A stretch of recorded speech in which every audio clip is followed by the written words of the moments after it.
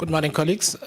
Can I just beg your indulgence for a few minutes because a few of the members are a few minutes away. They delayed coming from one of the parliament residences. So yeah, if I can beg your indulgence for 5 more minutes, if that's okay. Please, thank you.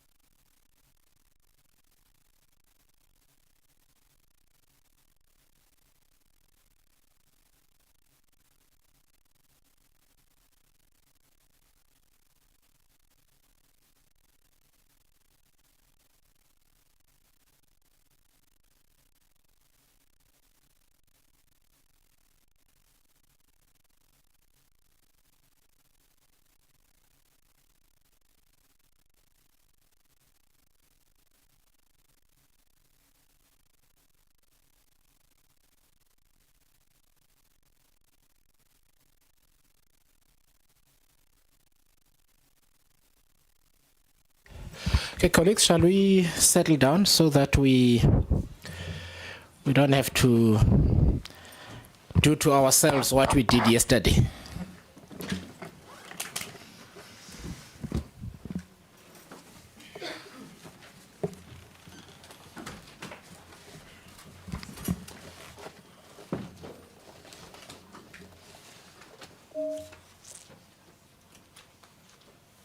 Are you distributing that?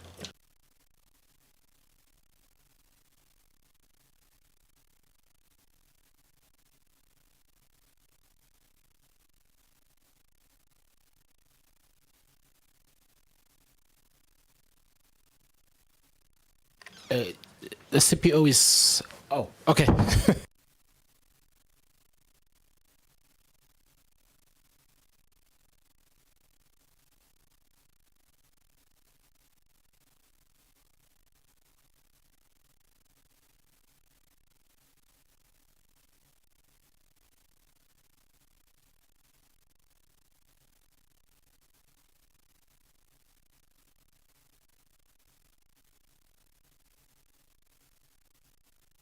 He's accounting today. He's accounting today. Yeah. Now we can give him his Prasa cap. Give him his Prasa cap. Yeah, give it to him. We will deal with him today. He'll keep saying he wants to ask a question like, no. You answer the questions here. Sitting on the wrong side.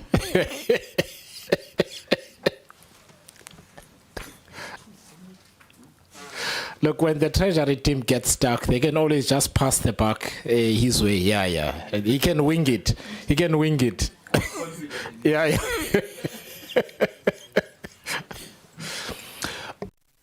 Colleagues, thank you very much, and I'm sorry for the late start. There are always logistical issues in the mornings with Cape Town traffic. So thank you very much. We are in day 2 of our inquiry into the Road Accident Fund. Today we have National Treasury and the Auditor General during the course of the day.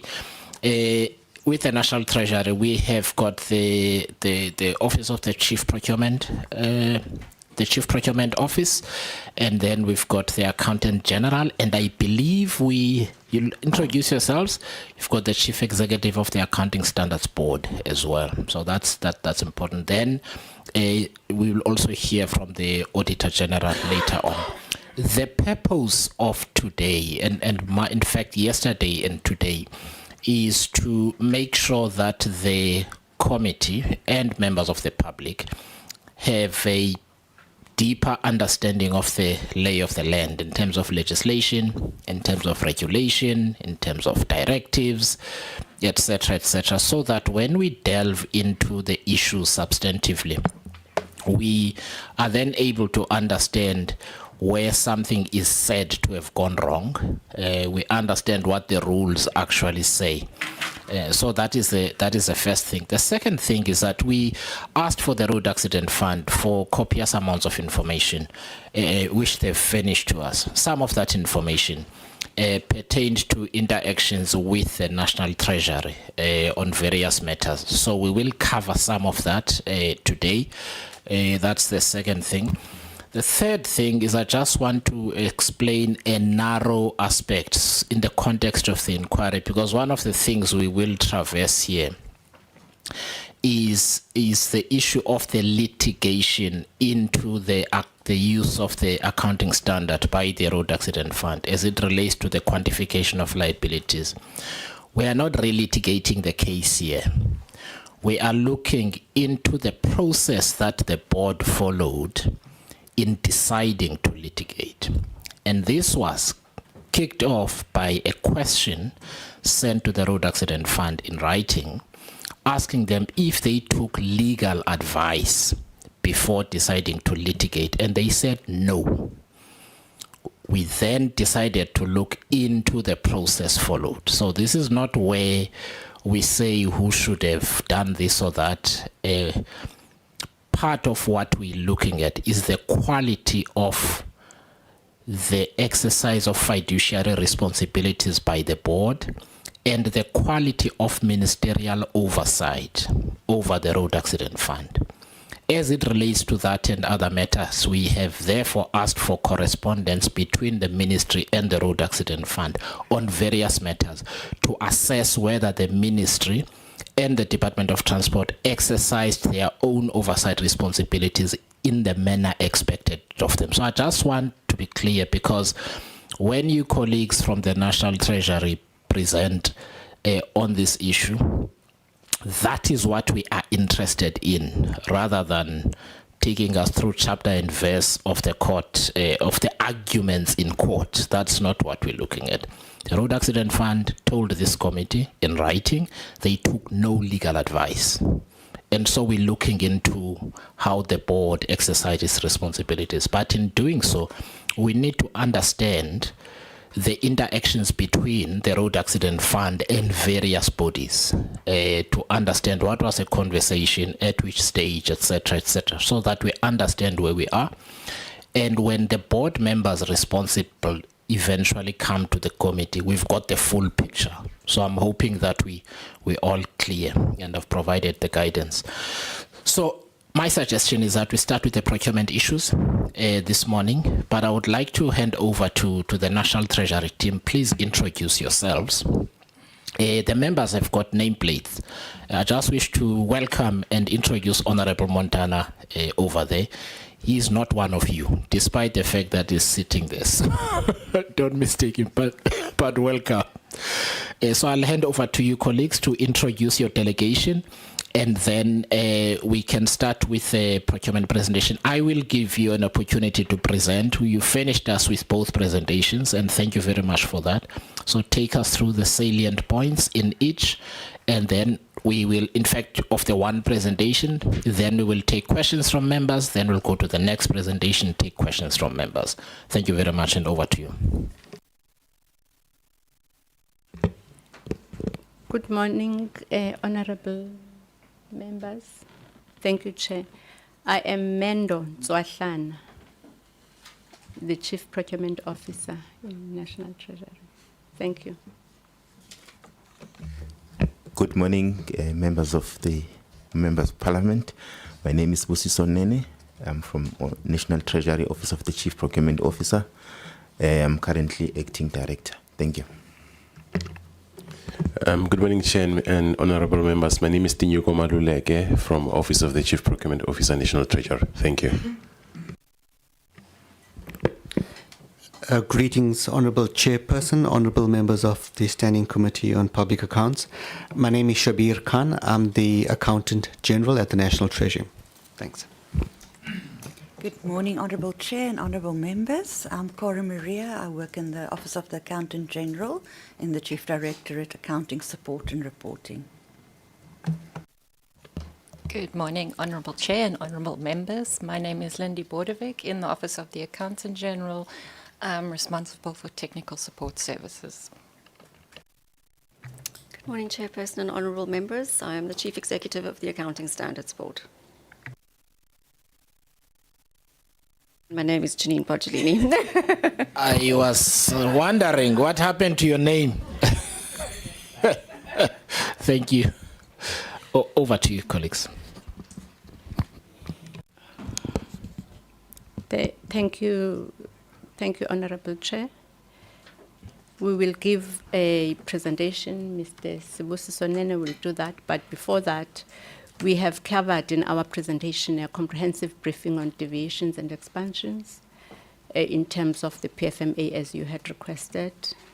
And we have also covered the information that is related to the use of deviations and expansions by the Road Accident Fund for the periods that were stated in the letter. And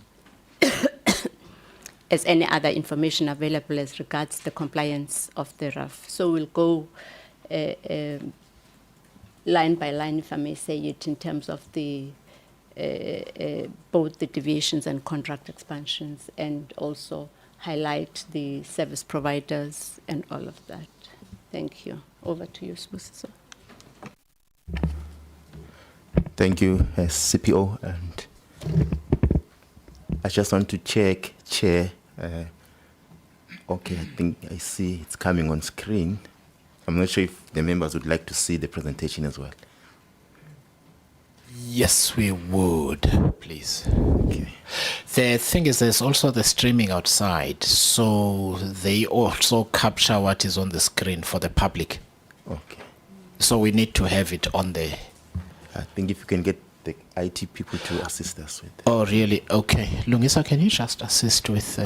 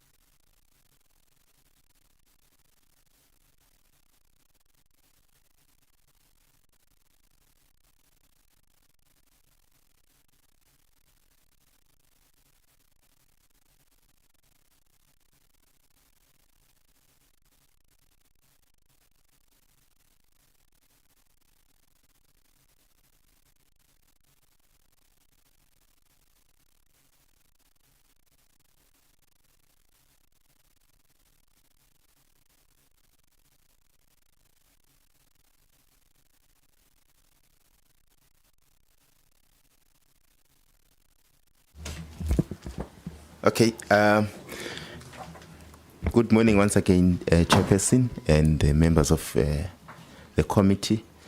I think we are ready to proceed with our presentation. Sure.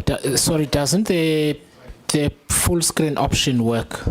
It doesn't work. It looks like maybe it's my PC or something. The lady was trying to assist me with that. Is it? Yeah. Can you see what happens if you... Okay. Yes, it just goes. That's a problem. Yeah. So can you try and use the extend option? And maybe just present off the big screen. So don't use the duplicate option on your... Let's see. Yeah, to see what happens when you use the extend option and then you go, okay, still doesn't work. Could be your PC. Do you colleagues have another one? Yeah, let's try. Because the problem is it doesn't show up well on the for the people outside. Okay. Let's try this.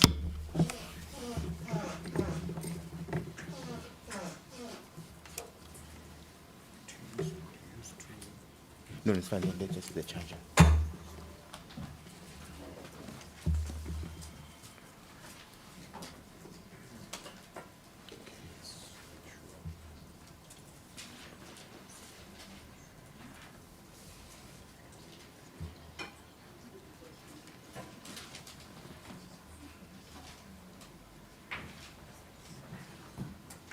It's showing here, so it's not your screen.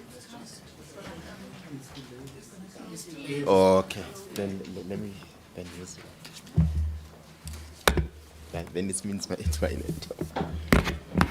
Thank you. Thank you. Just I noticed the battery life on it, so just I hope that you have a charger. Okay, it looks like we're still okay for now, but I hope you guys have a charger somewhere. Okay, thank you so much. Okay. Over to you. Okay, thank you. Thank you. Members, sorry, you can help yourselves, but just don't talk. Okay, now we shall proceed. Good morning, Chairperson and the members of the committee once again. Our presentation, as we have indicated, rightfully indicated that we will cover the first part of the presentation as it was required by the letter, what was explained or the letter. The first part of the presentation is about the legal requirements of around the deviations and expansions, and also whether the state organs should seek permission from National Treasury, or they should just report the deviations or expansions. And then the second part will be talking to the actual applications and also the reports that we received from RAF. So there's two parts to the presentation. Okay, this is just the presentation outline, what we'll cover, the SCM legal framework around the deviations, and then also the repealed and the current instruction note. There are two instruction notes that were issued in terms of the deviations. And then thirdly, we'll then cover the procurement through deviations. And then we'll then look into the contract variation. And then number 5, we'll then look into the requirements around the reporting of the procurement through deviations and contract variations. And then number 6 will then cover the deviations and variation requests that were supported and not supported by National Treasury. And then lastly, we'll then cover the deviations and expansions or variations reports that were received by the National Treasury. Okay, this is just the legal requirements in terms of the supply chain management framework. Our overarching act, which is the Constitution of the Republic of South Africa, the section 217 of the Constitutions mandates that there should be a procurement system that is fair, equitable, transparent, competitive, and cost-effective. And then there's also subsection 2 of the under the very same section, which talks to the establishment of or the compilation of the national legislation. And then we have the Public Finance Management Act. Specifically, we're looking into Section 38 of the Act, as well as Section 51 that governs the state organs, and it does indicate on those two sections the requirements in terms of the accounting officers and accounting authorities that they need to establish a system that is fair, equitable, transparent, competitive, and cost effective. And then we have the regulations, specifically Chapter 16A of the regulations that talks to supply chain management. And then we also have 16A 6.4, which talks to the deviation where an institution cannot invite competitive bidding process. And then we have the Municipal Finance Management Act. On that one, specifically, we're talking to goods, the procurement of goods and services, which is Chapter 11, as well as the regulations on supply chain management. And then the Preferential Procurement Policy Framework Act. This act was it came about because of subsection 2 of the section 217 of the Constitution.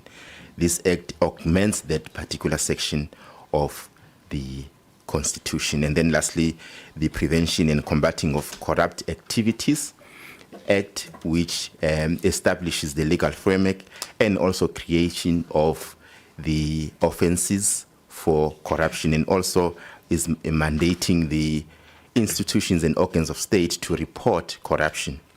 So institutions have an obligation to report corruption. All right, if we proceed to the next slide, this is just to show the members, I spoke about the two instructions that were issued by National Treasury around the deviations and expansions. So the instruction note 3 of 2016-2017 was dealing with the prevention and combating of the abuse of the supply chain management system. That instruction note was updated and replaced by the SCM instruction note 3 of 2021-2022 for the following reason, that for us as the National Treasury, we were trying to say that we do not encroach on the accounting officers and accounting authorities' responsibilities, what is conferred to them by the PFMA. So accounting officers and accounting authorities should be held accountable. So that instruction note was issued to try and avoid us encroaching on their responsibilities. And if we just look into the Constitutional Court judgment, if we look at that extract, it says conduct by an organ of state that has no foundation in some law breaches the principle of legality, which is a subset of the rule of law, a foundational value of the Constitution. So in other words, this means that the accounting officers and accounting authorities are held accountable for their own decisions, since in terms of the PFMA, the accountability vests with them. And then this is just some differences between the two instructions that was issued. The first one that was issued in 2016 and the other one that was issued in 2022. If we look at the first part, the accounting officer or accounting officers or authorities must obtain prior approval from the National Treasury or relevant Treasury for single source procurement or any other means of procurement. So that's the first part. That instruction note 3 of 2016-2017 required the accounting officers to seek prior approval from National Treasury. And then the new instruction note, it confers the authority to for the procurement of goods and services to the accounting officers, meaning that they now have to take decisions and then report to National Treasury. And then the second part, the sole source and emergency procurement are procured by the AO, which is the accounting officer, or AA, accounting authority, and reported to the National Treasury. That was the requirement on that instruction note. But now with the new instruction note, we are saying that all procurement by other means that are above the threshold are reported within the stipulated time frame to the relevant Treasury. And then the other part is that the AO, the accounting officer or accounting authorities, may approve contract variations below the stipulated thresholds. However, where the thresholds are exceeded, the AO or AA must obtain prior approval from the relevant treasury. That was the provision that was in the old instruction note. And then now, all delegations, with the new instruction note, we are saying that all delegations are with the accounting officer and authority, regardless of the thresholds. And then lastly, the other difference is that the relevant treasury granted approval for deviations and contract variation if they exceeded the threshold. So there was a threshold wherein the organs of state were required to then come to National Treasury and seek approval before they proceed with the procurement. But now with the new instruction note, we are saying accounting officers and accounting authorities report all procurements through deviations above the threshold and contract variations. The reports are then submitted to the relevant Treasury and Auditor General of South Africa. So those are the differences between the old instruction note and the new instruction note. Okay, we are proceeding. When we talk about procurement through deviations, the starting point is Treasury Regulations 16A 6.4, which says that if in a specific case it is impractical to invite competitive bids, the accounting officer and the accounting authority may approve the required goods or services by other means, provided that the reasons for deviating from inviting competitive bids must be recorded and approved by the accounting officer and accounting authority. So in a nutshell, this is just a broad provision. Hence now we issued those instructions that I spoke about previously, the instruction note 3 of 2016-2017 and the instruction note 3 of 2021-2022, to try and provide guidance in terms of under what circumstances do you then proceed with procurement by other means. All right, this is just an explanation as to what procurements by other means constitute or includes. We are saying that it includes the limited bidding, a bidding process reserved for a specific group or category of possible suppliers. And then we are saying that it's also a procurement where written price quotations within the threshold not determined by the National Treasury. And then lastly, we're saying procurement that occurs in an emergency situations or urgent cases. So those are, in the nutshell, what constitute procurement by other means. I'll just move on to speak about in detail the types of limited bidding. So we have about 4 different types of limited bidding as per the instruction note. Maybe also at this point in time, I want to also indicate that, as I said earlier, that when we issue the instruction note as the National Treasury, we provide the guide, and accounting officers and accounting authorities are then required to have their policies updated so that they provide a breakdown as to at what point do you then deviate, and then the policies should talk to their environment to say what is it that as an organ of state, when you talk about deviation or when you talk about contract variation, what is it that we're talking about as an organ of state. So we understood that by issuing an instruction note, we didn't want to have what you call one size fit all, So hence now we have accounting officers developing their own policies. I will then move on to the types. The first type of the limited bidding is the single source. It means that we're selecting a preferred supplier over others instead of conducting a competitive bidding process. But the condition is that, in terms of the instruction note, is that the organ of state must then do what you call market analysis, and also there must be a transparent and pre-selection of suppliers for the organ of state to come to a point to say which supplier are they appointing. So there is that condition. So there must be that demonstration. It's not an issue of saying we are only just going to appoint Mr. Sposiso Nene.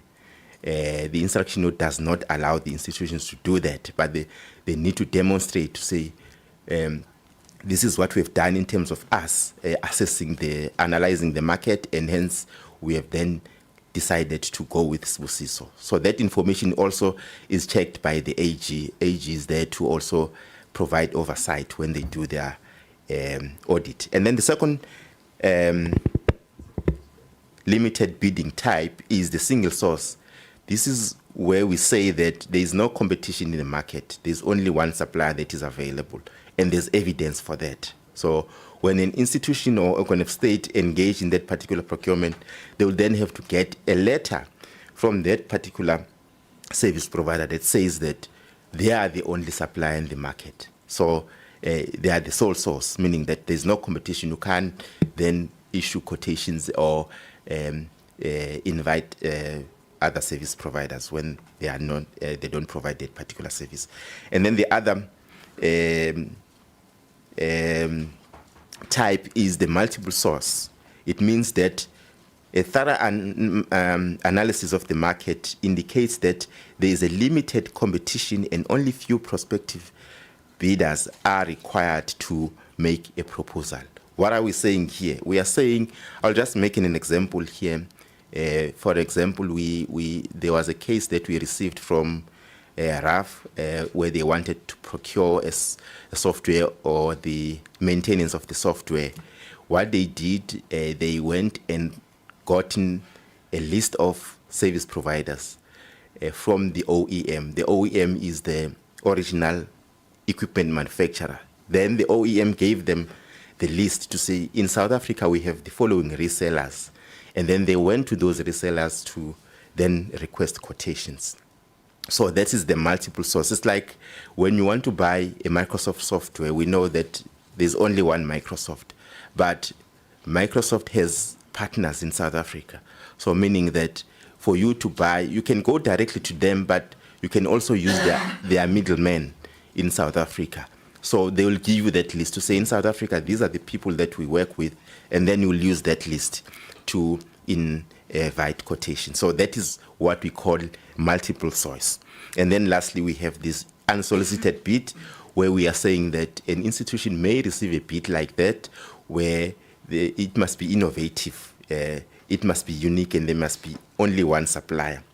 And any bid that is received outside of that, just any other bid, then we cannot regard that bid as an unsolicited bid.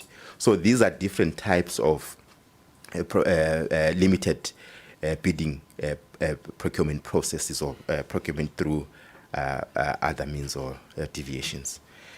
And then I'll move on to contract variations. Again, here we will be talking about the types of contract variations. The first one being the extension of contract. This is where we are saying that extension of contract is when you want to extend the duration of the contract. You have a contract that is running for 3 years and you want to extend it. It may involve financial implications. It may not involve financial implications. So that is regarded as the extension of contract. And then we also have expansion of scope in the contract. This is where now you want to have different items that were not part of the initial contract and also initial tendering process. You want to add into that particular contract. So if I read there, it says it means that the commodity or service and works differs from the original contract requirements. It is additional to the scope or to the original scope of work or bills of quantities. And then lastly, we have variation of contract or purchase order. This is where, for example, an organ of state will arrange an event, and they will then request the stakeholders to RSVP to say, we have this event on this particular date, RSVP before this particular date. And then on the date of the event, then what happens, those who have RSVP come, and then you also get people who did not RSVP. You cannot turn them away. So then what we'll do, accommodate them. So if you have arranged a contract for catering services for only 10 people, and on the day of the event you have about 15 people, you have to also accommodate them. So when you get that particular, when you get the invoice from the service provider, the amount will differ from what was issued, meaning that now it's a variation of the order. So that is also catered for in our SCM governance framework. And then now I'm just going to move on to the reporting of the procurement, which is done through deviations and variations. For procurement by other means, we are saying that the accounting officer or accounting authority are required to report procurement by other means above the open competitive threshold within 14 days. So when we say above the competitive threshold, we are saying there are thresholds that were issued by the National Treasury, and if it's above the threshold, it's above 1 million. So meaning that anything that is above 1 million, the accounting officer or accounting authority must then report within 14 days after finalization of the procurement by other means. They then need to submit that report to the relevant Treasury and Auditor General. And then on contract variations, we are saying if for construction-related goods or services or both is expanded or varied by more than 20% or 20 million, including all applicable taxes, whichever is lesser, and B, the B part, all other goods or services both is expanded or varied by 15% or 15 million, including the applicable taxes or whichever is lesser, then the accounting officer or accounting authority must, in a format determined by National Treasury, submit a monthly report, including the reasons for the expansions or a variation to the relevant Treasury and Auditor General. So here we did not provide a period of 14 days. We said they need to provide a monthly report. As soon as they have those contract variations, they have to put that list, and then monthly they would have to report to National Treasury. I'm now going to move on to the second part of the presentation. I'm not sure, Chair. May I stop you there momentarily, because we're going to get into specifics, right?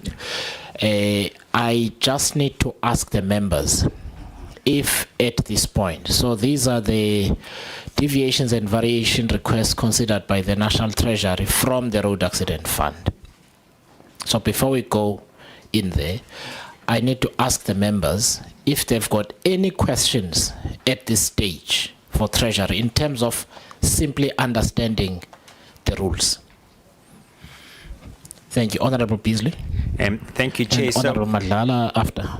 So when the information gets sent through to National Treasury, what actually happens? Does it just get put in a file? Does it get reviewed? So what actually happens once National Treasury gets sent that information? Thank you. Let me go in a row because there's lots of hands. Sorry. Honorable Nilmay. Yes, no, thank you. What oversight mechanisms were in place to detect and address RAF's non-compliance? I'm talking about the deviations. And how... Sorry, Honorable Nilmay, on that question, can we deal with it once this next section is done? Okay. For now, I just want questions to develop our understanding of the rules in the abstract. Okay. I've Thanks. got the questions for the next session. Thanks. I think Honorable Isaac's hand was up. Okay, you fine? Okay, Honorable Madlala. Thank you, Chair. I just need a bit of a layman's clarity on the procurement by other means. What necessarily is contained in that? What are these other means? Are they regulated, or is just an open-ended thing? That's number one. Number two, I believe that part of the mandate of the Office of the Procurement Officer speaks to reducing wasteful expenditure and, while safeguarding accountability. How exactly? Within that mandate of reducing wasteful expenditure, because I understand that wasteful expenditure would be in a particular department, and it gets reported to the Office of the Procurement Officer. I just need to understand what happens there. How is this mandate put into effect? What are the broken down key issues that you get involved in trying to deal with that? Is it an after effect? Is it a proactive measure? Is it an ongoing issue? Thank you. Thank you. Honorable Maduna. No, thanks, Chair. Good morning. No, I want to check will they separate their report according to when? Because I believe that there were drastic change when there was the second, the PFMA SCM instruction number 3, and when there was the first one with the 2016, 2017, and the 2021, 2022. So I just wanted to check their report. Will they separate it? Because the first one, they needed to give concurrence, in the second one, they don't. So I just want to check there. All right, thank you. Are there any other questions? Oh, Honorable Montan. Chair, thanks very much, and I think I'm sitting at the right place here. I realized when she introduced herself. Chair, I just want to check the SCM framework, because I think we seem to move from the instructions to the. Sorry, Honorable Montana, they won't hear you on the outside, so just move the mic closer to you. Sorry, I thought my shop steward voice would work, Chair. Thanks, sorry. Chair, we are dealing with the legal framework, and then we're going straight to the instructions to accounting officers and accounting authorities. But I thought the section 217, in fact, allows for the different entities to then have a policy and to give effect to these instructions from National Treasury. That's the first issue that I just want to check, because I see we are jumping that. Is it a requirement or is it optional? I think that's what I want to determine first. I could be mistaken. I think you said so. I think you said the entity then has to develop policies in line to align with the instruction. Is that your question? No, they said so. They said the entity must then update its policies to align with the instruction. Thank you. Okay, over to you.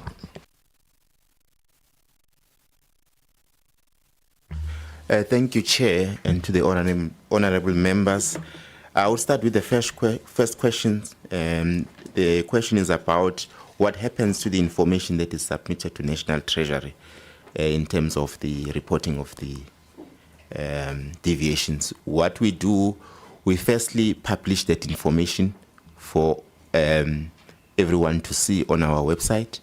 And what we also do is we look into the cases. If there is abnormal procurement that is reported, we will then engage the institution in the form of requesting documents from them so that we can review that particular transaction and provide our findings and recommendations to the institution.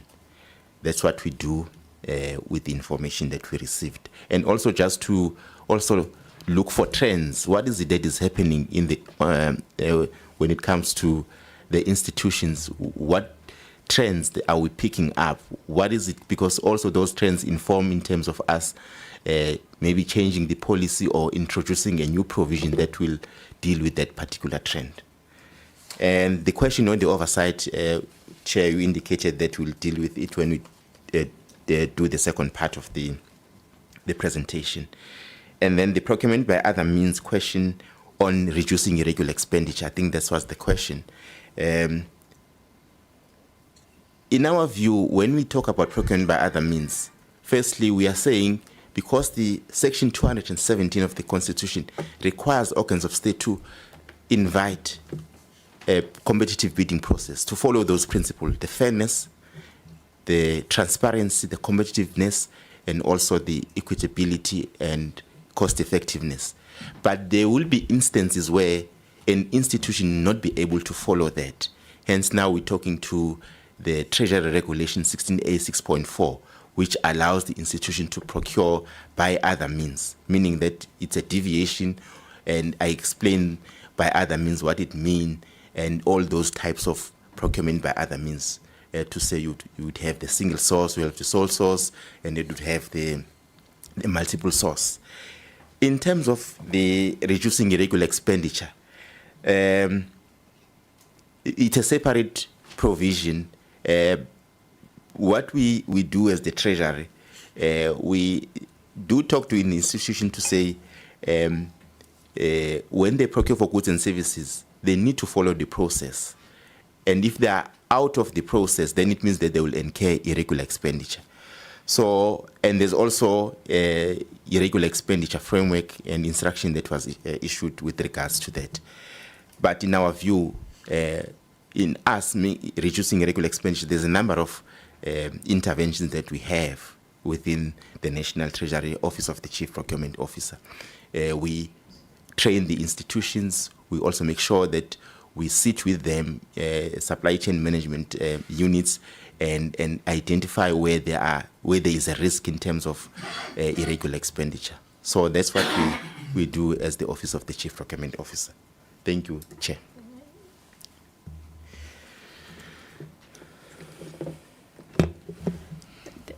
Thank you, Chair, Honorable Chair and Honorable Members. Just to hone in on the procurement by other means once more, and also on the issue that relates to the limited bidding. I think we've tried in terms of slide 9 to give the instances where the limited bidding types. If you look at the single source, for an institution to say we have got a Mr. A as a preferred supplier over others instead of conducting a competitive bidding process, they'll have to show what is it that they've done to come to that conclusion. So it's not a matter of a point that you'll take an A willy-nilly or you take an B. The second issue, when you talk about the sole source, it must be very clear that that supplier is the only preferred supplier or the supplier that is able to deal with such issues. But what is also important in terms of the multi-source one, doing a thorough market analysis or an analysis of the market, you need to be very clear what is it that you actually did. It cannot be a situation of actually saying, no, I think a Sbusiso is this supplier that I need. There must be an analysis, so it's quite important.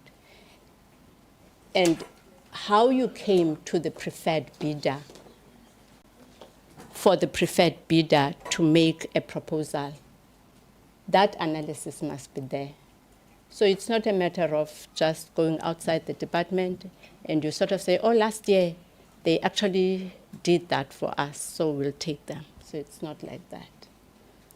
Then if you look at the issue that relates to an unsolicited bid, I think we've explained that. Then I think I wanted to... Yeah, I think I'm fine. I'm covered.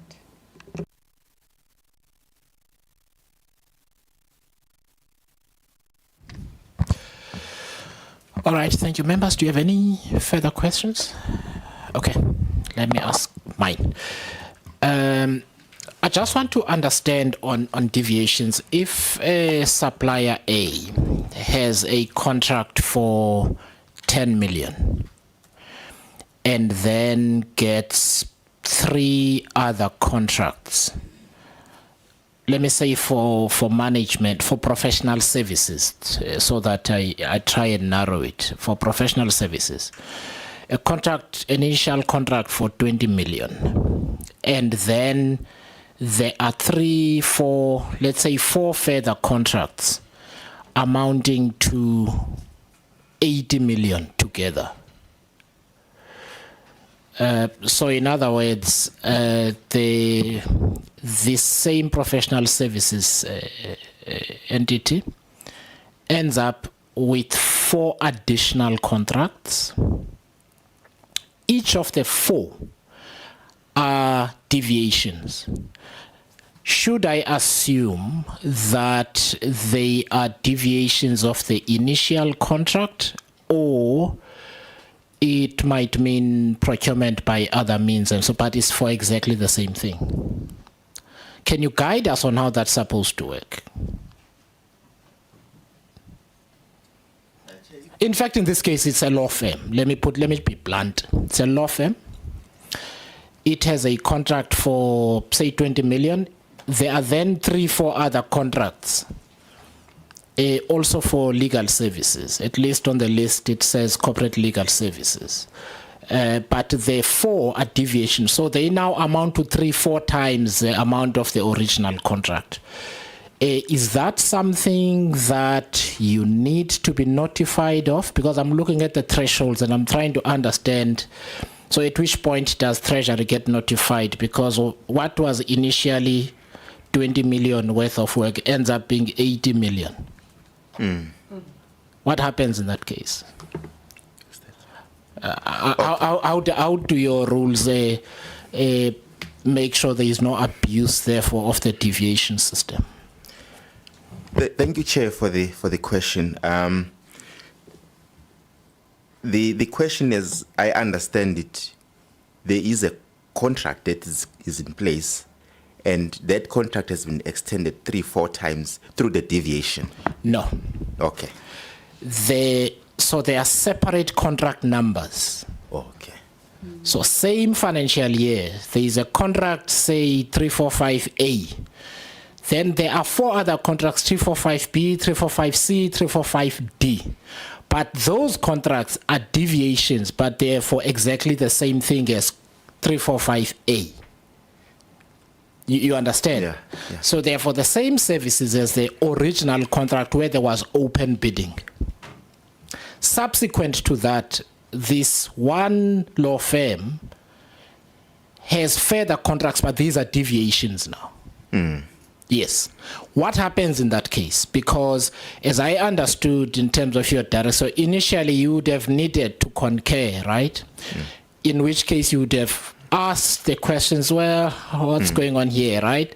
I understand now that that is in the discretion of the accounting officer and the accounting authority. Do they have limitless discretion to keep awarding contracts under deviation to infinity, or what acts as a backstop to that sort of thing? No, thank you, Chair, for the question. It sounds to me that there is abuse on that particular scenario that you provided. Because if you go out on tender as an institution, you'd have a contract that is signed. But if there are subsequent deviations for the for the work that is similar to the first contract, it means that the institution did not extend that contract, but was engaging with the supplier on a deviation, what you call this method, meaning that now they added other, what you call the scope of work.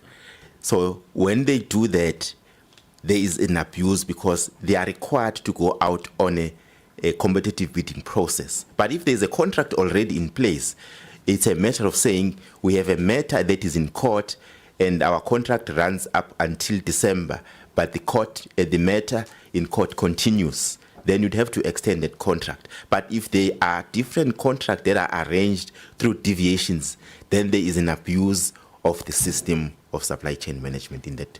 Thank you. Can you go back? Can you go back on your slides? Just go back. Okay, just the one that you skipped just now. Okay. So I need to understand. So, okay,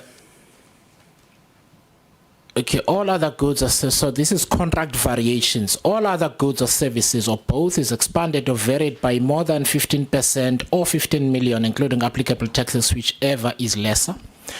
The accounting officer or authority must, in a format determined by yourselves, Treasury, submit a monthly report, including the reasons for the expansion of variation to the relevant Treasury and Auditor General, South Africa.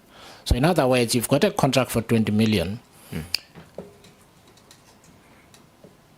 The same law firm for that same scope of work ends up with about 80 million. So it would appear to me, if you want to avoid that, you're then going to do a new contract. Yes. Because you don't want to be detected. You don't, exactly. You don't want to be detected doing that. So now let's go up again. Because, so there's that So there's contract variations, expansion of scope, certainly not expansion of scope. Variation, contract purchase, or extent. So let's go up. So it's not a variation. So basically, it's procurement by other means. So single source, it's not single source. Okay, so which category is it? Is it in the event that so they now not it's not an extension of the contract, right? What category does that sort of behavior fall under here now? According to the types, it would fall under the single source and also multiple source, those two. But also there are conditions. You don't just deviate. There's a condition that says, firstly, you must do a thorough market analysis and you must be transparent, and also there must be pre-selection to come to a decision that you appoint Sibusiso.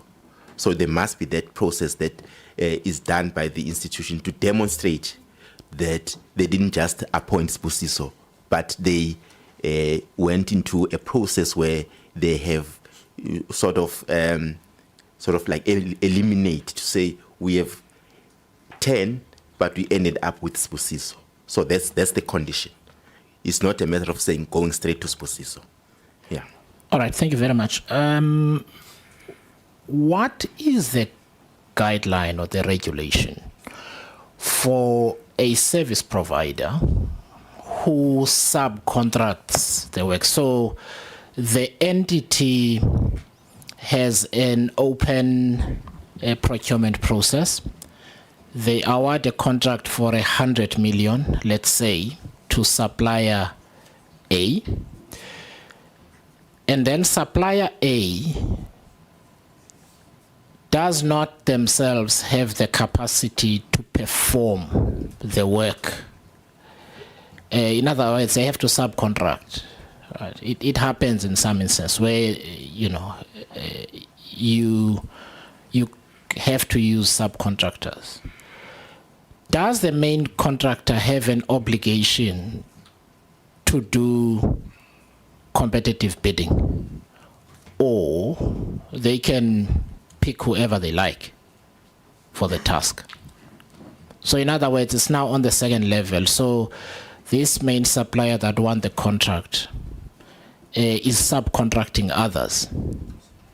So in other words, part of what they have to do is events, as an example. They then contract event management companies. When they do that procurement, must there be an open bidding process? Or the government is not interested in how they do that procurement process? Thank you, Chair. If I hear you correctly, there are specifications that were done by the institution, and they went out on a tender, and then they awarded to a Mr. or Miss A. The contract that you have as the supplier, the contract that you have with this supplier is that I've appointed Sibusiso to do that for whatever amount that he has won. Now, the subcontracting as the person who wants the services, I'm not even aware of that there is subcontracting. To be fair, the contract does say if the supplier wants to subcontract, they must let you know. It's in the contract. Then if it is like that, they can't then go out there, because where I'm seated, I have done my due diligence. We call it in procurement the strategic sourcing, for argument's sake. Strategic sourcing, I've analyzed the market thoroughly, and I came to a conclusion that I've got 3 or 4 people that I think can win this bid. But at the end of the day, a Mr. A gets it. If then, in my contract, I've sort of said, I don't want to see a Mr. B or a C. You ultra vires, immediately you come with a B or C, because myself, I have got a contract with you, Mr. A. Well, the contract doesn't quite say that. So it says, if you are going to subcontract, come and ask the entity for permission to do so. So let us assume permission has been sought. My question is, must the main contractor then go on an open bidding process, or can they just appoint anybody they like?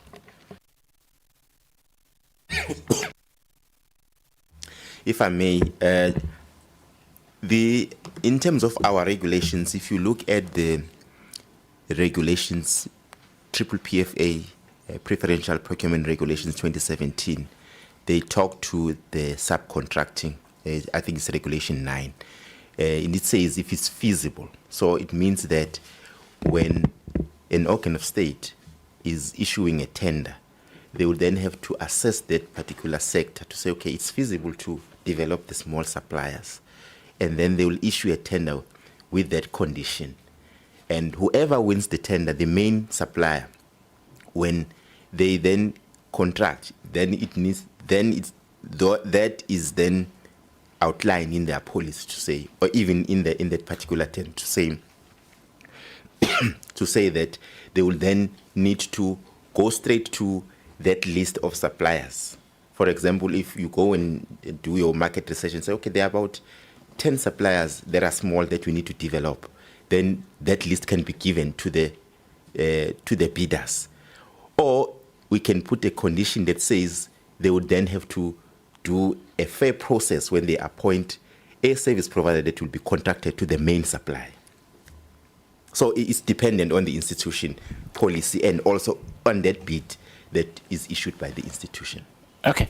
The colleagues from the AG are here. May I just ask you to note for your session, because I will ask you about whether you are able to see through both boundaries. So the initial contractor and then the subcontracting. Because if that's unsupervised, so I want to understand the obligations of the accounting officer and the accounting authority. That what I'm hearing you to say is that they've got a responsibility to supervise, or at least to put measures in place to make sure that they understand the procurement practices of their own main contractor in respect of compliance with legislation and your directive. That's what I'm understanding you to say. Okay, I'm okay for now. Honorable Montana. Thanks, Chair. I'm worried about the ifs that I'm getting. There are so many. Let me just raise two things, Chair, and maybe the team will help us. The first issue is that subcontracting or ceding of a contract, it happens under certain defined circumstances captured in a policy, and that is why it's very important that you must discuss this in context. Now, unless if Treasury would say, you ceded this contract or you subcontracted Montana, but it's not able to deliver on the terms and conditions, it doesn't even have the financial means, then I understand that. But and the second issue related to that is that when someone is awarded a contract, whether competitive, there's still a commercial aspect. People win a tender, they take, they determine prices, and then they submit a bid. When they win the bid, commercially they have to determine how they're going to make it work. So I think that we seem to be trying to put things into boxes. And I think maybe let me ask the third one, Chair. The PFMA gives before you go to the third one, what can you just define the boxes you're referring to? No, when I say a box, you put rules there. There's a real world. These are instructions that Treasury issues. They are put into policies, and there are different companies, by the way, the schedules under the PFMA. 3B, Schedule 2, and they've got their own spaces within which to operate and make decisions. So unless if you say that the policy pursued by that entity, number one, violates either the Section 217 of the Constitution, number two, Treasury instructions in that event. So I'm saying this because if the PFMA says to us, accounting officers and accounting authorities must deliver value for money, okay? So you award them a contract precisely to do that. So you can't interpret these rules and instructions in a way that also takes away the authority to actually deliver that value. So that is why I'm worried about the responses that say, if you must be very specific and say, here are the exact circumstances, and the application of policy or the instructions from Treasury are done. So half of what is being said here, I just can't even accept. I think that someone will say it's unlawful, or that it doesn't show any breach. So let's be very specific. What are we talking about? And legal contracts, security contracts are different from other normal commercial contracts. So, Chair, I think that is very important that we set the context and the details so that we can then they can then apply these instructions onto a concrete case rather than us speculating about it. Thank you. No, I'm not speculating, Honorable Mondana. I asked a very direct question. Okay, so let me repeat the question in case I was unclear. The question is, there is a contract that says, if you subcontract, get my permission as the state entity. My question to you, assuming that the subcontractor has indeed asked for permission to subcontract, what is the expectation from your perspective? Is the expectation that that contractor must also follow an open bidding process, or they can develop their own policy and decisions which have nothing to do with you and procure in whatever way they wish, such as contracting their cousin? That's what I'm asking you. This is I don't understand what then would be difficult to understand here. That's my question. Thanks, Chair. I think from where we're sitting, from the National Treasury's point of view, when we do the for example, the subcontracting, we'll specifically say, in terms of the PFA, that they have to look, for example, I'm talking from a Treasury's perspective. When Treasury is doing the transversal contract, they have to go look, if it's catering, for example, I'm just giving an example, they have to go look at the CSD, and the CSD will give them a list of suppliers who, for example, falls within that category, and then they have to contact them and have a subcontracting. And then on Honorable Montana's question. Hang on. So we say they need to contact them and do the subcontracting. My question is, very helpful about the CSD. The Central Supplier Database, I think that's what CSD stands for. My question is, do they have an obligation to have an open bidding process, or they can pick whoever they like as long as they are in the CSD? Chair, on that one, we are saying that the National Treasury provisions, they don't come to that detail. It needs to be in the policy of the institution, or for that particular tender, the conditions should be there. Yeah. That's all I was asking. So I now understand. So in other words, the entity must then have a policy that determines what subcontractors can, or basically how they must do their own procurement on behalf of the entity. Okay, I'm clear now. Honorable Maduna, Honorable Madlala, and Honorable Skosan. No, thanks, Chair. I think maybe it will be even much easier if we just make examples, because you started touching. I just want to check, Chair. Let's say in a case whereby, because we are going to speak about RAF here, in a case whereby RAF appoint a particular legal firm, and then that legal firm that is appointed at RAF is supervised by Mr. A, which is, or let's just say, supervised by Mr. Madlala. Why not you? Now, Mr. Madlala is a supervisor of this contract. It says the unit head. They usually say unit heads, but it's the user department of this particular legal, or is heading legal services. Now, I want to check, would it be viewed as legal if a wife of Mr. Madlala has a legal firm, and then a wife of Mr. Madlala subcontract from the legal firm that is appointed, that is being used by Mr. Madlala? The third wife.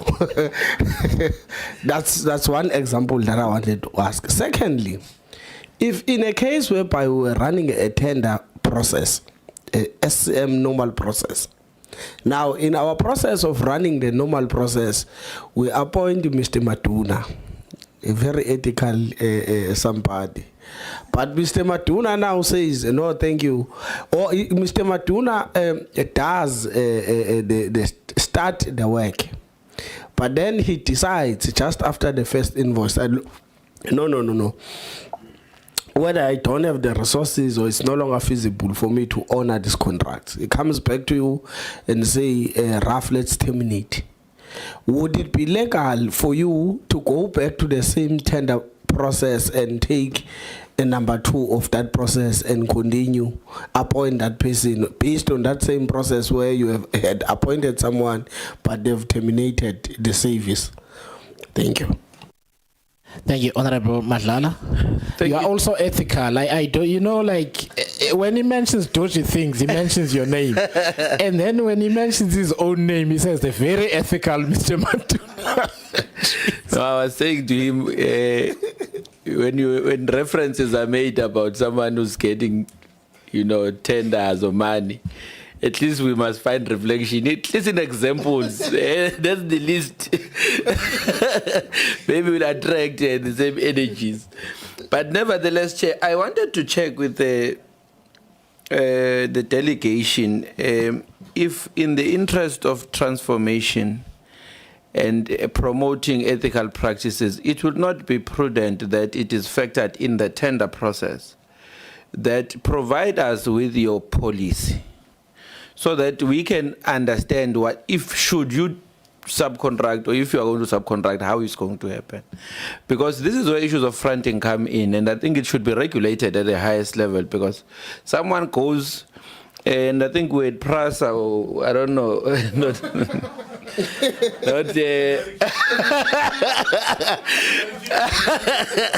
I'm protecting Honorable Montana here. I can't remember correctly, but one of these institutions where then someone got a tender and almost over 80% of it, or the municipality, 100% of it was subcontracted. Yeah, it was 100%. So he got a tender and then subcontracted 100% of it to somebody else to do the job.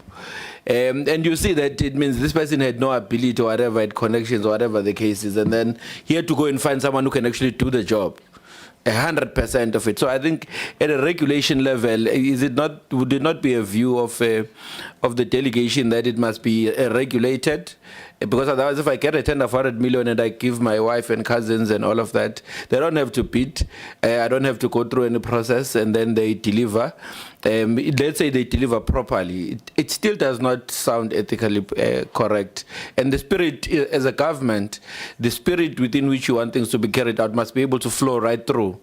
In the entire value chain, it's still public purse that is used even at the far end of things. So we can't just monitor up until a particular level. I just want to get your take on that. But I think that should be the case. Thank you. Thank you very much. Honorable Skosana. No, thanks, Chair, and good morning to everyone. No, mine is simple and straightforward. I might have missed it because at some point I stepped out, especially when they started to make a presentation. What are the defects, or what were the defects or weaknesses of the SCM Instruction Note 3 of 2016-17 that necessitated the issuing of the PFMA SCM Instruction Number 3 of 2021, 2022. Thanks, Chair.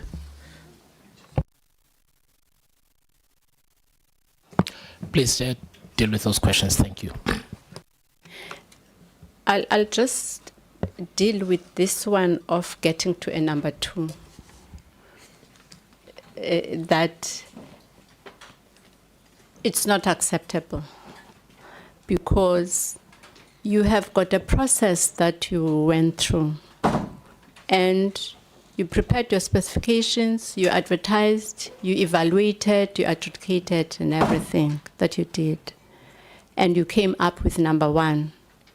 In that meeting, you never said, if I'm not getting 1, I'll take 2. If I don't get 2, I'll take 3. If I don't get 3, I'll take 4.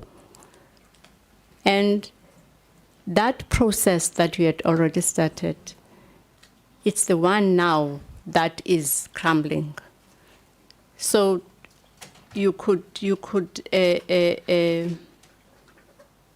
get back, because you are an institution, get back and re-advertise. Because if you re-evaluate, you can imagine perhaps you could even re-evaluate, but the issue of re-evaluating, sure as anything you have to take 2. So I think that's where the challenge lies, because that bid adjudication committee had awarded to a number 1 according to the specifications and the evaluation that they did. So it has gone into nothing because it is not there. So start the process quickly, and then you get through. Fortunately or unfortunately, you might even get the service providers that had already tendered. And if you're getting them, at least there's a openness. Can you see, it's not a matter of going back as the committee and sort of saying, I'm going to take this 2 now. Okay. Thanks. Okay, if I can just add on that question.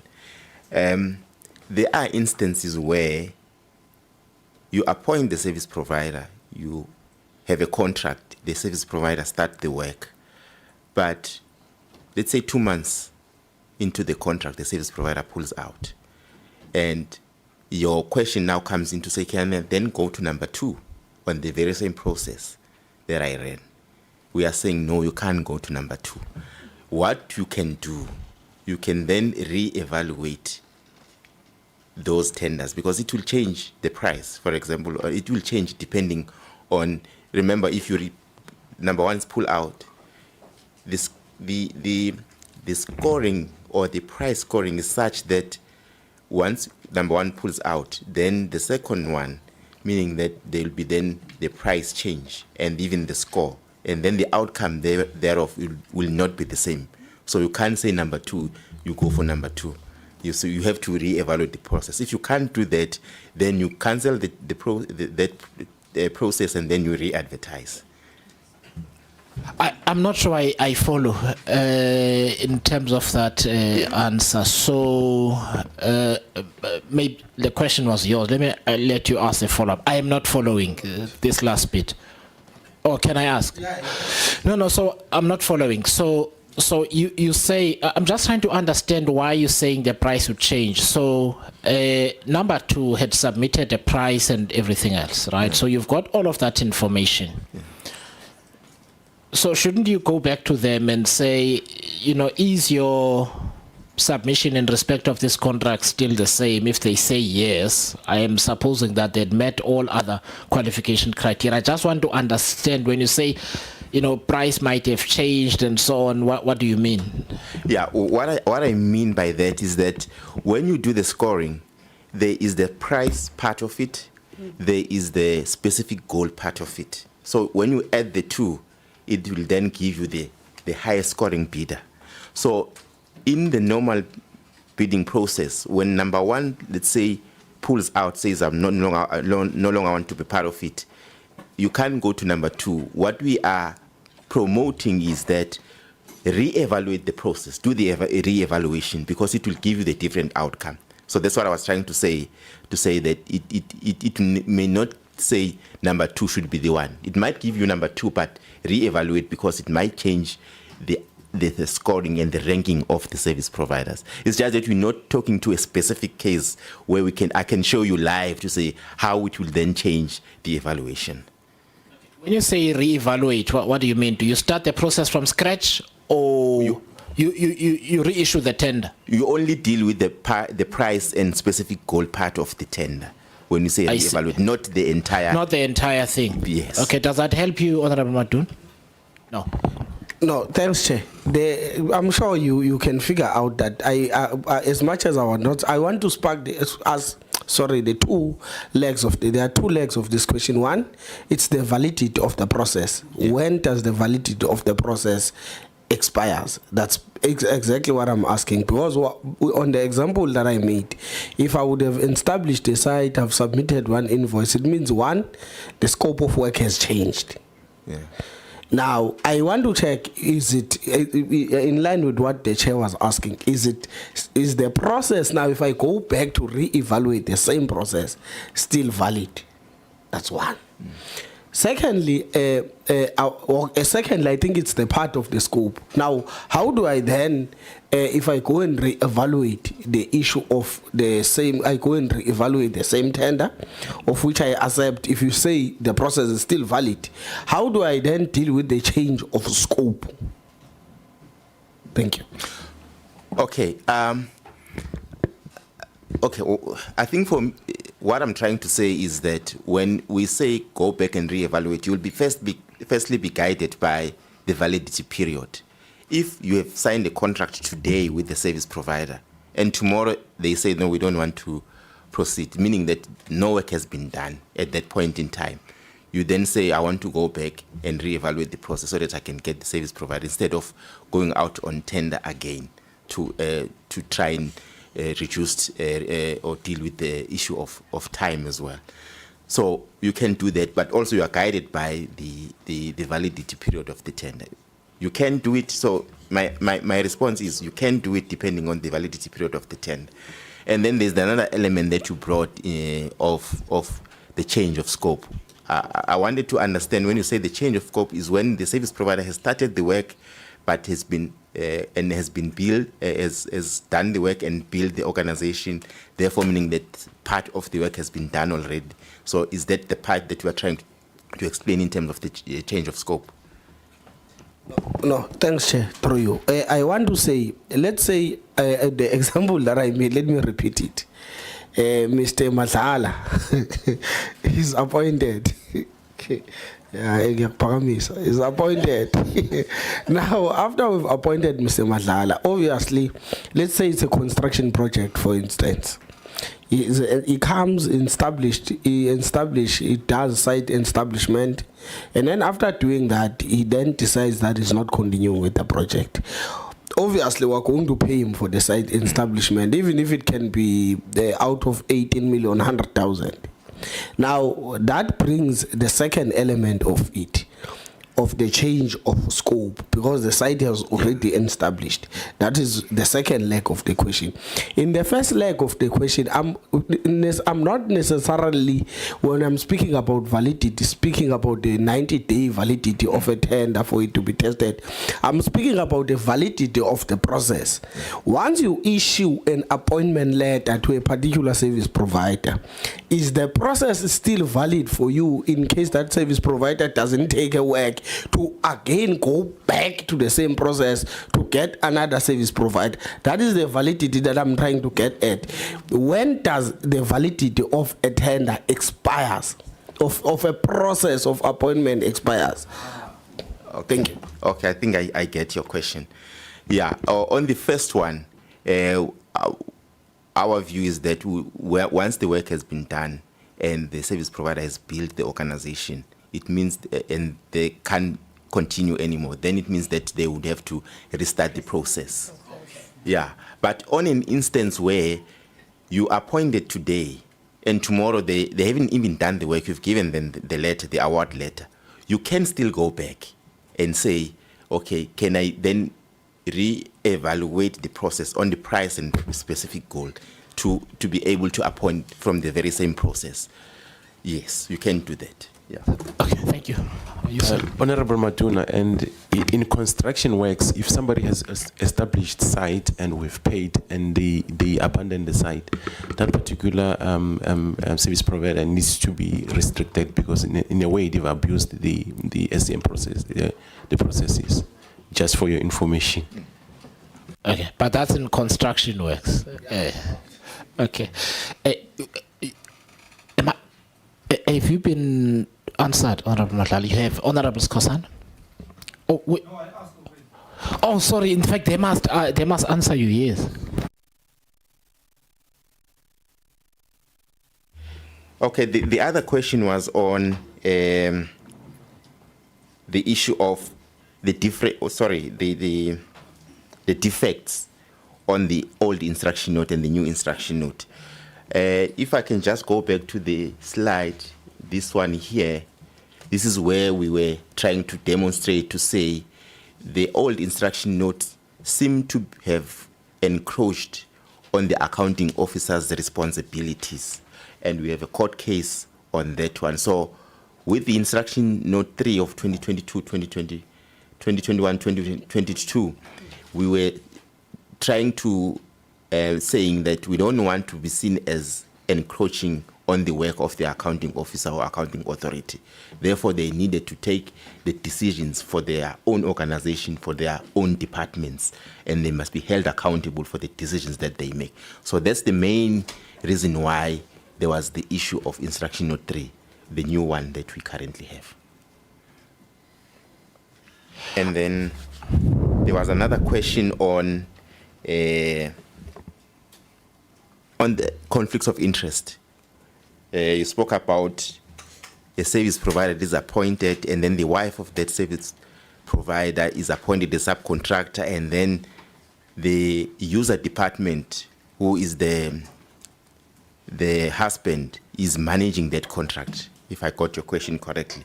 So there would say there's an issue of conflicts of interest which needs to be addressed within the organization and in terms of the SCM policy. Because you can't have a husband overseeing the work of a service provider, and that service provider, the wife is the subcontractor. Yeah. Thank you very much. Last one from me, and this pertains to pricing. And so one of the things we'll be traversing here when we deal with procurement matters is, let me ask the question directly in this way. What happens when the pricing appears implausibly low? In other words, one of the deliveries, as an example, is that the service provider must drive a car from here to Johannesburg, and they say it's going to cost 500 Rand in fuel. And the decision now hinges on pricing. Can that service provider be turned down on the basis that you cannot perform this work for this much? Alternately, and this is still the question, alternately, must the entity enter into a conversation about pricing to say, well, I don't see how you can do this. This price needs to be higher because according to my calculations, you can't buy 500 bucks petrol and still get this car to Johannesburg. You'll run out in Worcester. What happens in that case? Thanks, Chair. I think in our line of work, we've met those cases many times where an organ of state will write to us to say, can we accept these low pricing? Because as per our analysis, for example, to go to Johannesburg will cost, I don't know whether 2,000, 3,000 rands, but that we have this service provider who has bidded for 500 rands. I think that's where the contract management has to come into place, because and mitigate those issues. We have to sit down with that service provider and inform him or her that your prices are very low and we do not think that 500 rand will get you to Johannesburg. What is it that you're going to do? Because you may find that, for example, I've got a tank fuel that are probably sitting somewhere that I have used for other works, but I did not get to use all the debt. For example, we had one case in one of the entities where it was construction, and say that in this particular line item we realized that you have quoted very low, and we believe you're not going to be able to do the work. And unfortunately, that the service provider said I had actually leftovers in other sides where I was doing work, so I'll be using those because otherwise they'll go to waste. Thank you. Okay, but in an instance where this is a first-time contract, so there's no history, there's no, this supplier is not going to subsidize this entity for any reason. And let me just ask it directly. Let me share my thoughts. I would have two conclusions. One, they don't know what they're doing. They don't know what they're doing. And they're going to come back to me later on and say, oh, sorry, they've now got the contract. Oh, sorry, I thought it was going to be $500. I've now run out, I'm stuck. So can I fill up and then you refund me? Which means you go back to what would have been the original cost anyway. But now competitor B is out. So now you start deviating on aspects of the delivery of the contract, right? So I would either think they don't know what they're doing, or they're actually being manipulative, if I can use that term. They're manipulating now the process to say, I'm going to try and win this contract on price, and then I will charge them after. That's what it would appear to be to me. And what I want to know, and this is the conversation I would have with them, that how are you going to do this? My question is the entity, what is the guidance then to be given to entities in that case? Are you to go and say, your price is impossible, are you sure this is the price, and so on, ask them to reprice, or you accept it and then you deal with the problems later? Let me take it, Chair. Firstly, you first indicate engage the institution or that particular service provider as to how they are going to do it, as what my colleague has said. And secondly, if you still of the view that they can't do it and there's a risk of them including or changing the contract once appointed, then you would need to also indicate and tighten up the contract management or the contract itself to say, if now we are entering into a contract, meaning that now the service provider, if they can't deliver, they must be made aware as well to say they will be restricted and they will be put on the database of restricted suppliers, meaning that they can't do business with the state if they are going to have a situation where they can't do the work. And also if they want to pull out, also there should be clauses on the contract that deals with that, so that they don't have room to maneuver to even want to change the contract price after they've been appointed. So that's what needs to happen and needs to be done by the organization or the organ of state. So during the process of contracting, because all of this is basically this information.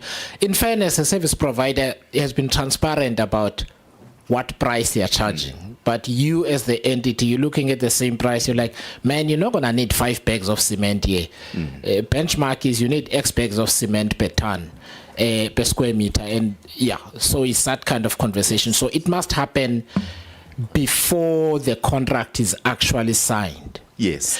And in the event that, and I'm posing a question as a statement, in the event that in the repricing, so once they've repriced, you can then go back and compare with the others what the revised pricing look like. And you may possibly then arrive at a different price scoring given your discussions. Does that happen once you've done the award letter or before? It happens after, in most cases, because you would have an organization they want to get in, right? And they have a contract. Then during the work, the period, they then say, we need more. And then the contract is amended. And then they get the contract variation, which what we spoke about earlier. But if you're talking to a point to say, if you do the recalculation, that is done after, because you'd have to look at what is added to that contract and see to say, okay, they've now added 20 million and now takes them up to be on the same level as the other service providers that bidded. Meaning that now, if we were to calculate the price based on that revised price, they would not have gotten the business from the state. Then there's something wrong there. So that's why you can see that they just wanted to get in, and later then they changed the price or asked for variation of the contract. Thank you, Chair. We were trying to assist the institutions in that regard by assisting them in the strategic sourcing, just like what you do when you are going to build or extend your house. You first go and check what is available there in the market. So we're trying to avoid this overpricing at times or underpricing, so that you are able, well before you do your specifications, and also trying to get to sort of say, how much am I going to budget for this or pay for that? That process, we have tried to do it with the municipalities, with the SOEs and SOCs, with the departments in the country, precisely because we can see that when institutions, they do tender, there isn't a process which is very clear on how they do the pricing. So one is sort of saying, we are expecting to see a reduction of the cases, Honorable Chair, that you are mentioning, that they could be underpriced or overpriced, taking into consideration what the colleagues are saying. But we have started that process in the last financial year, and we are continuing with that process in this financial year, because we have actually seen that there is a challenge of thinking that this bottle of water, you have priced it at 5 rand when it is about 12 rand.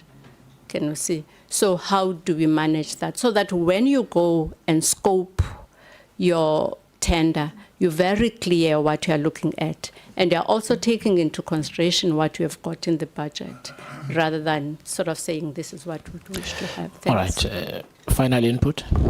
Once the prices are in, tenders are not allowed to be changed. So if they've tendered 500, they have tendered 500. You may engage in them before contracting time and to see whether they'll be able to do or not. But once that has been done, their prices are final. Thanks. Okay, thank you. I'm not certain. I'll give Honorable Montane an opportunity, but here's why I'm hesitant with this, and this part of the conversation, given the size of the contracts we're going to be traversing here, is particularly important, right? And that is, I would have thought that the conversation about the craziness of the price takes place during bid evaluation. It must take place during bid evaluation, where we say there is no way you build a house with 5 bags of cement. There is no way. My question is, why is an impossibly low price not a disqualifying factor at that level? Because you can't do the work with what you are saying you can. You can't. Especially when that kind of pricing is benchmarked and applied by industry, right? So concrete is X amount per cubic meter, whatever the case is. You quoting me a price that nobody does. what I'm asking you is that at that evaluation process, what is the guidance? Because the price, why is that not disqualifying? So you take a low price, even if it's impossible, and then you award them, and then in the contracting you try and get them get the price up or what? I mean, that's what I'm battling with. Yeah, if I can come in, Chair, I think what you said, to say the price negotiation must take place during the evaluation. You're quite right. When an organ of state has made a recommendation and the lowest service provider in terms of price, and that price is not the price in our view or the view of the organization that can complete the work or do the work, that negotiation or that discussion must take place. And you engage the service provider. If they are still of the view that, no, we can still do the work, the problem is that there's nothing in law that says disqualify them, because if they take you to court and then they say that we're disqualified because of the price and they are able to make arguments in court, they will win that case. So hence we are saying that once the contract has been signed, then you need to tighten up the contract management to say, you will if you can't do the work with this price, the consequences is that we will take you on, will restrict you, and also we will not allow the increase in price after the contract has been awarded. So those are the measures that you can put in place as an organization, because there's nothing in law that says disqualify them, unless if you have a condition and you have given them the pricing schedule and they didn't comply with the pricing schedule, some of the items or line items, then you can disqualify them on that basis. Okay. No, you've been very helpful. At least you've given us sufficient guidance for the team to prepare the pack for the members. I think there's enough in this conversation given the specifics. The reason I'm not giving the specifics is I don't want you to make a judgment of what happened without the members examining all of that information first. So that's why we're speaking in the abstract. It might be frustrating, but that's why we're not mentioning names, we're not mentioning too many specifics. It's because the members need to examine that case study themselves and then apply your guidance in the abstract to the facts. Otherwise, you might say, oh, that was bad. And then when they look at the same information, they've now concluded already because you as Treasury said so. So I know it's frustrating, but we have to stay in the abstract so that the members can exercise their own judgment without, Sorry, Honorable Mandana, it is hand up before you. Thanks, Chair. And I understand the methodology that you are following, and I would respect that for purposes of the inquiry. I just want to go back to the team because I think they're not helping you, Chair. The contracts or the procurement process that you follow, let's take, the Chair kept on giving us examples about you can't build a house with 5 bags of cement. We know in this specific instance, as he broadly described, we're talking about law firms or legal firms. What happens, it's even, and I'll compare that maybe to what, when you appoint a service provider to deliver, what is it called, the people who book for you when you travel agents. With lawyers, for example, people apply to be on your panel, okay? It's a panel. It's not a tender per matter. It's a panel. People are on a panel, and they either compete within that panel based on the competencies and all of those things. And you also know that within a price, the price they offer is for services that they render as a what do you call it, as a law firm to yourselves. The fees are regulated somewhere else. Okay? So let me leave to still be in the abstract environment, Chair. When you appoint a service provider, a travel agent, the travel agent provide a price for services that they render to you as a service. But you're still paying the price of a ticket. It's not the same thing. Okay? And I thought you'll also tell the chair that what the bid specification committee has put one, and maybe this company called Prasa, let me use that word, chair, applies to the Minister of Finance and say, we want an exemption in respect of the Preferential Procurement Act. Or Honorable Mondana, this gentleman who was here is from outside with that mic issue. So I'm in trouble with this, but keep on reminding me. Thank you, Chair. So I'm just simply saying that there's a triple PFA. Okay? We're buying new trains, as an example. We asked the minister, it says 90-10. 90 price, 10 socio-economic or economic factors. We said, no, but we'll not achieve our goals as a country. We asked for an exemption. Give us a 70-30 thing. The minister will come back and say, no, I'm giving you 20-80. And the company, the bid specification committee, they structure that in terms of that. So you see, even this abstract notion is going to create problems. But here we know we are dealing with a legal panel. Okay. Honorable Mondana, may I say, sorry, let me make just this example that we're using does not relate to a legal panel. It's other procurement matters. Yeah, no, Chair. Okay. But I'm just simply saying that because we're operating in the realm of that the abstract. So sevens and so we are there. Okay? So I'm saying that the members should then be able to say to the chair and the committee, there are different permutations to all of these things.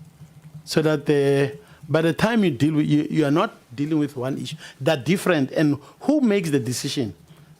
And this is my last point, Chair. When a company, like let's say a company you're buying, SAMSA is buying, or I'm from transport, so I can think only of transport entities. But let's say that they're buying a small vessel to refuel ships that are going through on our coastline. Okay? The way they structure that is after a market analysis so that the market can respond. So we are dealing with a procurement process. My main worry is that we are dealing with a procurement process solely from the point of view of regulations, not achieving commercial goals. Because behind all of the instructions that you're giving is to enable an entity, a big entity like Transnet, is not going to write to you every month. If you look even at their materiality framework, it's quite huge. So I think that let's help the committee to be able to, by the time we apply this guidance you're giving to us, you've given us that there are different permutations. There's no one way. And I'm worried that we are trying to say there's one way, and it's going to put us into serious trouble. Thanks, Chair. Thank you very much, Honourable Montana. Honourable Atkinson. Chair, with respect, this is a commission of inquiry into the Road Accident Fund, and I'm not sure where the relevance is about procuring vessels. I don't know of any instances where the Road Accident Fund ever looks at buying shipping vessels. So could we keep this back to the Road Accident Fund and make it relevant to that, rather than using other issues that actually have no relevance to this committee? Thank you. Okay, Honourable Atkinson, I think the difficulty with operating in the abstract is that you don't want to state too much the facts, and I'm giving Honourable Montana an allowance in the sense that us here have dealt with the issues. We have an idea of what specific cases we're talking about, and it doesn't. Okay, but at the same time, I have a responsibility to be careful with Treasury that they don't say things which might guide how we look at the specific information, which is why we're talking about construction, I think, Honorable Matuna. So please bear with the process. But in terms of the purpose for which we had this part of the presentation, I am satisfied that the Treasury has given us enough guidance for us to then be able to evaluate the documents that are going to be sent to the members with the contracts that are in question and so on, so that as you members read,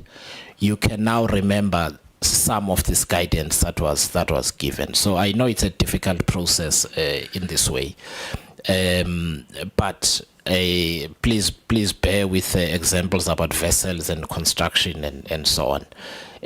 Honorable Montan, I really want to move on from this. I'm still going to come back.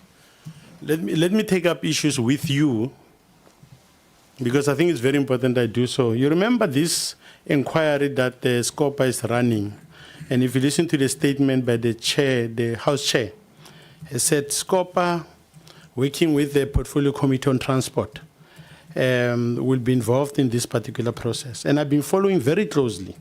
Now, I thought we were discussing, you were trying to probe on the procurement methods, procurement processes, and how it's done. I gave an example. So I think that I must, just for you, Chair, to protect me so that when I speak, I know that other members of transport will be attending at various stages. The other members should have the patience that not with the rules of Parliament, I could be here, but with what you are specifically doing on an entity of transport, I've got the right to participate in the process. And so I think that I understand that honorable members may have a different view. So I think, Chair, I'm not going to respond to any honorable members here. I'm going to ask you to protect me so that I can participate and contribute. And if they disagree, say, look, we have a different view, I'll respect that. But I've got a right to be here, Chair. Thank you. No, thank you. No. And in fact, this process, I have kept the chair of the portfolio committee updated throughout. So, yeah, you are allowed to be here. And I think I've protected you in the sense that I explained to the honorable member why you can use that example. So I wanted to say that in terms of substantively what we wanted by way of explanation from you, I think you have achieved the procurement bit. The only thing I will ask, because the members have, because we're not going to go in at this point into the specifics of some of the examples that you've given here. In my view, it's not necessary to go through that information. Depending on what we are told by witnesses, we may then ask you to confirm or refute, but the written information that is provided for me suffices in that you are saying, and if we were to go to the deviations, right, you are saying these are the records that we have of deviations from the road accident fund, and we've provided you with an analysis and so on. Use it as you wish. So if that is the case, unless there are specific things you want to point out that you believe are important for how we look at the process going forward, I would say the information that you've provided in written form suffices for this phase of what we're trying to do. So, but let me just ask you if there are specific things that you wanted. I just want to be sure I'm referring to the right. So the rules and everything have been provided, all of that, you've explained all of that, which is what we needed. And then the deviations and variation requests just go so that we can see. Yes. So for me, that information for our records is helpful. It's not necessary for us to discuss it, if that makes sense. And I hope you're not offended by that conclusion. It's helpful. It presents information that sits in hundreds of documents in a consolidated fashion, and it helps us as we synthesize the documents, but it's not necessary to get into the specifics of it. Members, I just need to be certain that I'm not saying my own thing here. Honorable Matun. We agree, Chair. No, I think we agree because we do have the report as well. Just before they go, Chair, I think it's very important, in line with what you were asking, especially on the pricing, that can it be amended after the appointment letter has been issued. But I just want to make an example. Let's say RAF appoints a particular legal firm. this particular legal firm is not VAT registered, as they do not make at that particular time a turnover that is above 1 million. But fortunate enough, when they get into this particular contract with DRAF, it will take their turnover above the required threshold to register as a VAT vendor. Now, but when they tendered, they did not put the VAT amount into the pricing that they made.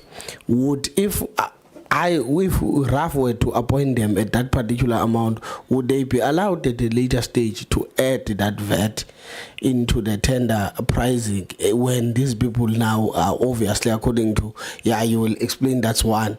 Secondly, I just want to check, I'll make an example with the travel agents so that, let's say, we as RAF, because we're in a case of RAF here, we as RAF, it's just an example, at a later stage, it will make sense. We as RAF, I have a particular travel agents that we are using as RAF. Now, let's say it's either I'm an accounting officer or an HOD of RAF. Will it be viewed as that there's a conflict of interest if I take a particular trip maybe to Dubai using the same travel agents that we're using at RAF and I'm part of management? Would it be viewed as if there's a conflict of interest? Thank you. I get you. The problem is he was an auditor, by the way. That's why he...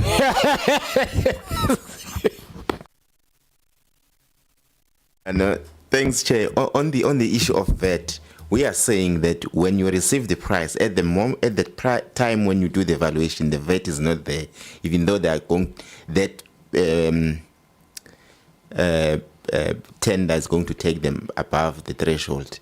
But you evaluate based on what we have been given. Therefore, they can't come back and say we are adding the VAT on that contract. And then the issue of conflict of interest on the trip or the same agent that is used by the organization and the executive for personal use, then for me it seems like there is a conflict of interest, but it needs to be investigated. Because they might have used it to say, okay, maybe I'm aware of them, I'm going to pay out of my own. Unless if they don't pay, then there should be an explanation to say, why are you using the travel agents and at the end of the day you don't also pay? Then there's something wrong there. Okay.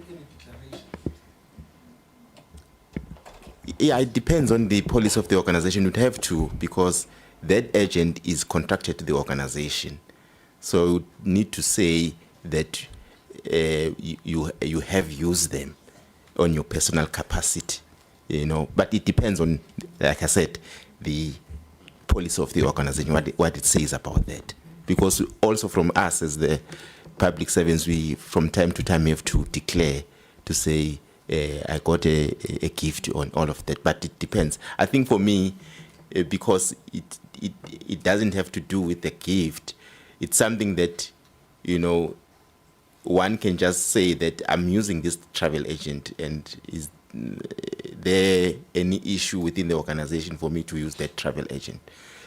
But in terms of our guideline, there's nothing that guides on that part, but it should be in the policy of the organization.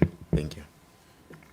Okay, so can I ask, this is a very important question. So using the travel agency example, so employee A, who's a junior employee somewhere, wants to travel, they approach the same company and they pay in full. And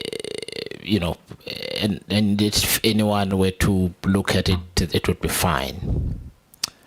That's one instance. I'm saying junior employee deliberately, because I'm now coming to senior employees who have decision-making powers in respect of the same business. You understand? So in other words, the one person was the security person at the gate. The other person is the chief financial officer of the organization.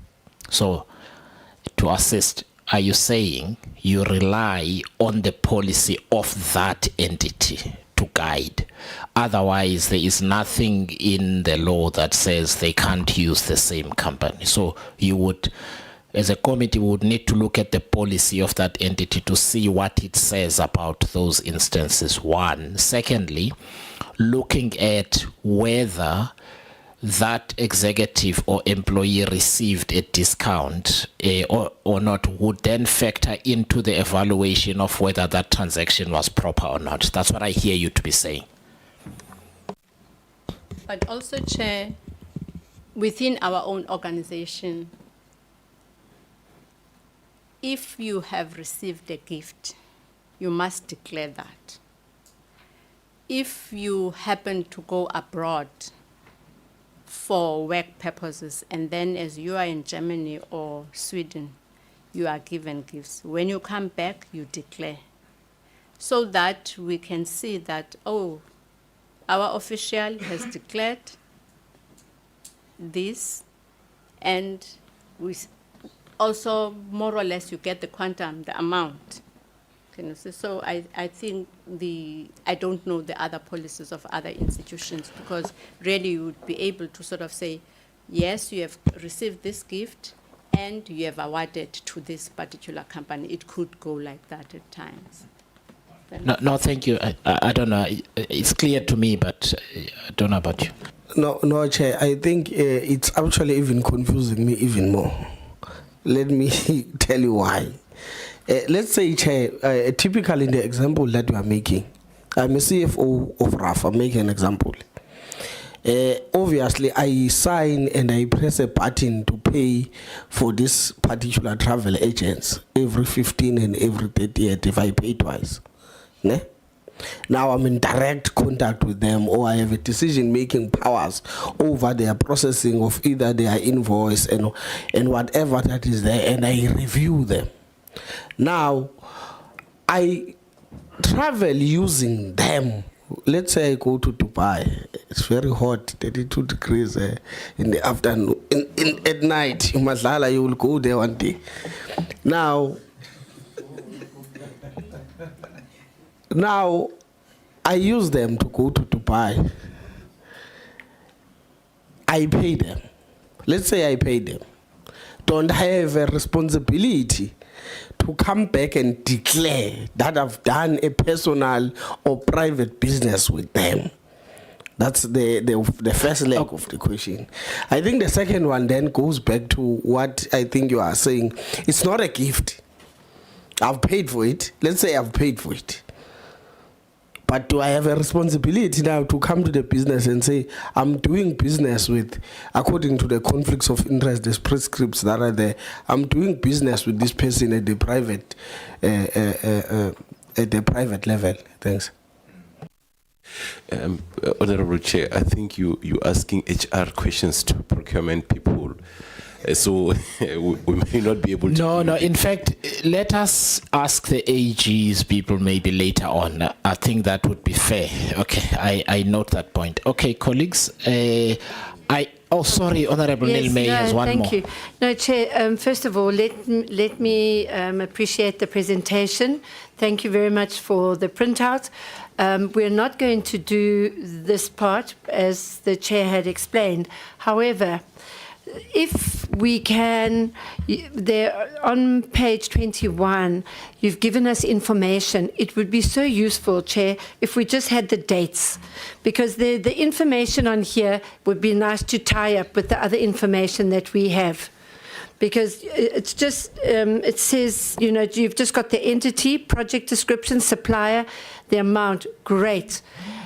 We would just... For my own thing, I've noticed some things in here that I've read in my other documents, and I'm interested to know when these deviations happened. Was it August 2025 or was it July 2023? That is all. It just ties that kind of month to some other aspects in our documents. Thank you so much. Thank you. You can provide that in a spreadsheet, a separate spreadsheet. Thank you so much. All right. Thanks, Honorable Nilmay. Members and colleagues, can we convene at 11:30? Thank you. And thank you so much. I really appreciate it. Then we'll get to your bit, which will be short.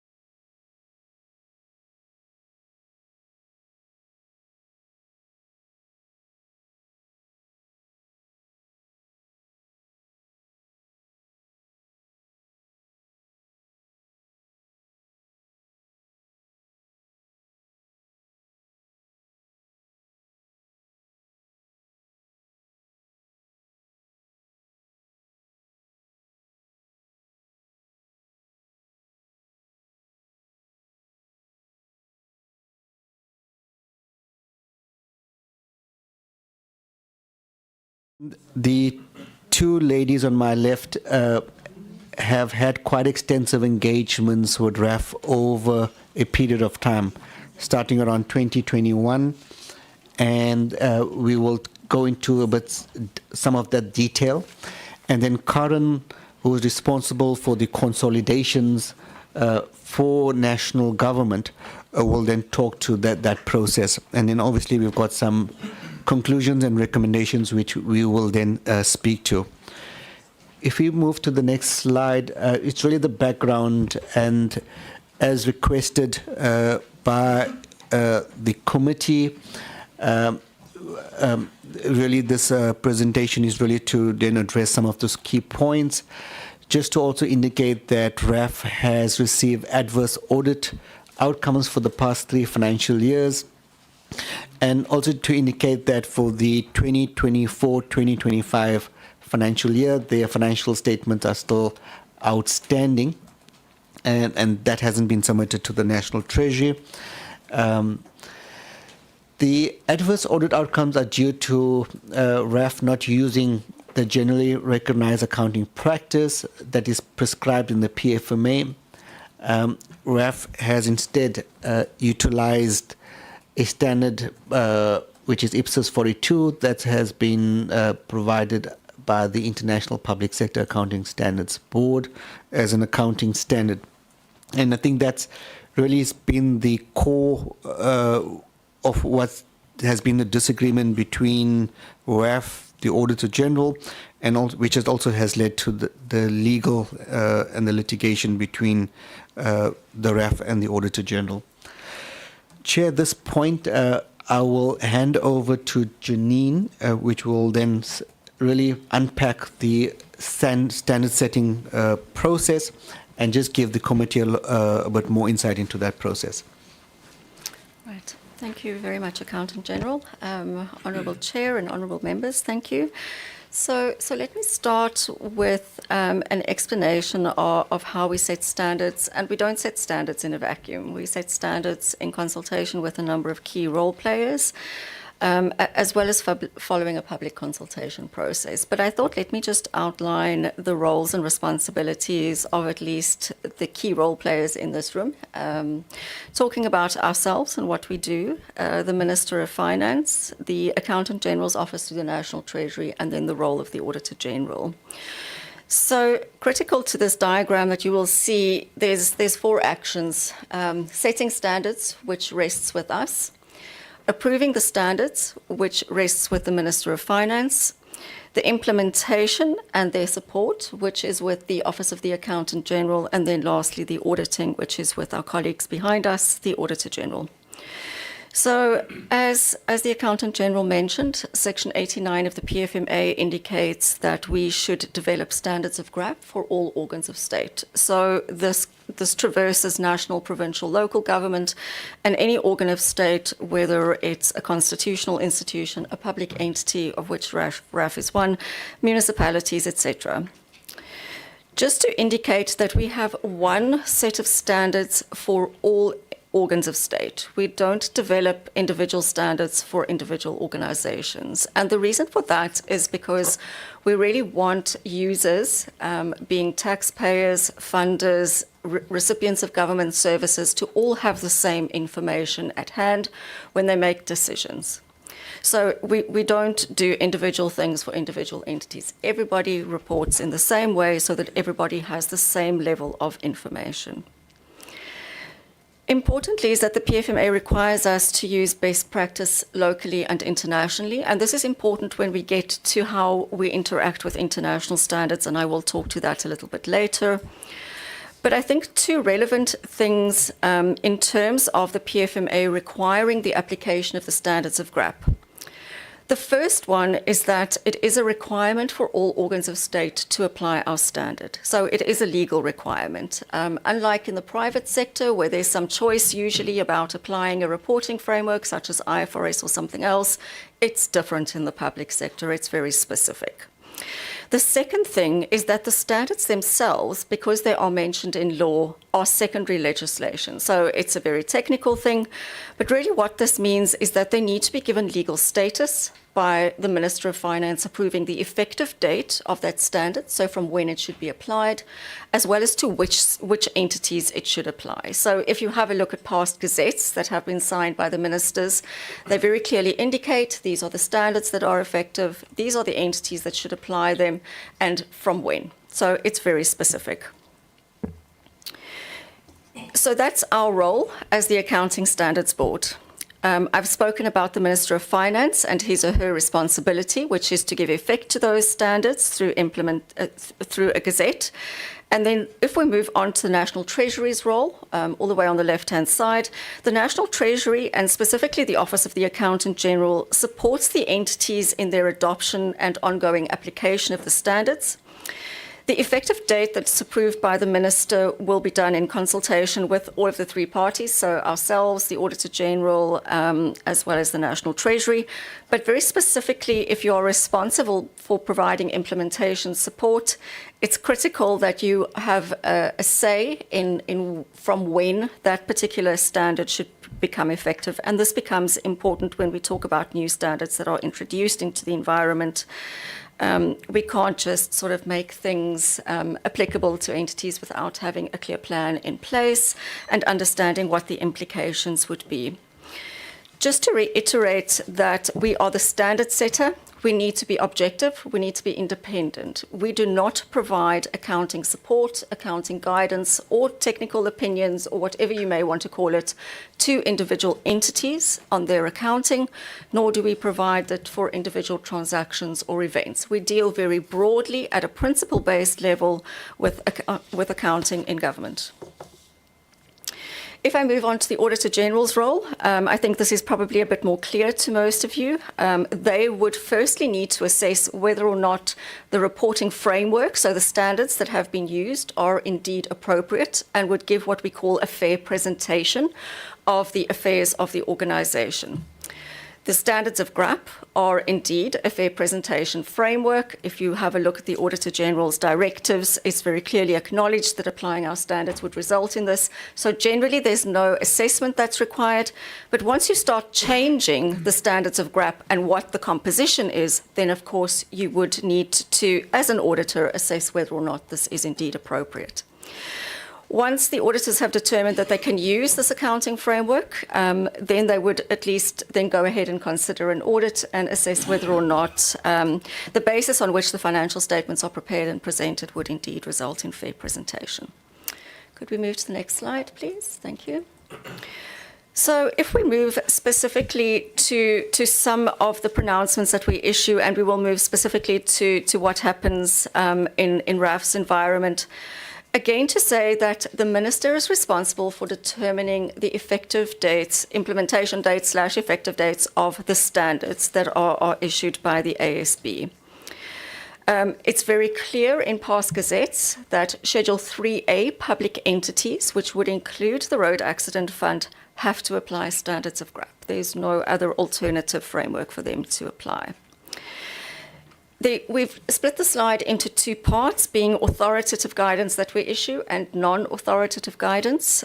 This becomes quite important in understanding what the board is responsible for, and then, of course, other documents that we can issue, particularly as the staff. So let me start off on the left-hand side first with the authoritative part. The standards are authoritative, the standards of generally recognised accounting practice. As I've said, we issue them as the board, but they are given effect in law by the Minister of Finance. The PFMA does allow us to issue other pronouncements. There's a fairly long list. We've tried to cover all of them, but the salient ones are interpretations of the standards and directives.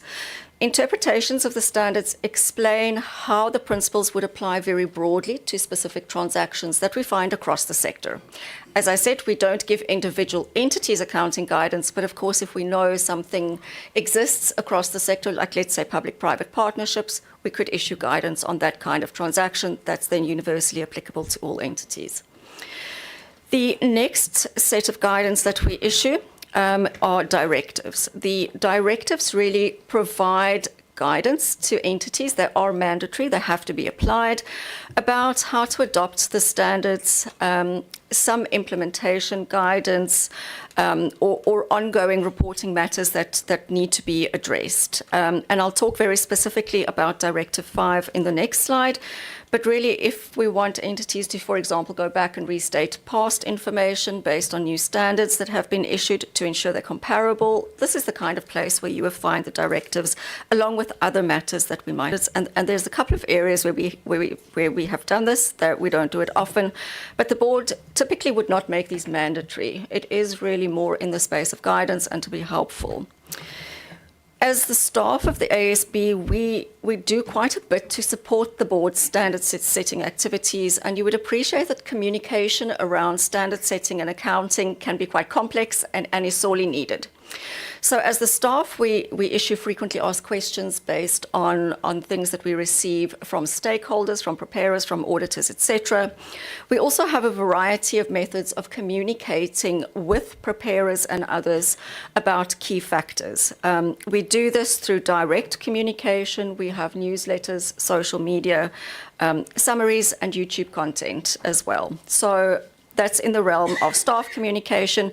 But we are representing what the board has published. We, of course, don't make up our own rules when we prepare this communication. It is based on board decisions, either that are documented in minutes or documented in the pronouncements that are issued. Next slide, please. All right. So if we move on to what is applicable to the road accident fund specifically. So this can be quite complicated, so I'm going to try and explain it as simply as I possibly can. So let me start off with saying that in the sector, there is a group of organizations that provide cash payments to individuals and to households. And I use the example of, there's about 5 of them. It's the UIF, the Compensation Fund, the Road Accident Fund, and the NHBRC, which is the National Home Builders Registration Council.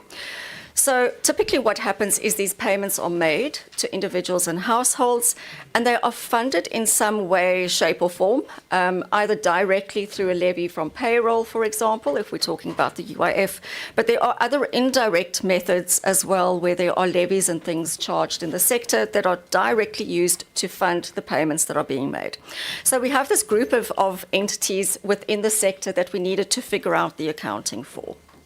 So the accounting that I'm setting out doesn't just apply to RAF, it applies to all of them, which I think is quite important as well. So if we have a look at these payments that are being made, there's kind of 2 options in terms of what they could be labelled. So the one could be a social benefit, which is really where government is paying compensation to an individual or a household for a social risk that has occurred that would affect their own individual characteristics. So, for example, you're compensating them for a social risk that they may become ill, they retire without a pension, they become injured or whatever it is, in a specific way, let's say the compensation fund at work.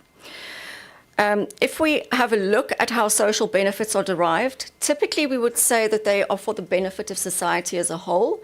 And what this means is that they're not individual amounts that are being paid. So I'm not going to pay you 50 Rand and you 100 Rand, etc. I would have come up as a government policy to say what is fair compensation for the risk that you have been associated with, and what will really relieve the entire society if I had to give you this amount of compensation, and would that be fair? But it's not an individual amount. The second sort of option, if we have a look at this group of entities, is that it's something like an insurance contract. So what this would typically mean is that if you think about your own personal insurance, let's say you want to insure yourself against ill health, I would take out medical insurance, or I would go to a medical aid and say, this is the risk that I have. Could you please insure X, Y, and Z? And they would say, yes, indeed I would. And this is the contribution that you need to pay. So this idea of transfer of risk for compensation. So that's something like an insurance-like contract. So the determination that needs to be made for this whole group of entities really is whether or not they are social benefits or whether or not they are insurance-like activities. And there are a number of different factors that need to be considered in that process. But of course, that's really for management to decide, because they are the ones that understand their schemes the best. So let me start off with what the approach would be if I am one of these entities. So firstly, what my key accounting issue is that I need to pay people money. So what is the obligation that I then have as government to pay? The accounting standards that I need to use would typically be GRAP 19. I'm not going to go through all the titles, you can see those, but these typically deal with accounting for liabilities that don't arise from a contract. So most of the social benefits or insurance-like payments that get made arise from legislation, so they would be squarely placed within GRAP 19. However, we don't have specific guidance in GRAP 19 on social benefits and insurance because they are different animals, so to speak.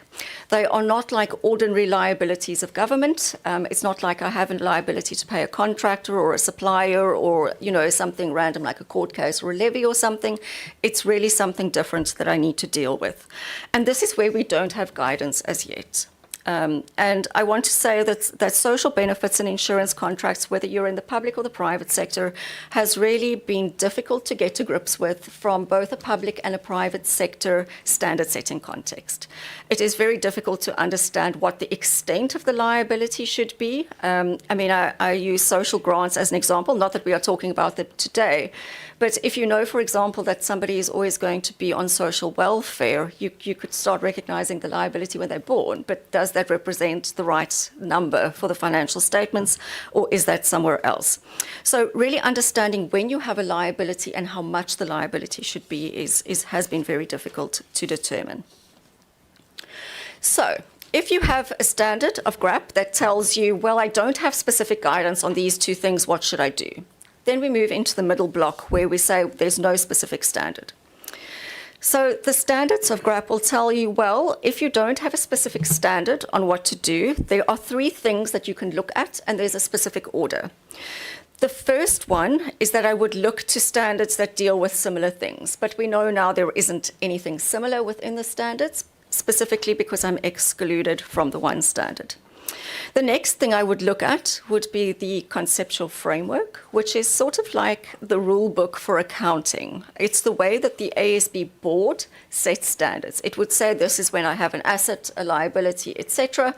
And these are sort of the guardrails I would use to when I put something in the financial statements. If I feel I'm not comfortable with that, I would have a look at international standards to see if there is any guidance that I can look towards. Now, why is this included in the framework? Remember I said Section 89 of the PFMA says that when we set accounting standards, we are required to look at best practices both locally and internationally. There are two standard-setting bodies overseas that we would look towards. The first one is the International Public Sector Accounting Standards Board, the IPSASB.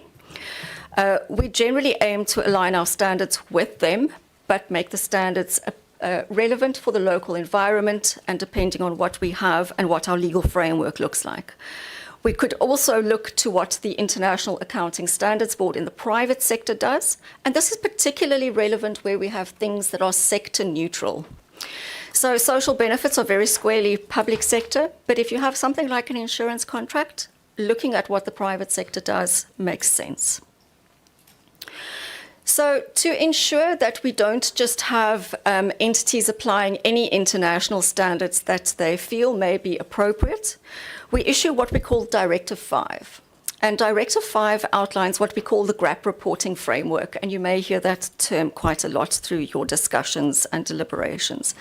This really outlines the set of standards that has to be applied by entities in a particular reporting period, and we will give you an indication of the international standards that you should consider. Now, bearing in mind you're not directly adopting that standard, we're saying you need to look to these international standards for guidance in formulating your accounting policy. This is important. We don't say what you shouldn't consider, we say what you should consider. So the board very clearly applies its mind to what it thinks would be appropriate for entities to have a look at when it comes to international standards.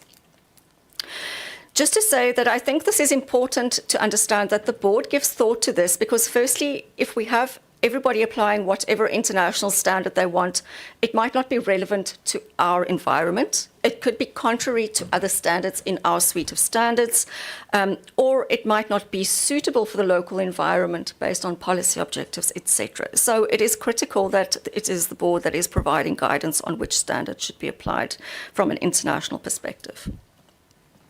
So if we have a look at Directive 5, we move on to the next slide, which is which international standard should be applied. So in Directive 5, we have indicated very clearly that in IFRS 4 on insurance contracts that's issued by the private sector standard setter should be considered for insurance-like arrangements.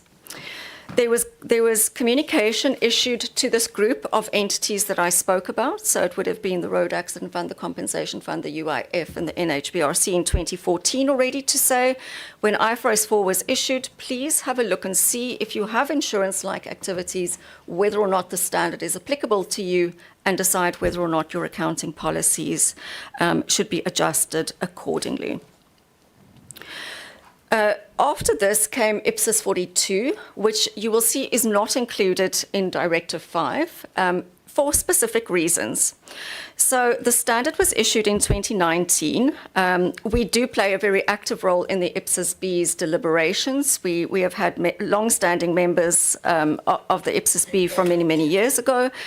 And we did not agree with the principles of IPSAS 42. Some other countries didn't either. But specifically for us, we didn't believe it was appropriate for the types of liabilities that we have. We felt that it was very rules-based. It didn't suit the types of schemes that we had. And we knew very clearly that it was not suitable for use for entities to apply. There is a very limited liability that is recognized. I will explain this a little bit later on. But it's very clear that IPSAS 42 is not the right answer for us in its current shape and form. We are indeed working on developing our own version of a social benefit standard. We have leveraged aspects of IPSAS 42, but there are certainly some areas where we deviate quite a lot. So I will leave that there for the moment, and I will talk about our process to develop our own standard towards the end, but this is really where we are at in terms of what's applicable to RAF at present. Thank you. Thank you very much, Janine. As you might recall, Janine mentioned that when it comes to the implementation and the assisting of our clients, and that's departments, public entities, and also local government with these standards, the Office of the Accountant General gets involved, and we've got a specific division looking at that. So I'll now take you through point 4, just a summary of our engagements with the Road Accident Fund. And I also provided the committee, you'll see there's mention of annexures. I did send it as well to our secretariat to distribute so that you can look at our specific letters and our guidance that we did provide. I won't go into detail on all of these, but sufficient to say is that our engagement started around August 2021 with the Road Accident Fund, and that's when they identified an audit problem. They were at the process of being audited, and they requested our urgent intervention about a dispute between themselves and the Auditor General on the matters. I think we're safe to say that the main issue at that stage was the applicability of the IPSAS 4. I think we had very long discussions, as Janine already elaborated, on whether it is insurance-like activity, whether it's a social benefit scheme. And in the beginning, our arguments were more or less focused on those two areas, because that would then drive what the accounting framework would be. That continued up to September, and also recognizing that the submission date for financial statements and the audited version of it was 31 July, so we're already late in the process. So we're already now in September, where they again wrote to us. We had many meetings as well. The agendas is available. The presentations is also attached. but the RAF came about very strongly in their opinions, and no matter how much the OAG also guided and sent their interpretations, I think it still remained a matter of dispute. That will go on 9 September and then also 21 September. And if we go to the next slide, in October, we really discussed the policy choices with the Road Accident Fund. And then they also provided us with detailed write-ups, not accepting the opinion of ourselves, and then also still keeping the audit open at that stage, not accepting the audit opinion as well. So perhaps just in brief on where we landed with it, and we had a very long document where I think we provided as much guidance that we could. So our first discussion point or disagreement area with the Road Accident Fund was always whether the RAF is paying social benefits, and that would land you in GRAP 19, or then also the insurance kind of activities. So I think we gave guidance, and if the National Treasury provide guidance, we always do it in combination with our colleagues at the ASB and the AG as well. So although we're the face meeting with the entity, we don't do it in isolation. So I think when we look at the RAF and the accounting timeline, they used to, from 2011 certainly, up to a certain point in 2020, they used GRAP 19. Then in 2014, they changed to the IFRS 4, which is the insurance standard. And then in 2020, they had the big shift to applying IPSAS 42 for their accounting policies. And that's where we and the Auditor General then differed from them. We really gave them a lot of guidance on substance over form, also on the Directive 5, that became quite an issue. It was very clear that the Directive 5 did not allow for IPSAS 42 to be applied. Our next area of intervention was also the obligating event, and in accounting terms, and I won't go into too much detail, is that we influence the accounting as well on where at which point you start measuring the liability, and that will have a different effect on the accounting treatment. And then lastly, the big area was, is it appropriate to use IPSAS 42? And I think we gave very detailed guidance, although management still tried to disagree with us. And the end, I think it ended up in court, as we all know, and we won't go into too much detail. But since then, 2022, although the National Treasury is not directly involved in the litigation, our public entity, the ASB, is. So we didn't give any further inputs into the matter, as well as the 22-23 financial statements. We did not differ in our views. We just provided the same documents and views on that, seeing that the court litigation was still underway. So that sort of ended it in that way. So just to say that they have approached us recently in July 2025 under the new management. They requested a meeting with the Office of the Accountant General. And we were, with our legal advice, we decided that we can meet on the financial statements going forward. That would be the 24-25 and any other engagement they would like to have with us, and our position would remain the same, but we'll highlight in our conclusions again, just on the way forward again. So that's really a summary of our engagements, starting 2021, and then a big pause in between because of the court case. You also asked for more information on our National Treasury consolidated financial statements. As the committee knows, we provide, the National Treasury is responsible in terms of Schedule 8 of Section 8 of the PFMA to prepare our consolidated financial statements. We do that every year, and we basically have two sets that's always publicly available and audited as well. We do our departments separately and then also our public entities because we all know the one is on the modified cash framework and the other one on GRAP. So it's very difficult to put these two together. So if we talk about the Road Accident Fund, they would lie on the public entity consolidation. And everything that is in control of the National Treasury, if you can call it control in in brackets. The Minister of Finance is not directly controlling everything, but in terms of accounting standards, it is 100% consolidated. That means everything that the RAF has, we consolidate that on a line-by-line basis.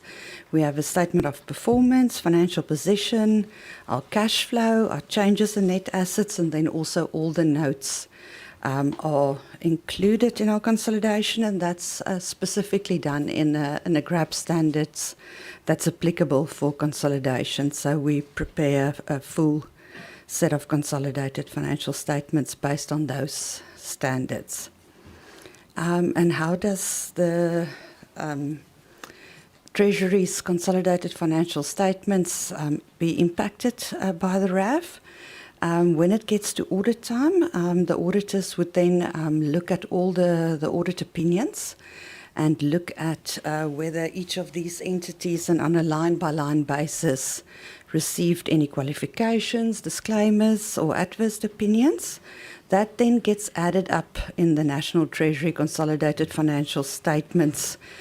So, for example, if we look at a revenue or contingent liability line item, the AG would look at all the entities that received a negative audit opinion on that. Those qualification areas then gets added up, and you can imagine it's quite big at consolidation level, and it gets assessed against our materiality framework to see if it will have an impact on our audit opinion. So just to say that RAF did receive the adverse opinion. Specifically, it was on the claims liabilities, the claim expenditure, and all the disclosure notes relating to that. That would then mean that in the consolidated financial statements, we would get the same audit opinion being carried through on that. Just to say, it's not only the RAF, there's quite a few entities with qualifications or adverse or disclaimer audit opinions. But yeah, it does impact, and the RAF liabilities and expenditure was significant for the past number of years, and it did lead to the National Treasury then also receiving a disclaimer of audit opinions for the past number of years on our own consolidation. So whatever our entities do, it's in the best interest, not only for ourselves or for the entities, but also for National Treasury to get clean audits and get our consolidation in a good audit opinion as well. So that's really the impact on our consolidated financial statements. I think we can move to our conclusions and recommendations. And maybe I'll just ask Janine to take us through to the future of GRAP and what the social benefit standard that they are developing is going to look like. Thanks. Thank you. Before I do so, I realize there's a part that I omitted from my previous discussion, which was specifically requested about deviations from the standards of GRAP. So because the standards are issued in law in terms of the PFMA, any deviation, any exemption needs to be directed towards the Minister of Finance, who of course prescribed those standards. There's a process that needs to be followed. It's a public process where he or she would outline what the exemption or deviation would be. It's gazetted, it's a public process, anybody can comment on it, and then ultimately the final decision would need to be gazetted. So that's if you want to deviate from the standards. The second thing which is a bit tricky, so of course our standards always require that you prepare your financial statements in a way that they achieve fair presentation. So, of course, if you have deviations where you're leaving out parts of the reporting framework, it may be that your financial statements are still not prepared on a fair presentation basis. So they could be legal in terms of you crossing all the T's and dotting all the I's in terms of you getting a legal exemption, but whether or not they are still appropriate as a fair presentation of an entity's affairs might still be in question, and you're actually required to disclose what the initial accounting should have been, and then, of course, how you've prepared your financial statements. So it is quite a process to go through to have a deviation or an exemption from certain parts of the standards. But let me move over onto the more interesting part, I guess, looking forward to having a new standard on social benefits for us. As I indicated, IPSIS 42 has been in the making for some time. It was finalized and issued in 2019, but has a long history, I think, of about 30 years in development before that. As I said, a very complex standard. We went through, and this is the process we follow for all international standards. We follow a consultation process here with affected stakeholders. So if we know that an international standard is going to affect a group of users, in this case it would have been the group that I mentioned, so it would have been the Road Accident Fund, the UIF Compensation Fund, etc. All of these people that pay a benefit to individuals and households, we sort of socialize the standard with them and ask them what their comments are, what potential implementation issues, application issues there could be, and then provide those through to the international standard setter, which we did. And we voiced our disagreement with certain aspects of the standard. As I've mentioned, I think the biggest two items for us was that it's rules-based. It creates very specific I guess, places where you should recognize a liability and then how much the liability can be, which is not suitable for our schemes. They are sort of varied if you just think about the organizations that I have just listed. And essentially what it came down to was you would only recognize a liability if you've met all the eligibility criteria to have that payment. And all of that's been already verified, which is very late in the process. And if you, for example, have to demonstrate that you are alive to receive your next payment, that's a sort of the next milestone that you would use to recognize your liabilities. So it's kind of like on a month-to-month basis, which wouldn't be suitable for our schemes. I think even if we have a look at just some of the social schemes that SASSA is responsible for and social development, it would mean a really low liability, which would not be appropriate. So we have developed our own standard. I'll talk through the process, but really we used IPSIS 42 as a basis because it might seem odd that we are using a standard that we disagree with, but there are aspects of it that we want to retain alignment with, and that the first part is that statistical reporting happens from the financial statements. So the folks at Stats SA and the Reserve Bank would use the financial statements, and to use the same definitions and the same sort of nomenclature, etc., and having a lot of the same disclosures would be useful. But we do have different criteria for when you have a liability and how much the liability would be. We also make a distinction between whether or not the schemes are funded or not. We issued our first draft standard for comment in 2023. It was available for comment up until 2025. The board had a look at all of the comments. It took time to analyze all the feedback that had been received. It was a public consultation process, so everybody would have been consulted, particularly that group of entities that I spoke to, but more broadly to other users of the financial statements to understand if what they felt we had in the standard would result in useful information. The board agreed to make some limited changes to the proposed standard. Those have again been issued for comment. So the board approved those changes now in July. And again, we're asking the same group of entities and individuals and organizations to again comment on the proposed changes to see if they are happy. We will hopefully approve the final standard in 2026 if everything goes according to plan. And our next step would then be to have a look at what the effective date would be, which we would then do in consultation with the three parties that I mentioned earlier. And we would also decide what the transitional arrangements would be. So, for example, do you need to go back and restate information that had been previously provided to make it comparable? Would we just move forward? Are there any other sort of reliefs that we could provide? The last step, of course, would be approval by the Minister of Finance.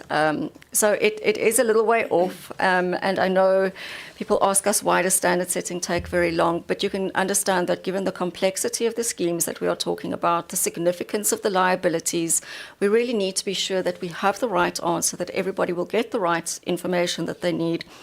And standards are expensive to implement because they require changes to processes, policies. You need to have the right people, so we need to be very sure that we have the right thing in place.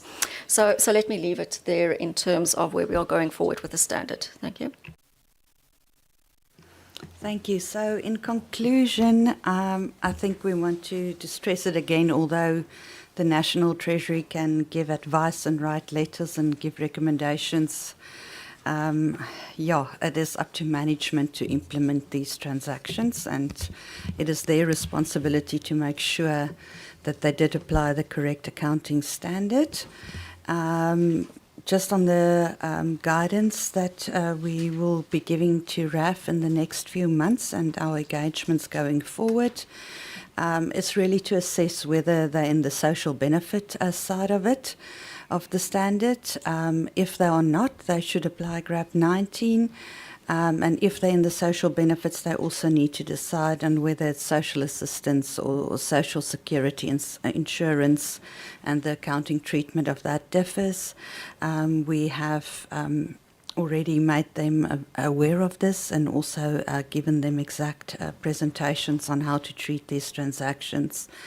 I would also like to remind everybody that the key principle is the economic substance over the legal form, and that we need to assess that on each of the products that the RAF uses. It's not only looking at one area you need to identify. I think they've got quite a few kind of products. We've also highlighted to them where we see each of these lying, but it's now up to management to then take it further, and as the ASB then continues with the new standard, we'll also assist with the implementation there. I think Lindy also just wanted to add.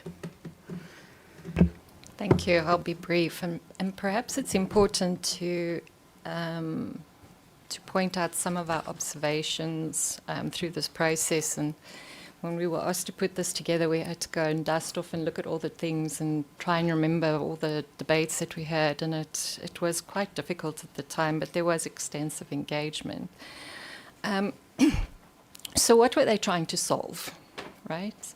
So what their challenge was, well, what we observed, what their challenge was is that they have revenue, as Janine explained, and that's from the taxes on the petrol, which then gets directed through to them from the revenue fund via the department. So they have this tax revenue, and then they have these big liabilities for these possible claims reported, claims not yet paid. So they had a massive liability, and it wasn't, there was no equal revenue stream. And they started to get questions from the Auditor General saying, but are you actually a going concern? Because you don't have enough money to settle these obligations. It's a problem. So in order to address that, the Road Accident Fund made this an accounting problem, and then started to look at, well, when do we start recognizing a liability? Shouldn't some of it be in the notes as a contingent liability? Can't we try and change the size of the liability from an accounting point of view? What we didn't see them doing is to say, well, what are our processes in order to settle claims or identify claims? What are we doing in terms of that whole supply chain? I have to use that loosely, but what are they doing in terms of getting the claims, doing their validity checks, etc., and cleaning up those processes? The focus purely was on accounting, and it's a difficult area, as Janine pointed out, and we were arguing back and forth, but it's not the only problem that we observed they have, is that if they had better systems in place to get reports, review them, settle the claims, etc., the liability may be more or the liability may be less, but that should have been what they should have focused on rather than an accounting matter. I think, that was the main thing that I just wanted to point out, that we keep also going and saying, debating technical accounting, but there are underlying issues that were coming up because of that. And we're happy to answer any questions you may have. Thanks to the team on my left. Chair, this concludes our presentation and happy to take any questions. Thanks. Thank you very much. Okay, so I'll come to you, members. I just want to get some questions out for clarity. So in the earlier part, you said the PFMA, the PFMA says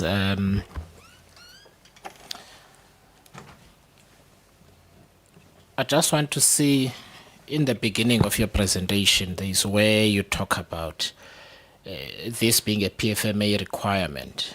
That I just would like you to go back to that slide. So the first one under background, the adverse audit outcome I do not generally reckon that is prescribed by the Public Finance Management Act. What section is that of the road accident of the PFMA? It's section 55. Okay, I'd just like us to go there. I'll tell you why. I've got a question that arises from this question, but I just want to be certain. You can just read it. You don't need to project it. You can just read the section as it relates.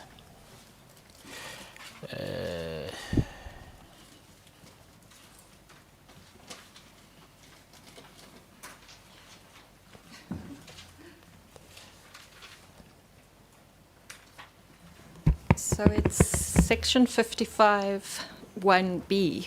Section 55, 1B. Yes. Okay. And it says an accounting authority for a public entity must prepare financial statements for each financial year in accordance with generally accepted accounting practice, unless the Accounting Standards Board approves the application of generally recognized accounting practice for that entity. Okay, so that so basically, okay, you need to simplify that, but it feels like it's written in reverse, if you know what I mean. In this instance, if you were to apply it to this case, it appears reversed, right? Yeah. Yeah. So in other words, an entity may prepare financial statements in accordance with GAAP. Unless the Accounting Standards Board approves the application of generally recognized accounting practice for that entity.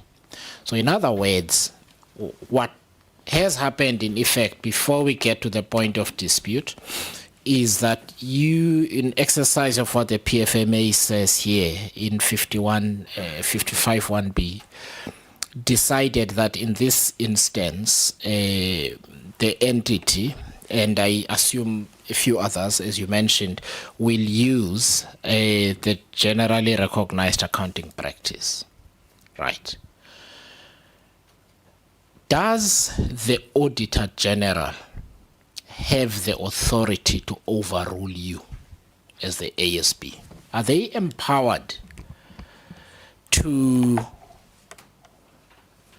make a determination mid-audit or for the purposes of concluding financial statements and an audit, to make a determination that supersedes what you have determined as a standard?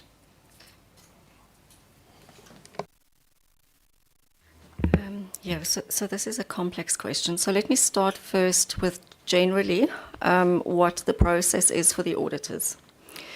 So the auditors need to assess whether or not the reporting framework that is applied, so the accounting standards, is a fair presentation framework. That's the first requirement in the audit standards. To simplify that process, the Auditor General has issued a directive indicating the reporting frameworks that they believe are fair presentation. So it would be GRAP and it would be IFRS, depending on which organization it is. So we have said for some organizations, particularly some of the state-owned entities, they should apply IFRS. and there are particular criteria for that.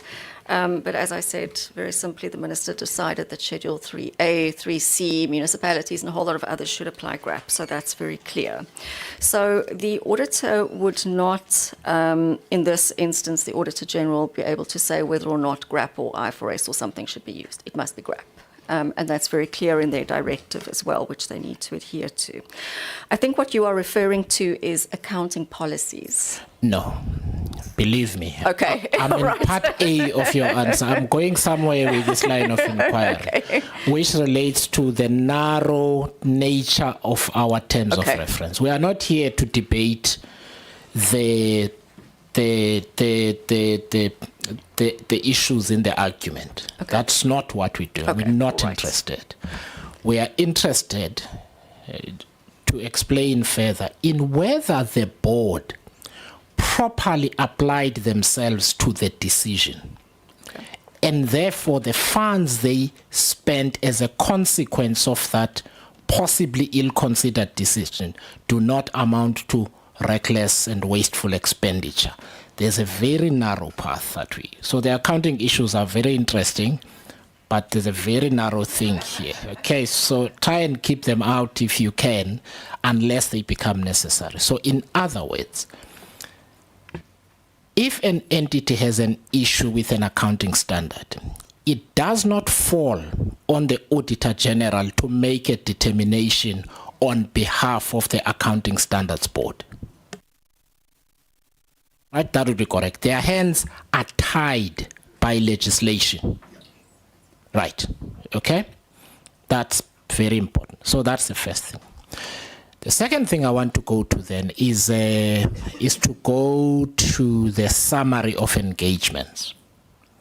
And I'm loath to bring the Auditor General in, but I might have to. Just for a very specific purpose. I know this is in your own presentation. I need to ascertain when you, as the Accounting Standards Board, first interacted with this issue specifically as a consequence of the dispute over the audit matters. Certainly. So I think the first engagement that we had was 1 January, it was sort of January, February 2021. That was the initial questions that we had around the applicability of the standards. And then it was in August 2021 when there were questions raised about, again, we had written a letter sort of summarizing our discussions in January, again asking various things, and I think leading to the idea that there was going to be a dispute. So that's the last formal engagement that we had with them, and then everything after that related to the court case. Okay, so am I understanding it correctly to say there were two engagements at this point of our conversation? There were two engagements. The first one was in January. What was the nature of that interaction with? So this is now the auditor, the Road Accident Fund, writing to the Accounting Standards Board. Just take us through that in sum. So you don't need to go through chapter and verse. I just want to know the nature of were they raising an objection, were they seeking clarity, were they seeking guidance, etc. That's what I want to know. So the first interaction in sort of January, February 2021 was about changing their accounting policy. So I know you don't want to go into the detail, but that was it's now important. I wanted to start where I started deliberately. So let's now come to this. Yeah, we'll get into the nitty-gritty. So yeah, that was the initial engagement about changing accounting policies and sort of what the parameters were, for lack of a better word, for the change. I think we did make it clear that, of course, the accounting policies are management's responsibility, with the approval of the board and, of course, recommendation of the audit committee. So it's not the ASB that can tell you what to do. You need to decide what your accounting policies should be. We explained to them what the options were in terms of changing. To what they could possibly change to in terms of an accounting standard. We made them aware again of social benefits, the standard that we were developing, and that changing accounting policies is difficult for users to understand. When I say users, users of the financial statements. You can understand if you have financial information that Sorry, changes. may I stop you? I'm going to ask you a really stupid question. Yes. Please forgive me. So I'm going There to are no ask if stupid I'm going to ask questions. if we need to walk through this in baby steps. So the PFMA 55(1)B says that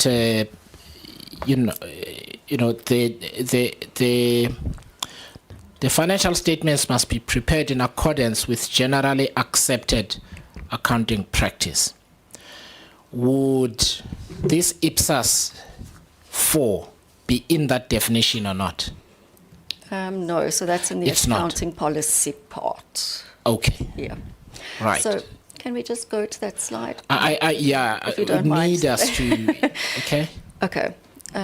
Yeah, please. So our engagement with them, I mean, the engagement was never about the broad parameters. It was never about should we use GRAP as a reporting framework, or should we use IFRS, or should we use IPSAS as a reporting framework. It was always they knew they had to use GRAP, but what specifically did they need to do?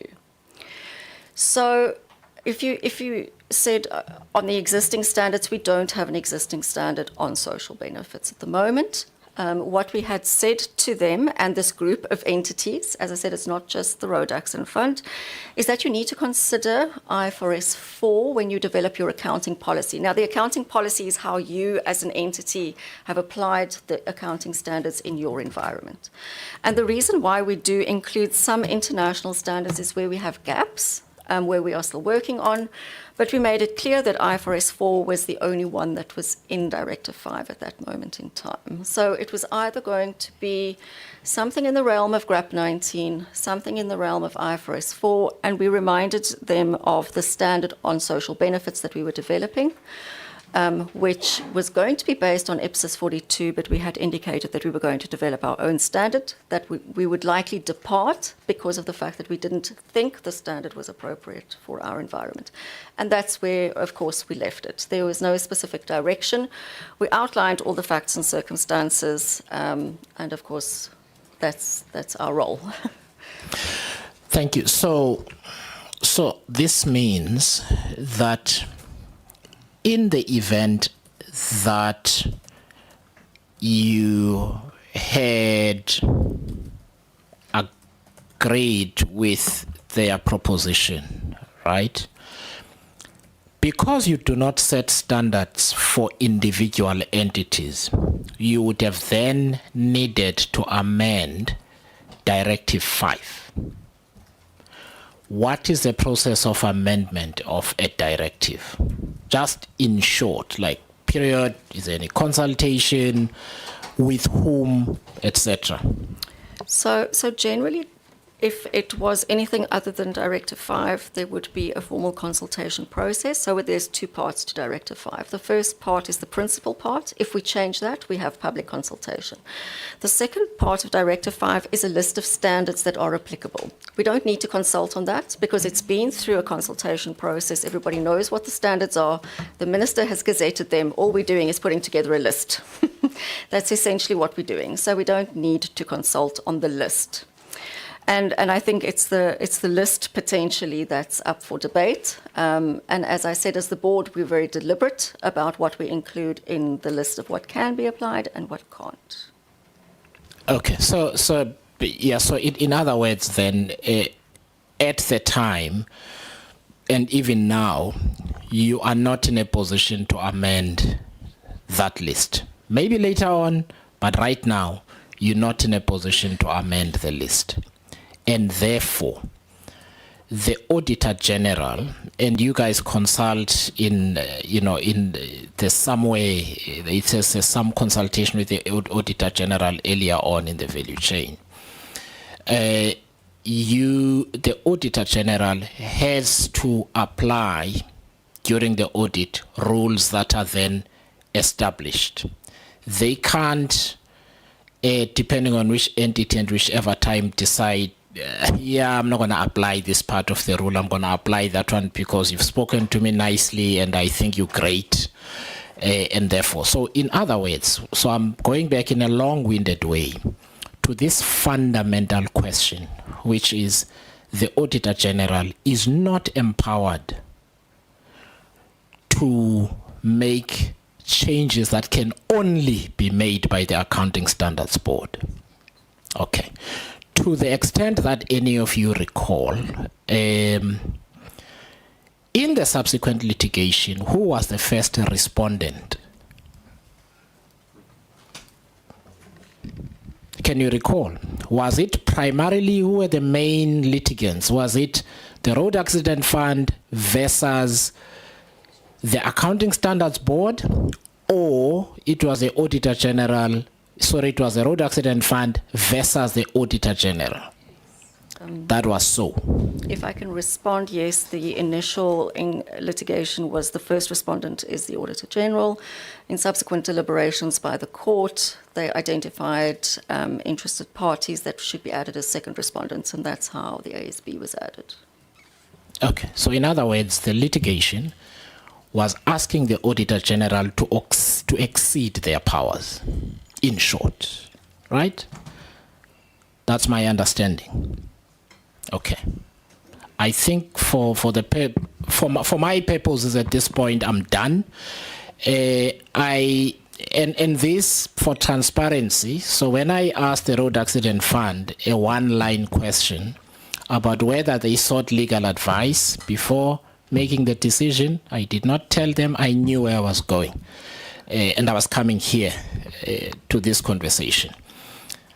And that's what we're looking at as a committee. Did the board exercise its fiduciary responsibilities properly? Now, the next question I want to ask is, in fact, I'm going to make a statement. Tell me if I am wrong. An entity may develop an accounting policy that in substance amounts to an amendment of a directive by the Accounting Standards Board. When you look at how what the accounting policy directs the entity to record, synthesize, and present financial information, when you look at it, you would be able to reverse engineer it in a sense to say, when I look at what they've done here, two things. One, it falls outside the parameters of the directive, and when I look further, I can identify the accounting standard they have applied in this case. Would that be correct? That is correct. All right, thank you. So I'll give an opportunity to the members to ask any questions they have, but at this stage, for my purposes, I've been served. Honorable Atkinson, you had your hand up. Thank you very much, Chair. I know this is quite late in the game, but the courts did rule on whether or not the Road Accident Fund was actually a social benefit or social insurance scheme. And that was this year, basically earlier this year, in the case of the Road Accident Fund versus the Auditor General. And they came through and very clearly stated that it is a social insurance scheme. So I think there's no area of doubt in that now, because the courts have pronounced on that. I'm just curious as to who had the locus standi at the Road Accident Fund to try and negotiate accounting policy. So who were the people that you actually discussed the matter with there? And I think my question is, who has the authority in the Road Accident Fund to try and vary it? I know at the end of the day, they've got to follow whatever you say, because you set the accounting standards, but I'm just curious as to whether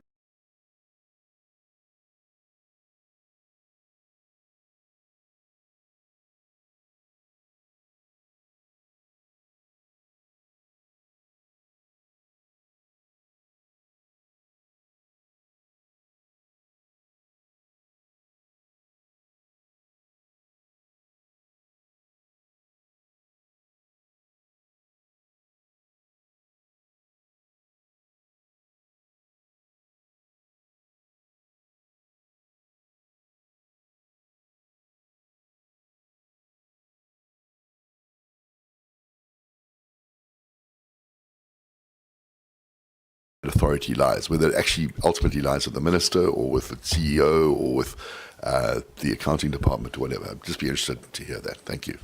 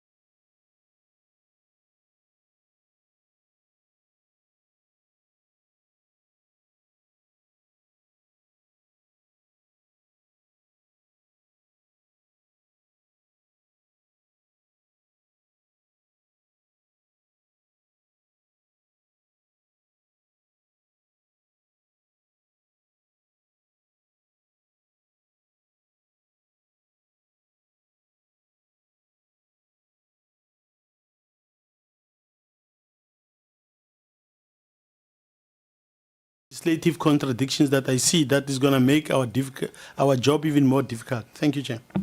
Thank you very much. Honorable Neil May, and then we'll break for lunch. No, thank you, Chairperson, and thank you very much for your input. And Chair, I'm not going to repeat some of the questions because I had a long list of questions and some of them have been asked. But one of the areas that I wanted to check with National Treasury is, has National Treasury considered imposing conditions on transfers or budget allocations to RAF until such time as it demonstrates compliance with PFMA and GRAP standards? If not, what assurances can Treasury provide to Parliament that the next audit cycle will not repeat the same findings and continue to impact the consolidated national accounts? Thank you very much, Chair. Thank you very much. That would be the final round of questions, and then we'll break for lunch and let you go. I'll start first with the question about the ASB and what is the Road Accident Fund. So when we look at accounting, we don't have a look at the nature of the entity. We have a look at the nature of the transactions.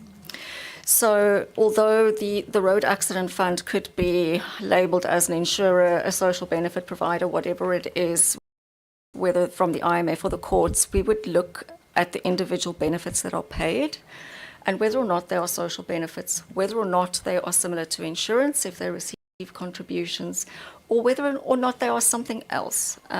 So if you are, if you think about just normal court proceedings, if you lay a claim against somebody else and you go to court and the court orders that you're entitled to a certain amount of money, that's a third type of benefit that does get paid within this group of entities that I have spoken about, and I am comfortable that all three of those are covered by the standards that we have. Thank you.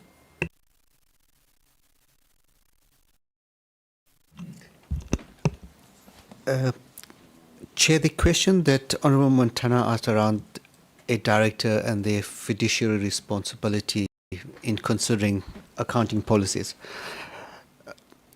it is a legal question. I think I will struggle to provide any legal advice on the matter. But I think if looking at the circumstances and what happened over this period, there was extensive advice and guidance issued by the Accounting Standards Board, the Office of the Accountant General, and even the Auditor General has given a view on that. And in any director applying their fiduciary responsibility, they will have to consider all factors in determining what would be the right accounting policy. Janine did unpack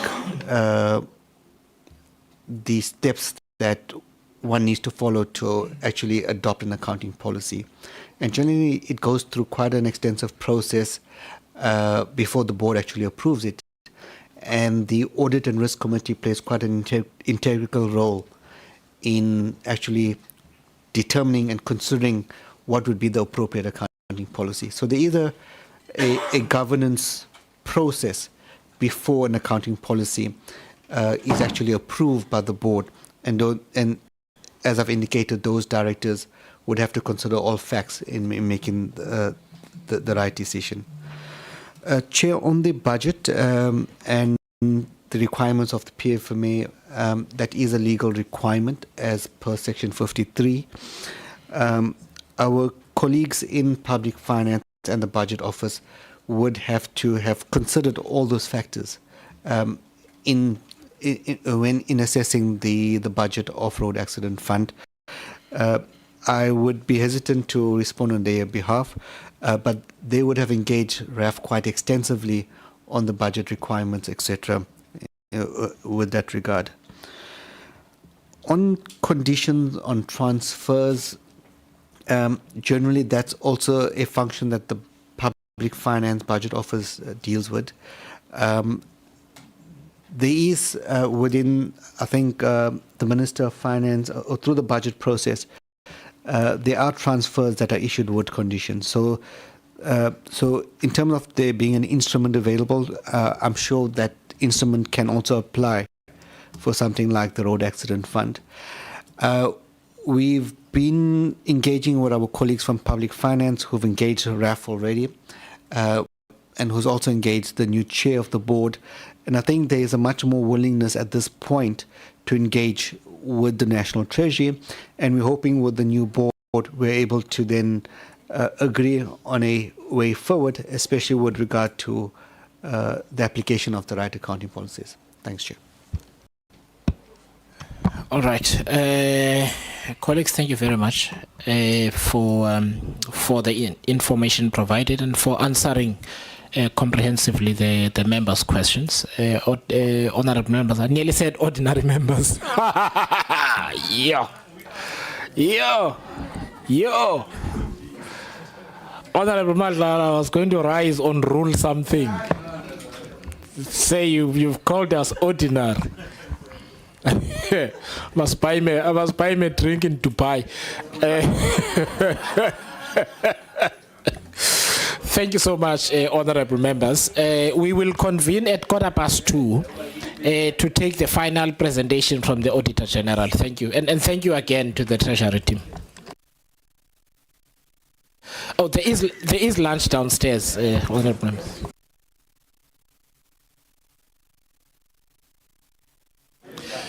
Honorable members, so the team has secured keys to the room. So if you want to leave your laptop, you can. They will lock and then open when you come back. Maduna, you can leave your wallet.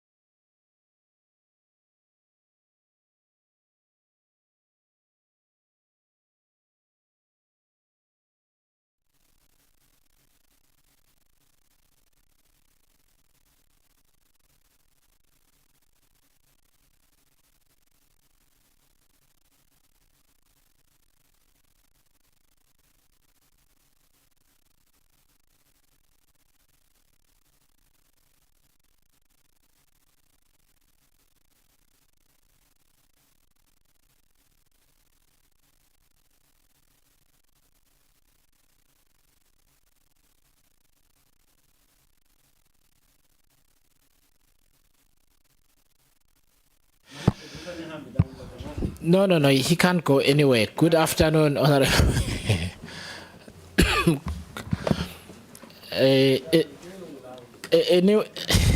The Auditor General takes personally any instance of a member leaving while the Auditor General is busy. I take notes and I tell her who walked out on the people. She'll write to the speaker and complain about you. Good afternoon, honorable members, and welcome back. Team from the AG, welcome. It's good to see you again, and thank you very much for putting together this briefing. So, just by way of introduction, we've asked the AG to put together a consolidated summary of the audit outcomes going back several years. And that's because the issues that we're dealing with did not begin in the 7th Parliament. They began years ago.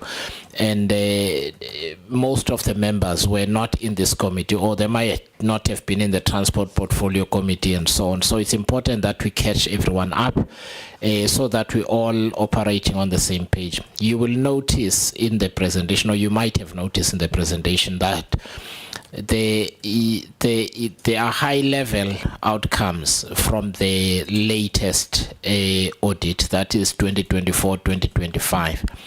That's for the purposes of completeness. We are still going to have the usual briefing that we have with the Auditor General, delving into the audit outcomes for the financial year just ended in detail, as we normally do. So, but in order for us to get a complete picture so that we don't have a deficit, a knowledge deficit, they've included at a high level the 2024-2025 outcomes so that we can make effective recommendations. So thank you very much. I'll hand over to the team from the AG, and please introduce yourselves and then take us through your presentation. Thank you, Honourable Chairperson, Honourable Members, good afternoon. My name is Andries Segeto. I'm the Head of Portfolio from the Office of the Auditor General, responsible for, amongst others, the Transport Portfolio. Honourable Chair, Honourable Members, I am joined by my team members to my left-hand side. Appreciating the work of the committee, we thought it best to also make sure that we augmented our team with the necessary skills responsible in order for us to be able to respond to some of the questions and deal with some of the issues.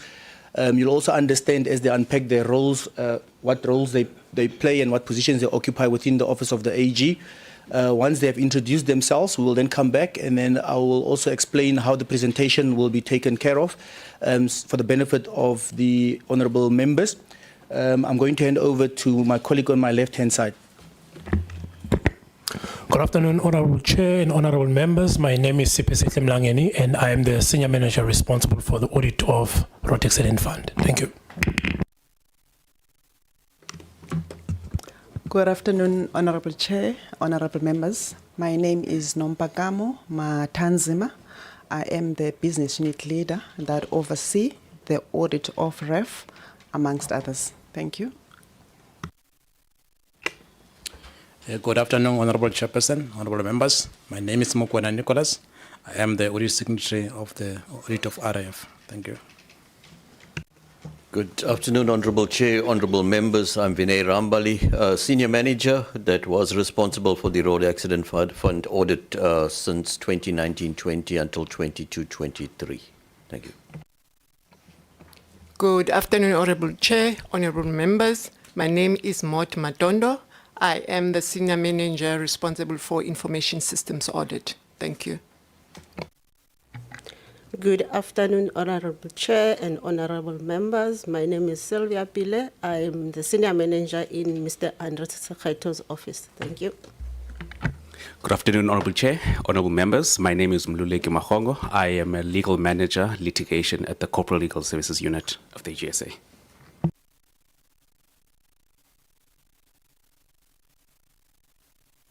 Thank you, colleagues. Honourable members and Honourable Chair, thank you once again for the opportunity.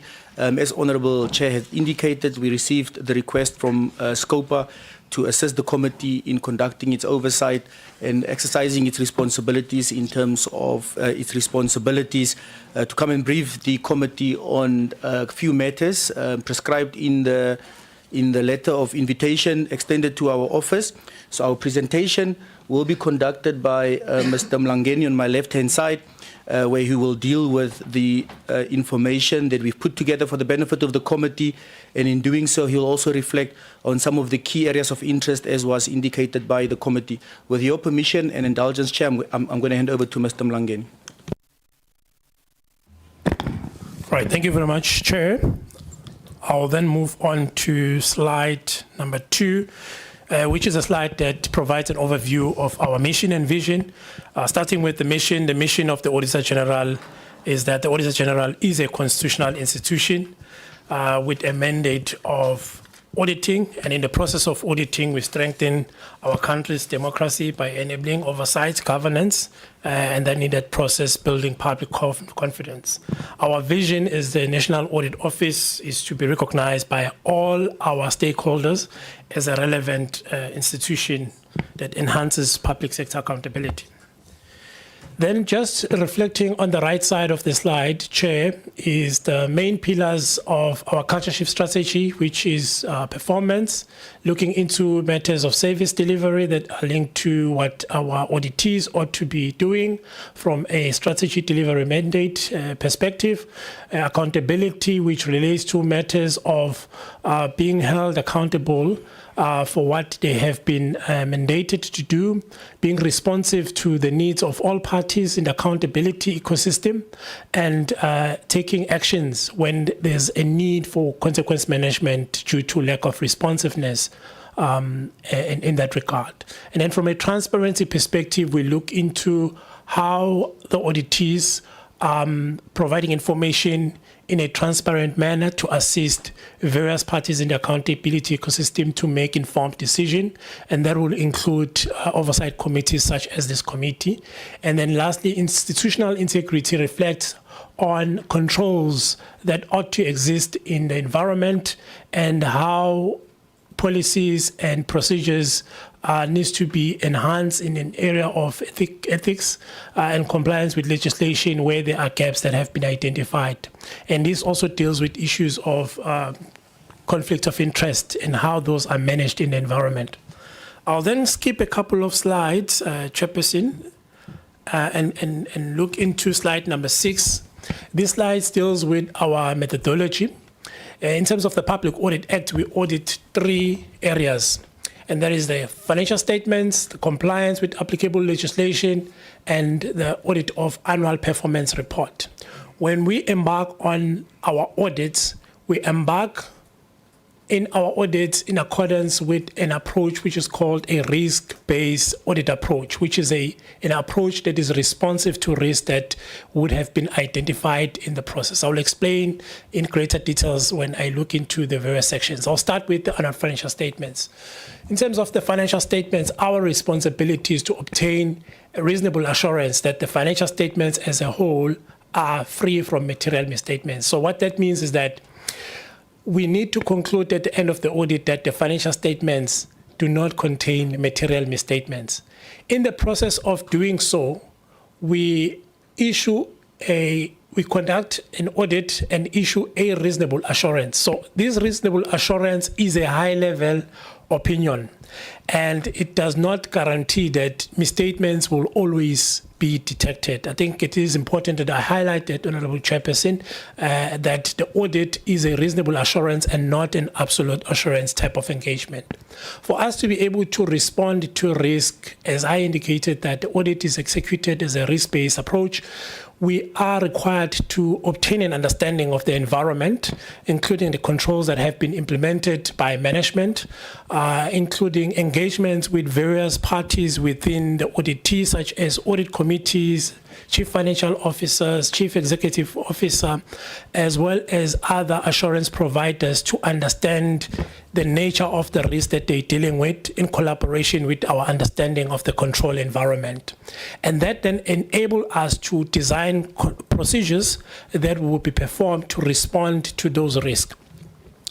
In that process of performing an audit, we are also required to assess accounting policies that management has prepared and implemented in line with the financial reporting standards that are applicable to the environment. For example, in the case of the Road Accident Fund in 2020-21, we then had to assess when they changed the accounting policy, whether the accounting policy that they wanted to implement is in line with standards that have been approved for use in South Africa by the Accounting Standards Board. I think there was a conversation that happened earlier on. So that is part of our responsibility to assess the appropriateness of the accounting policies that have been implemented and applied in the preparation of the financial statements. And then the next step also includes assessment of the ability of the auditee to continue as a going concern. And our responsibility in this regard would entail performing various procedures, looking into key indicators that may suggest that the auditee may not be in a position to settle all their debts as and when they fall due and payable. And then the last part in relation to the financial statements would be to review the overall presentation of the financial statements in accordance with the disclosure requirements that are set out in the various accounting standards. Moving along to compliance with applicable legislation. So in this regard, we consider the requirements in the Public Audit Act that require that we raise material findings for compliance with laws and regulation in accordance with what would be articulated in the annual AG directive. So the compliance requirements that we audit or that we look into in our audit process is not each and every section and subsection of the legislation that is applicable. The focus of the Auditor General is those legislative requirements that are focused on financial management and performance management. So that will include procurement and contract management, consequence management, asset management, expenditure management, and the quality of the financial statements broadly in terms of whether the entity is in a position to comply with the financial reporting standards that are applicable to that specific audit team. So the main legislation that we then apply and scope in, focusing on financial and performance management, would be the PFMA, Treasury regulations, and Treasury instructions that are issued by National Treasury from time to time. We include the Construction Industry Development Board Act and its regulations. We include the Preferential Procurement Policy Framework and its regulations, as well as the Prevention and Combating of Corrupt Activities Act. That would be more focused on matters pertaining to consequence management, reporting, matters that could potentially be of financial misconduct to the relevant authorities. And then the last block deals with annual performance report. So what process we follow is that at the commencement of the audit, we review the strategic plan of the entity as well as the annual performance plan to decide which of the outcomes or programs are linked to the core mandate of the audit team. And once we do that, we then include that in our engagement letter, which articulates our terms and engagements in terms of what would be included as part of the audit. And then in that audit, we look at two aspects. We look at usefulness of the annual performance information, and that information would then be included in the annual performance report, usefulness of the indicators and related targets, and then we look at the reliability of the performance information that has been reported. Just to explain broadly what usefulness entails, it entails assessing whether the information that was included in the annual performance plan has been consistently carried through to the annual performance report. So if at the beginning of the performance year you planned to process a certain number of claims, at the end of the year, your target needs to be aligned with what you had planned, and you need to report in accordance with what you had planned at the beginning of the year. So that aspect is called consistency. We also look at measurability. Is the indicator that has been included in the annual plan such that it's defined in a manner that anyone would be able to come to the conclusion that that's how it needs to be measured. Is it clearly defined?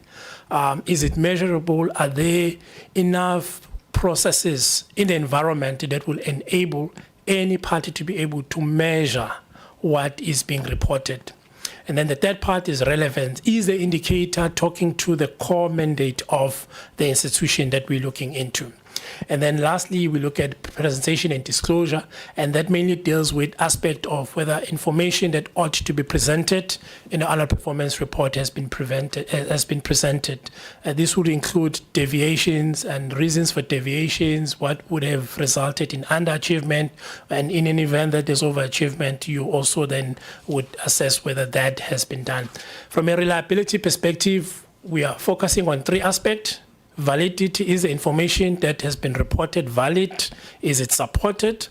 And then from an accuracy perspective, if it's number-based, is that accurate? Is the number accurate? Are we able to vouch the quantitative accuracy of the figures reported? And then lastly, completeness.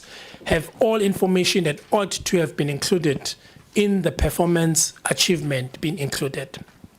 So that would be the methodology broadly in terms of our focus areas for an annual audit. The next slide, Chair, reflects on the stagnation in the audit outcomes of the Road Accident Fund.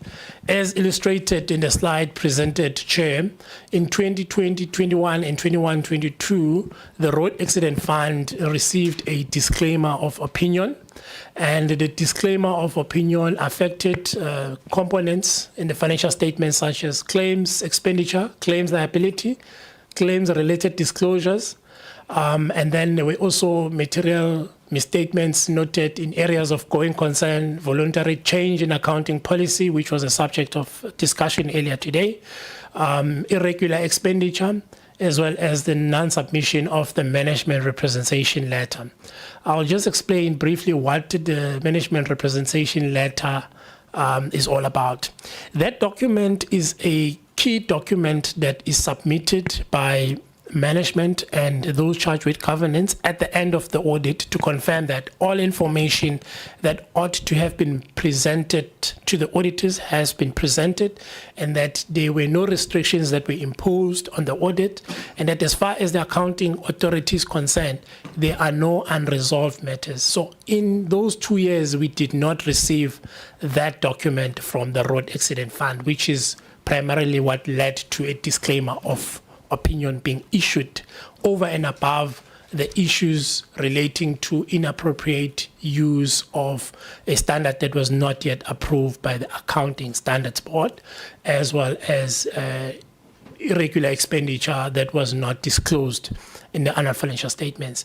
Then when you look at 2022, 2023 to 24, 25, the outcome then changed to adverse opinion. So I highlighted earlier on that we did not receive a management representation letter in the first 2 years. That was not the case, though, in the years that followed. We did receive the management representation letter, so management was then responsive to cooperating with the audit process, availing themselves for engagements to deliberate on the audit process, notwithstanding the fact that they maintained the use of IPSAS 42 in accounting for claims, liabilities, and claims expenditure. So the negative audit outcomes of the Road Accident Fund over the last 5 years are largely due to inappropriate use of IPSAS 42 in formulation of their accounting policy. The most critical aspect that needs to be elevated, the Honorable Chair, in relation to this use is that there's certain key components of claims liabilities that are excluded when one applies the principles of IPSAS 42. So historically, when RAF prepared their financial statements, they would account for liabilities from the point at which an accident happens. What they will do, though, is that for those claims that would not have been reported by claimants, they would involve actuaries to estimate the quantum of liability that will be applicable to the bucket of claims that relate to accidents that would have occurred but have not been reported to the road accident fund. And then there's another category that deals with claims that have been reported or lodged with the road accident fund, but offers had not been made. That is the second category of claims that is not included in the claims liability since the implementation of IPSAS 42. So that is a large quantum of claims liability that is not included in the annual financial statements. Okay, can I just ask you, I just want consistency of terminology here. Are you meaning claims, when you say claims not yet, or is it the actuarial estimate? What is its official designation in terms of in the financials? Yes, it's called IBNR, incurred but not yet reported. So that is incurred but not yet reported. Okay, not yet reported to whom? To the road accident fund. Okay, that's. I just wanted to be certain because one might easily think it has not been reported to the cops, and we might take it lightly. But so the accidents have occurred, but have not yet resulted in a claim to the road accident fund, whether valid or not. But they've not yet resulted in a claim. That's what that category means. Okay. And then the second category, Chair, would be those claims that have been reported to the road accident fund, but they have not reached a stage where an offer has been made. So there will be cases where there's still documents that are still outstanding that needs to be submitted for the claim to move to the next stage of an offer being made. So those two categories then, Honorable Chairperson, are not included in the quantum of liability reported in the financial statements. And that is what has led to an adverse opinion, at least in the last 3 years. I must emphasize that because the claims expenditure and claims liability are significant in the financial statements, in terms of our auditing standards, they are assessed to be pervasive to the financial statements as a whole. So when you have material misstatements in those line items, it then renders the financial statements meaningless to the users who would want to rely on those financial statements for decision making. The root cause for this, Honorable Chairperson, is that the RAF has not been responsive to the previous year's call to action to revert to using the principles of IFRS 4 that they used prior to the 2020-21 financial year. Sorry, and we will ask this question of the Chief Financial Officer of the Road Accident Fund when she comes. But yesterday we had a presentation from by the Road Accident Fund, and I just want to know whether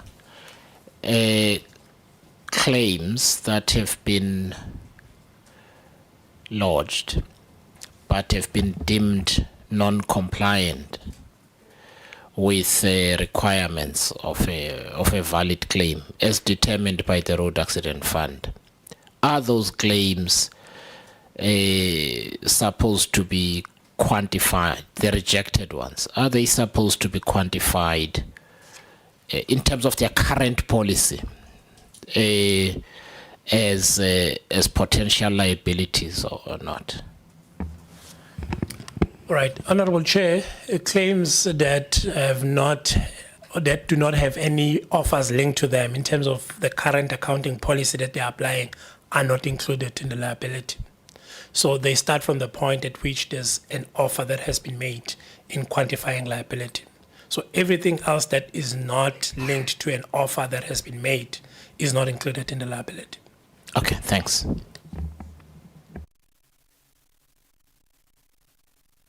All right, I'll move on to slide number 8. This slide reflects the outcome for 24-25 at a high level.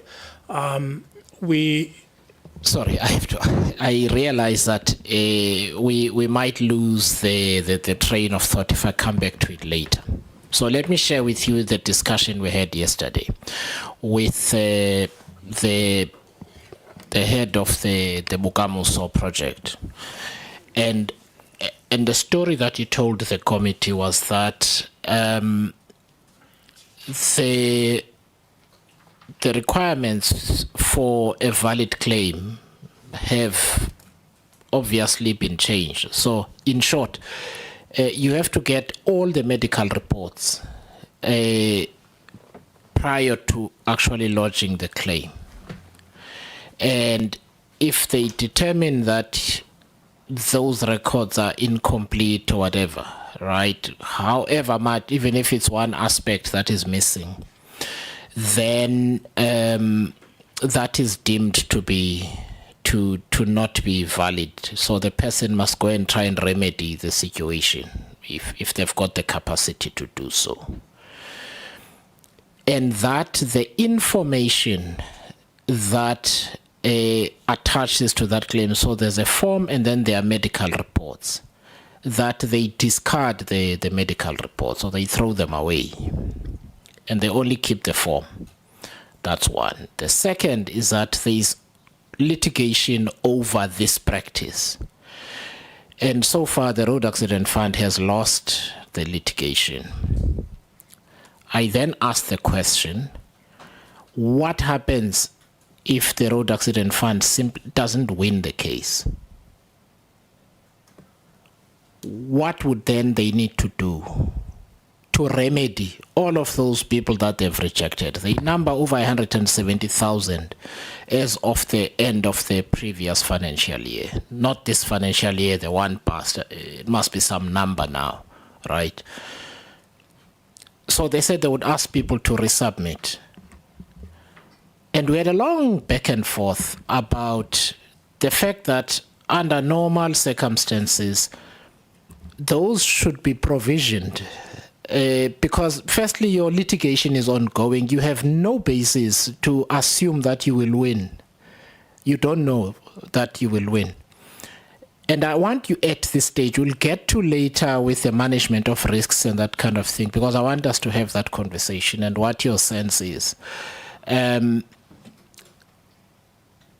Can you offer a view? Because for me, you're making a seemingly irreversible determination on the basis of something that is hanging in the air. And that so far, the information that you've got in terms of the decisions of the courts is that you must actually consider that information and record it. And the important thing is that they actually wanted sufficient information to be able to quantify an offer at the first instance. So what you then have is the active prevention of an accounting event, which means you then, so it does affect, for me, the quantification of liabilities. And I want to get your view, if you can assist, in terms of how you believe, in terms of the standard that should be applicable, how you believe that information should be accounted for in the financial statements. The information that the Road Accident Fund says, by their own admission yesterday, they pretend does not exist. Thank you, Honorable Chairperson. So in terms of the standard that ought to be applied, that information would have been accounted for as a liability. Safe to say it would involve estimates assessing the possibility that it would result in an actual liability, as it was done before 2020-21.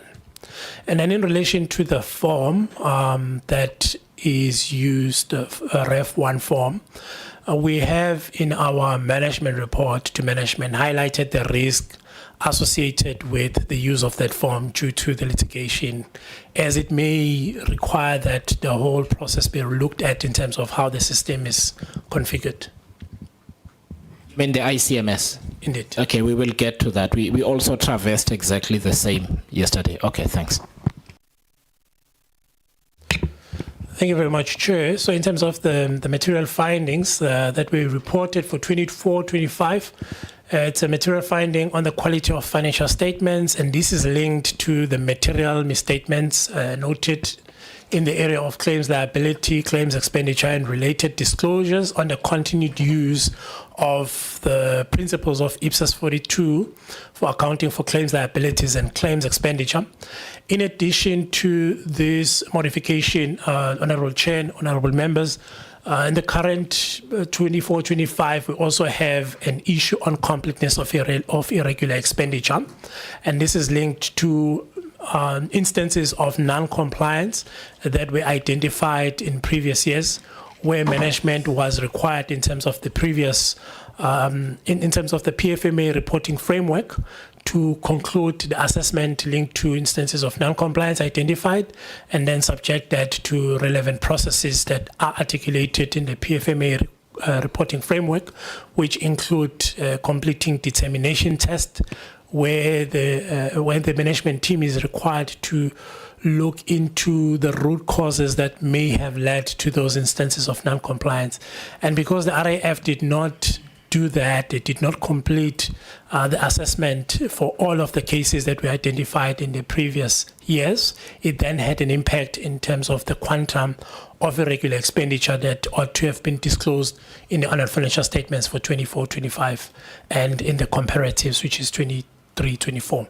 So those are two areas that resulted in a material non-compliance in relation to the annual financial statements and annual report subject matter. And then the second aspect under compliance, Honorable Chair, is material non-compliance that was reported in relation to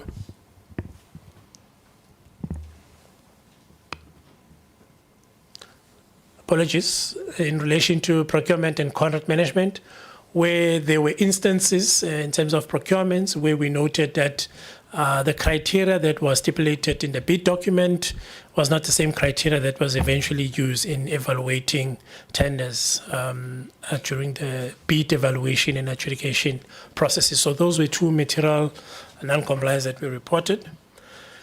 The next slide then reflects on the financial sustainability of the Road Accident Fund. The first aspect is that of the going concern. If we reflect on what going concern is, it speaks to the ability of an entity to continue into the foreseeable future in terms of being able to pay liabilities as and when they fall due in the ordinary course of business.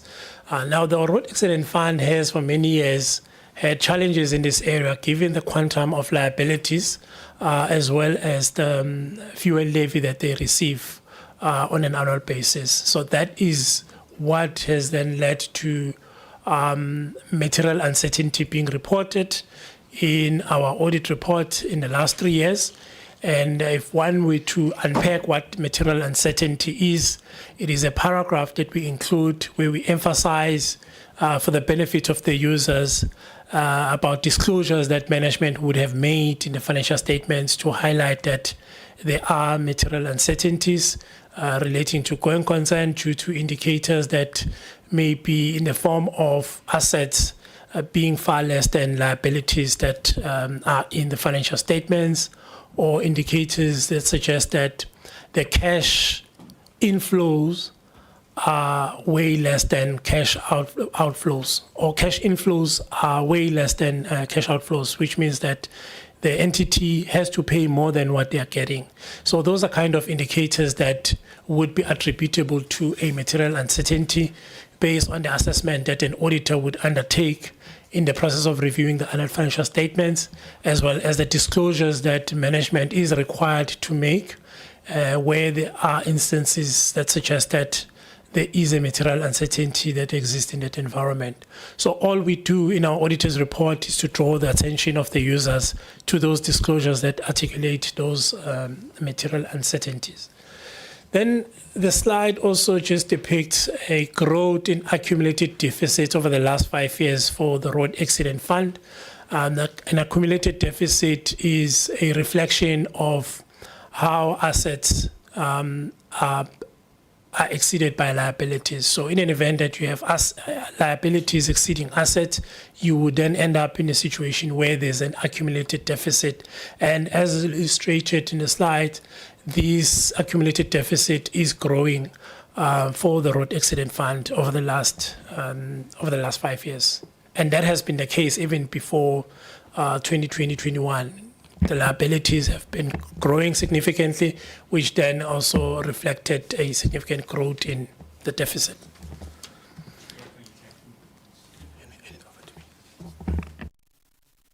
Sorry?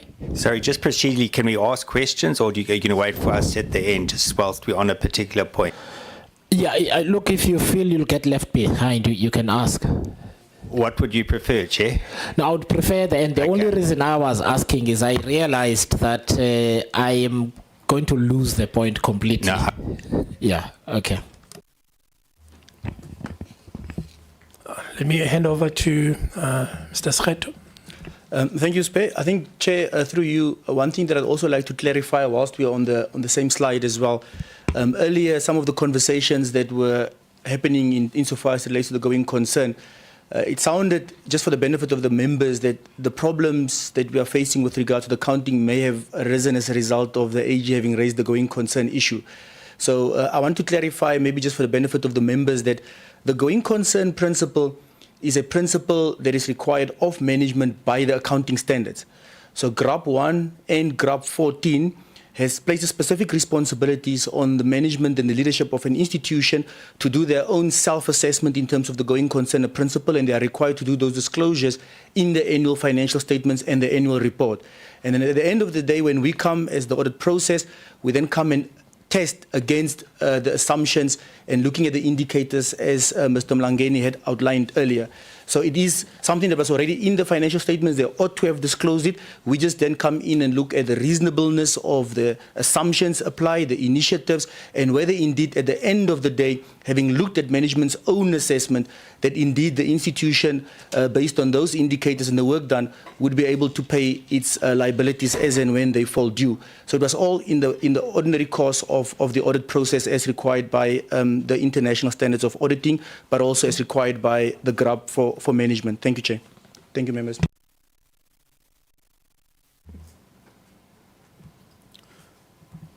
Thank you. Then I'll move on to slide number 11. This slide deals with performance planning and reporting for service delivery. So here, Honorable Chair and Honorable Members, we reflect on the outcomes that we selected for audit over the last 5 years. We reflect on the conclusion as well as key targets that were not achieved over the same period. Now, starting with the outcomes that were scoped in for the purpose of auditing to pronounce on usefulness and reliability.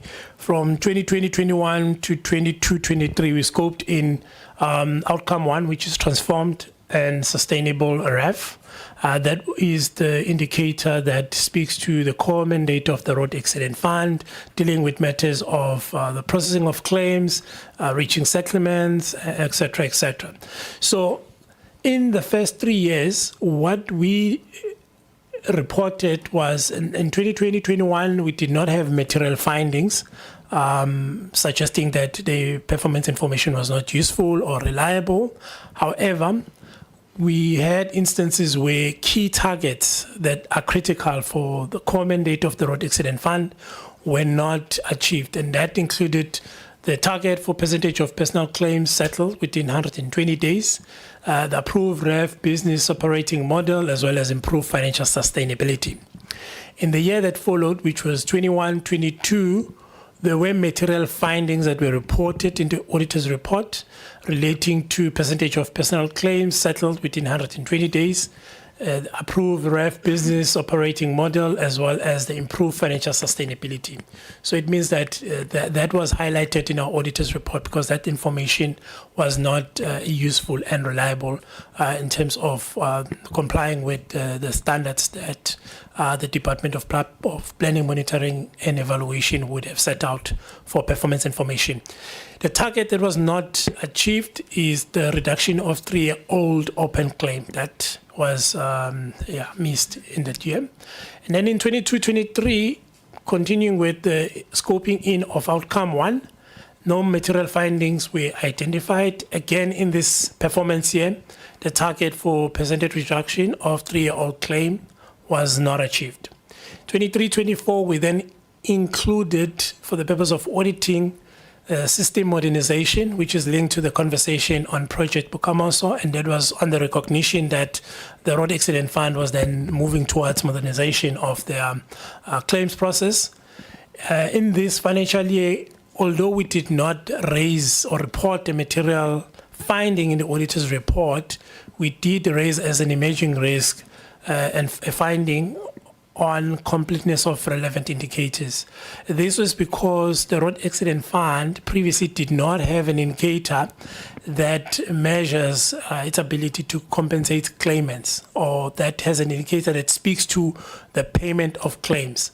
However, I must report, Chairperson, that matter was subsequently dealt with in the 24-25, and management revisited the APP and included the relevant indicator. So they were responsive in relation to that. In terms of targets that were not achieved in 23-24, it's a percentage reduction of 3 all claims, as well as release 1 of the ICMS. So there was a delay in terms of rolling out ICMS in terms of the timelines that had been set. So the target relating to meeting release 1 timelines was not achieved. You will note, Chairperson, that the percentage reduction of 3 all claim is an indicator that has consistently been not achieved by the RAF, which then speaks to the issue of backlogs that exist in the system. In 24-25, we scoped in 3 outcomes. In addition to outcome 1 and 2 that I had already spoke to, we included an outcome that speaks to claimant focus, which is outcome number 3. No material findings were reported on usefulness and reliability. In terms of targets not achieved, the percentage reduction of 3 old claims, as well as percentage of personal claims settled within 120 days were not achieved. So the impact of these targets not being achieved is that it has a negative ripple effect on the lived experiences of the claimants who continue to wait for their claims to be settled. And I think the critical thing, Chair, that maybe one needs to highlight is that even though the percentage achievement appears to be high, often the targets that are not achieved are those that are most critical for the delivery of the mandate of the Road Accident Fund. From a compliance perspective, Honourable Chair, we're just reflecting on the material instances of non-compliance that we reported over the last 5 years. The issue of quality of financial statements is an aspect that has consistently been reported as material non-compliance due to continued use of the principles of IPSIS 42. 21-22 was the financial year where there was quite a number of instances of non-compliance cutting across procurement and contract management, consequences management, as well as having effective and appropriate steps to prevent irregular expenditure. Then in 24-25, as highlighted earlier, we have 2 aspects. It's the quality of financial statements, material non-compliance, as well as the procurement and contract management material non-compliance. Moving along to slide number 14, the slide reflects or zooms into the area of procurement and contract management and the nature of findings that have been raised in the last 5 years. What you will note, Chair, is that the area of unfair procurement process is what has consistently been an issue, with 21-22 and 24-25 having material findings in this area. In the other financial year, there were findings, but they were not material enough to be elevated to the auditor's report. When you look at non-submission of declaration of interest, that was an aspect that was a bit of a challenge for the first 2 years of the last 5 years that we're looking into. For the last 3 years, then management did address that aspect. As you will note that it is reflected as no findings. Deviations through single source, which is a conversation that was held earlier on with colleagues from OCPO, has been an issue, I think, for the 4 of the 5 years, with findings having been raised, although they were not material findings to be elevated to the auditor's report, but there has been quite a few instances where deviations were applied on the basis of single source, and on the basis of the assessment and evaluation of the audit team, those were deemed to be invalid deviations. From a contract management perspective, throughout the 5-year period, there has been findings that were raised. Again, these were not elevated to the auditor's report because they were not assessed and evaluated to be material. Appointment of suppliers with non-compliant tax status. This area appears to be dealt with in 1 year, and then the following year you find that it recurs. For example, in 21-22, there were findings that were reported And 22-23, there were no findings, and then again in 23-24, findings then came up again. Safe to say in 24-25, we did not have such instances of appointment of service providers that are not tax compliant. We also then reflect in the procurement and contract management findings that we identified in the current year. We had 3 instances where bidders who were non-compliant with the mandatory requirements were not disqualified, essentially winning the tenders. We had 1 instance where a bidder who met the specified requirements was disqualified unfairly. And then 2 instances were identified where non-compliance with the quotations process was identified. And then lastly, 1 instance where irregular expenditure was identified relating to incurring beyond what was stipulated in the contract. So there was overspending in a particular contract. We attribute these instances of non-compliance with procurement and contract management to insufficient oversight and controls that are linked to compliance aspect of procurement and contract management, and ensuring that there's adherence to supply chain management prescript, more specifically ensuring that when evaluation is done, it's done in accordance with what would have been stipulated in the tender documents. The impact of the non-compliance is that the constitutional provision of a procurement process that is fair, equitable, cost-effective, and transparent were then not upheld in these instances. But the nature of the findings identified lean more towards the aspect of competition. As you would have noted in the first bullet point, we highlighted that bidders who were supposed to be disqualified were not disqualified, or a bidder who met the minimum requirements was disqualified unfairly. So it's more on competition than the other pillars of procurement. Slide 15 reflects on how the Road Accident Fund has dealt with irregular expenditure and how the balance for irregular expenditure has moved over the last 5 years. I think before we reflect on that, it is important to note that the value of irregular expenditure for RAF is not complete, based on my reflection earlier on that there's certain instances of irregular expenditure that remains under assessment, or that has not been included as irregular expenditure under assessment and processed in accordance with the timelines that are articulated in the PFMA compliance and reporting framework. So the balance of 459 is not complete. And also just reflecting on where the balance of 459 is in terms of various processes linked to consequence management. There's 412.6 million that has been submitted for coordination to National Treasury, so they are awaiting National Treasury in that regard. There's 46.4 million which is under final determination. That is a stage where management, through its loss control function, needs to assess what the root causes for the instances of non-compliance are and what action would need to be taken to deal with the instances of irregular expenditure, and quantifying or identifying other similar instances that would have been identified due to the application of procurement processes in the environment.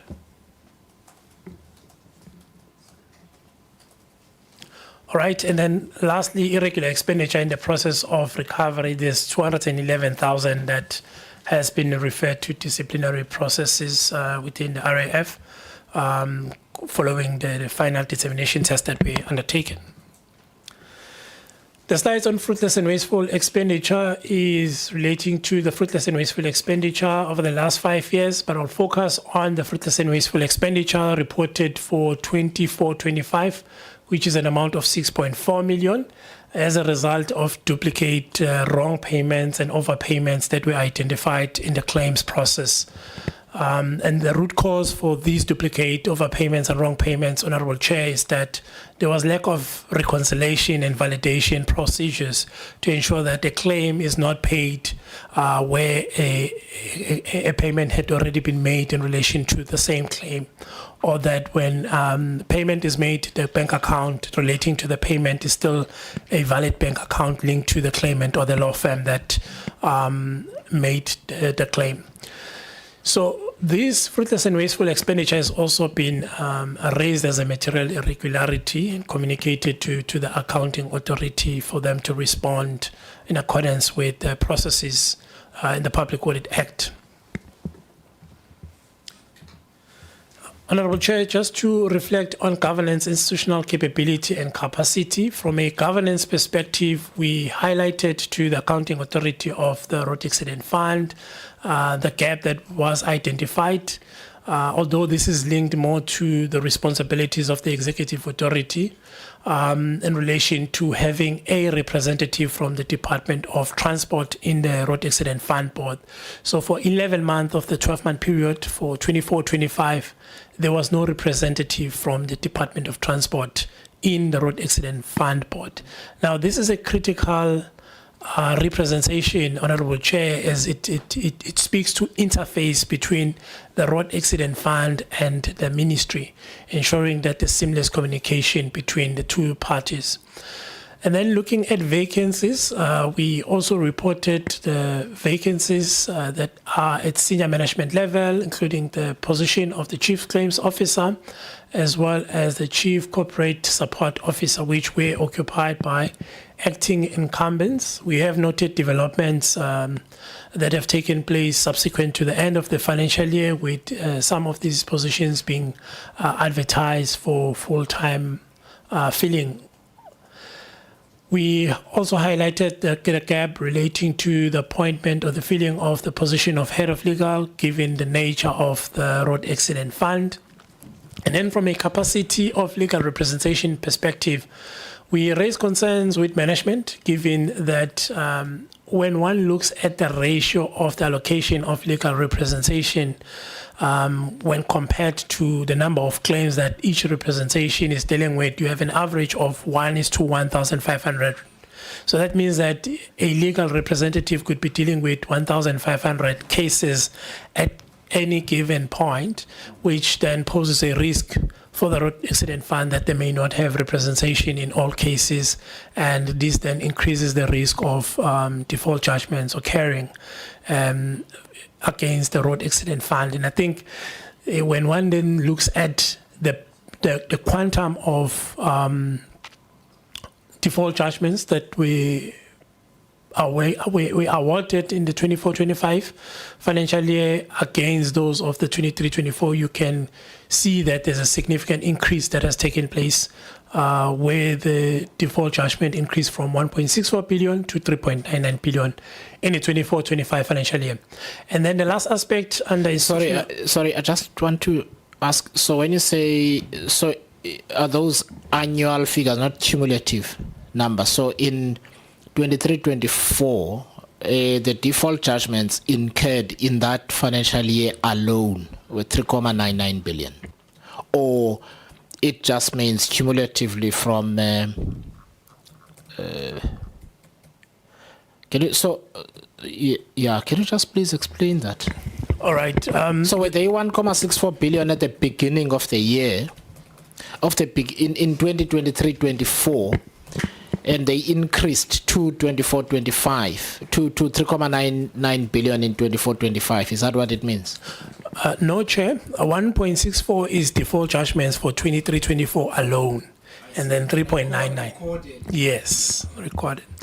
The last aspect deals with employees on suspension for an extended period of time. Again, here, Honorable Chair, we raise concerns as there are several employees that were suspended as far back as August of 2021 that continue to be under suspension, with their cases not elevated to either Labour Court or CCMA. So these are instances where the Road Accident Fund has not complied with its own policies for consequence management, disciplinary policy and disciplinary code, which require that cases be concluded as soon as possible, including the code that articulate that these cases need to be dealt with within 90 days. So these were not dealt with timelessly, and the officials continue to receive remuneration, which poses a risk that the entity would then incur losses relating to the continued payments to the officials who are on suspension. In terms of the root cause, that speaks to the vacancies. These are largely due to lack of oversight in filling key positions, because in previous years we had highlighted to management and accounting authority about the importance of filling the key positions that existed, especially at senior management level. Understanding that the Road Accident Fund changed its structure sometime in 2023 to what we observe today as the revised structure. But over the last few years, we have highlighted the importance of ensuring that the positions are filled to ensure that the entity is capacitated. In relation to the suspension, that again was linked to lack of oversight in ensuring that consequence management is timelessly implemented to conclude on the cases of the suspensions that have taken place, mainly in the claims process, as these individuals are within the claims management process. Hence, the elevation of this from a capacity and capability perspective. In relation to the material irregularities, I'll just summarize, Honorable Chair, in terms of what are the powers that have been given by this Parliament to the Auditor General in terms of the amendments that took place in April of 2019.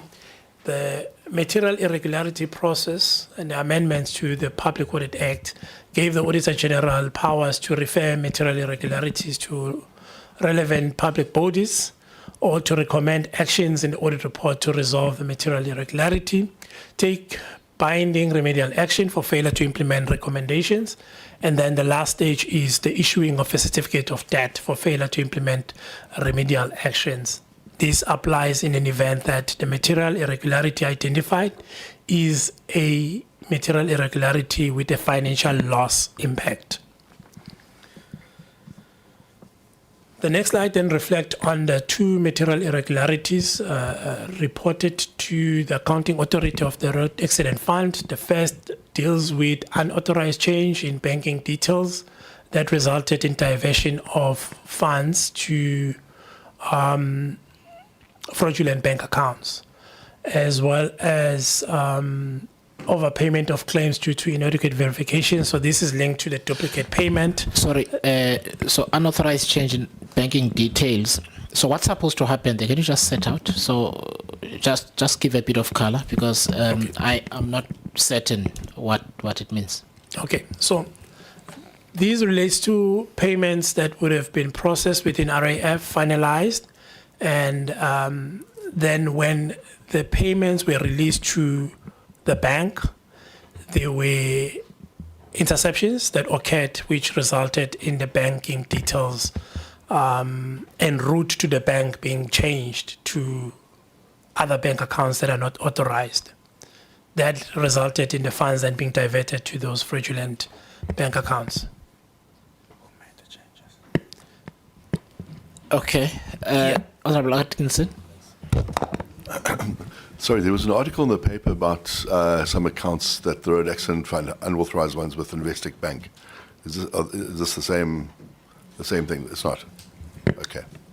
So these are payments to whom? To service providers, to claimants, or a combination? All right. So this payment, it was a combination of payments. About 30 million relates to claims payments. So these were meant for claims payments, and about 5 million was for normal vendors, normal suppliers that they pay from time to time for services rendered. So what had happened is REV processed the payments. They went through all the various processes within REV, and when the payment was released for the file to go to the bank, that's when the interception took place, resulting in the banking details en route to the bank being changed and funds being diverted to fraudulent bank account. So it's an action that is perpetrated outside of the environment. outside of the road accident fund? Yes. By who? Let me ask the question this way. So the client, the corporate client, will send to the bank a schedule of payments with all the details, bank account numbers, etc., to the different banks, depending on which bank the recipient banks with. So what you are saying is that that file gets transmitted to the bank. When does the interception and altering of that information happen? Does it happen at the bank? Does it happen at the road accident fund? Because I'm thinking that in the process, so invoices or whatever the case is get approved, etc. Someone must then check that the file that goes to the bank, it's a scrub, so they scrub the file to make sure that all the information is accurate, and then they send it. So you are saying the scrubbing happens at the road accident fund, and that information's integrity is solid. But then once it leaves the road accident fund, it gets intercepted and altered. Or where does it get altered? That's what I'm trying to understand. Sure. Perhaps I think what will help us, so that, because usually I think the H will remember, we discussed it with PRASA as well. I think they had a similar problem. Can maybe they give us a process? Because usually you find out that some entities are using a system that has an interface with the bank. So that is not interceptable. So can they perhaps give us the process of making payments at draft, so that it just becomes clear to us which systems they are using, how do they have an automatic interface with the bank, what happens, do they use the Excel, who sends the Excel and all that, so that we just get the whole picture. Semukwana, you look like you are raring. You cannot wait. You chomping at the bits. You can't wait to assist the committee, please. Yeah, thank you so much, Chairperson, for the follow-up questions. Yes, just to point out that from HSA, we're able to confirm that indeed there was some financial loss, meant that we were able to follow through the process in the form of, as you indicated, that before the payment could be made, there are some process. And the process that we were able to trace was the process up to the submission of the file to the bank. Then where the details in that account, in that file, were correct, were in line with the master file of RAF. Then when we checked the post, after the payment, then the details now were different. They were different. Then I think that what still need to be investigated is to establish exactly where did the change occur. And this is what RAF is currently investigating. They have reported the case, the matter to the police for further investigation. But what we're able to confirm is that indeed the loss has actually taken place. But the investigation will reveal in terms of who did what. Thanks.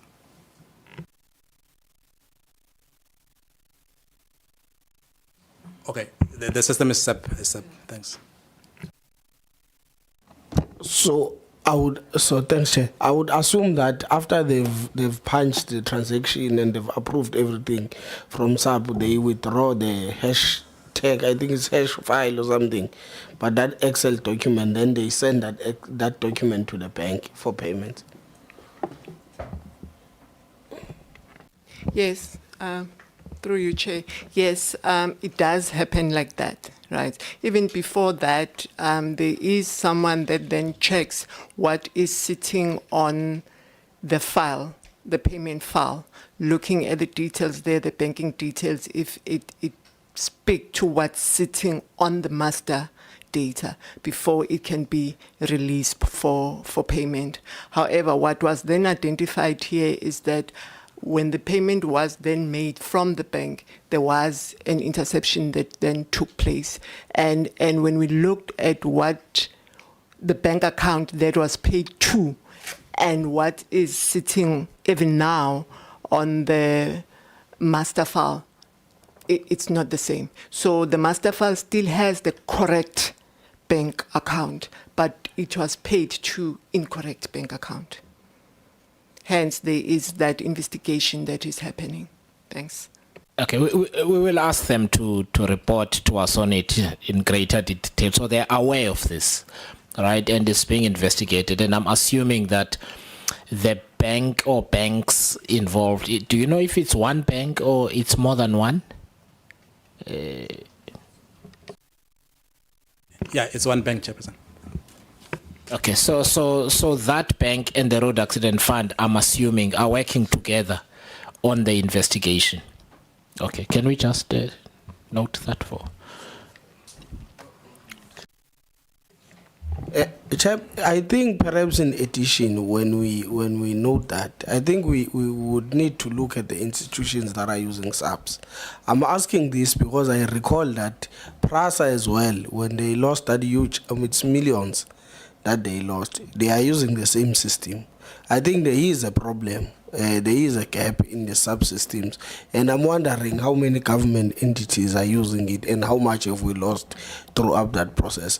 Because generally what would happen is that the system must be automated. When the system, everything has been approved and verified, it must automatically go to the bank and then the payment is just effected. Once you pull a file out of the system, then there are already gaps.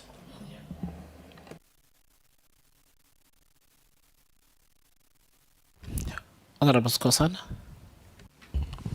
Yeah, no, thanks, Chair. I see that on this second MI, this one of 6.4 million rands, I think you are indicating in one of the slides, I think in slide number 16, the one of overpayments and stuff and wrongful payments, that is something that it has been happening for some years. So what about this one of 36 million? Is it a new thing or it has also been happening for some years? Just want to check that, Chair. Thanks. Thanks, through you, Chair. This is the first time that we identified this kind of loss in the REF environment.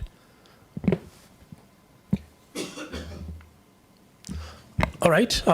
Then the second aspect, which I had already spoken to earlier on when I presented the fruitless and wasteful expenditure slide, relates to overpayment of claims to inadequate verification, which led to duplicate, wrong, and overpayments. So these were communicated as material irregularities to the accounting authority, and the response is only due after 20 days. So we are still within the 20-day period. Honorable Chair, I won't go into detail in terms of the litigation between the Road Accident Fund and AGSA. Safe to say the matter is still in the Constitutional Court, and as was elevated by the Road Accident Fund in April of 2025. We are awaiting to hear from the court whether the matter would be heard and when the hearing will be set down, if it will be heard. Just to sum up the root causes and recommendation in relation to the key matters that we've elevated in relation to the Road Accident Fund, the key root causes for the outcomes is the lack of responsiveness to address audit findings on the inappropriate use of the principles of IPSAS 42, the instability and lack of effective oversight by the accounting authority over the filling of key vacant position and eradicating long outstanding suspensions. There's a deficiency relating to lack of accountability and transparency in addressing supply chain management transgressions that have been reported over the last 5 years, and reporting irregular expenditure. As you would have noted, that was also reported as a material understatement in the auditor's report. Lastly, inadequate controls over claims payments process, and this is linked to both the material irregularities that I've just highlighted in the previous slides. So our recommendation to the accounting authority to address these key matters is they need to revert to using the accounting standard that is approved for use by the accounting standard boards. There was a discussion we had earlier on. Enhance oversight and monitor achievement of targets.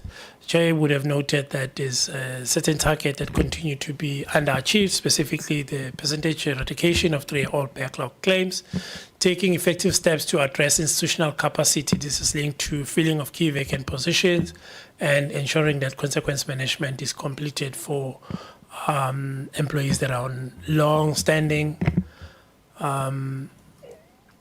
suspensions, and then taking appropriate steps to address institutional capacity, institutional integrity, linking to the persistent issues that have been identified around transgressions in supply chain management, and concluding on instances of irregular expenditure. And then lastly, reviewing and enhancing the claims payment process to ensure that there are no duplicate payments, to strengthen controls to prevent interception of payments, and preserve the funding and protect the funds from losses that may occur. The last slide then speaks to our recommendation to the committee, and these are aligned to the recommendations that we have made to the accounting authority, but they are more oversight focused, and that is to monitor and follow up with the executive authority and accounting authority on the quality of the financial statements, including the inappropriate use of IPSAS 42 and achievement of key service delivery target linked to the core mandate of the Road Accident Fund, putting measures in place to address institutional capacity and capability, implementing measures to address institutional integrity relating to supply chain management transgression, and ensuring that there's consequence management implemented, and then lastly, taking appropriate measures to resolve the material irregularities that we've just spoken about. Thank you very much, Chair. Thank you, Spe. So, Chair, there you have it, Honourable Members, Honourable Chair, our presentation in terms of the scope and the brief that was provided to us. I think, Chair, maybe just worthwhile to reflect as well for the benefit of the committee. We often also get asked with regard to the court case, what would it take to do away with it? So I think, in short, our position has always been clear. We are not the initiators.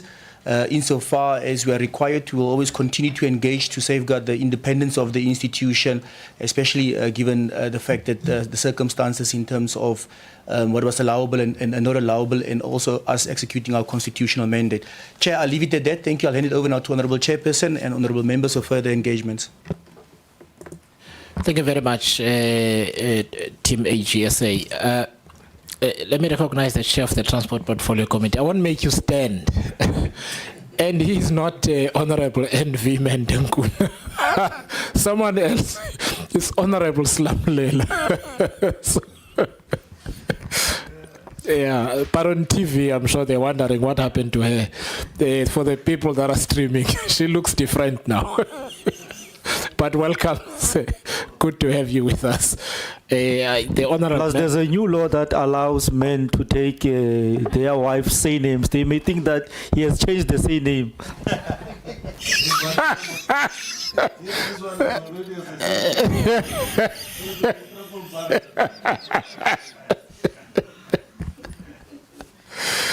On the matter of surnames, Honorable Beasley. Thank you, Chair. So my question is, and I'd appreciate if I can have a follow-up on this direct question, is does the AG have an idea if the correct accounting policies had been used and the correct RAF form been used, what the actual liability of the Road Accident Fund would be? So the question is, do you have an estimate how understated the liabilities are?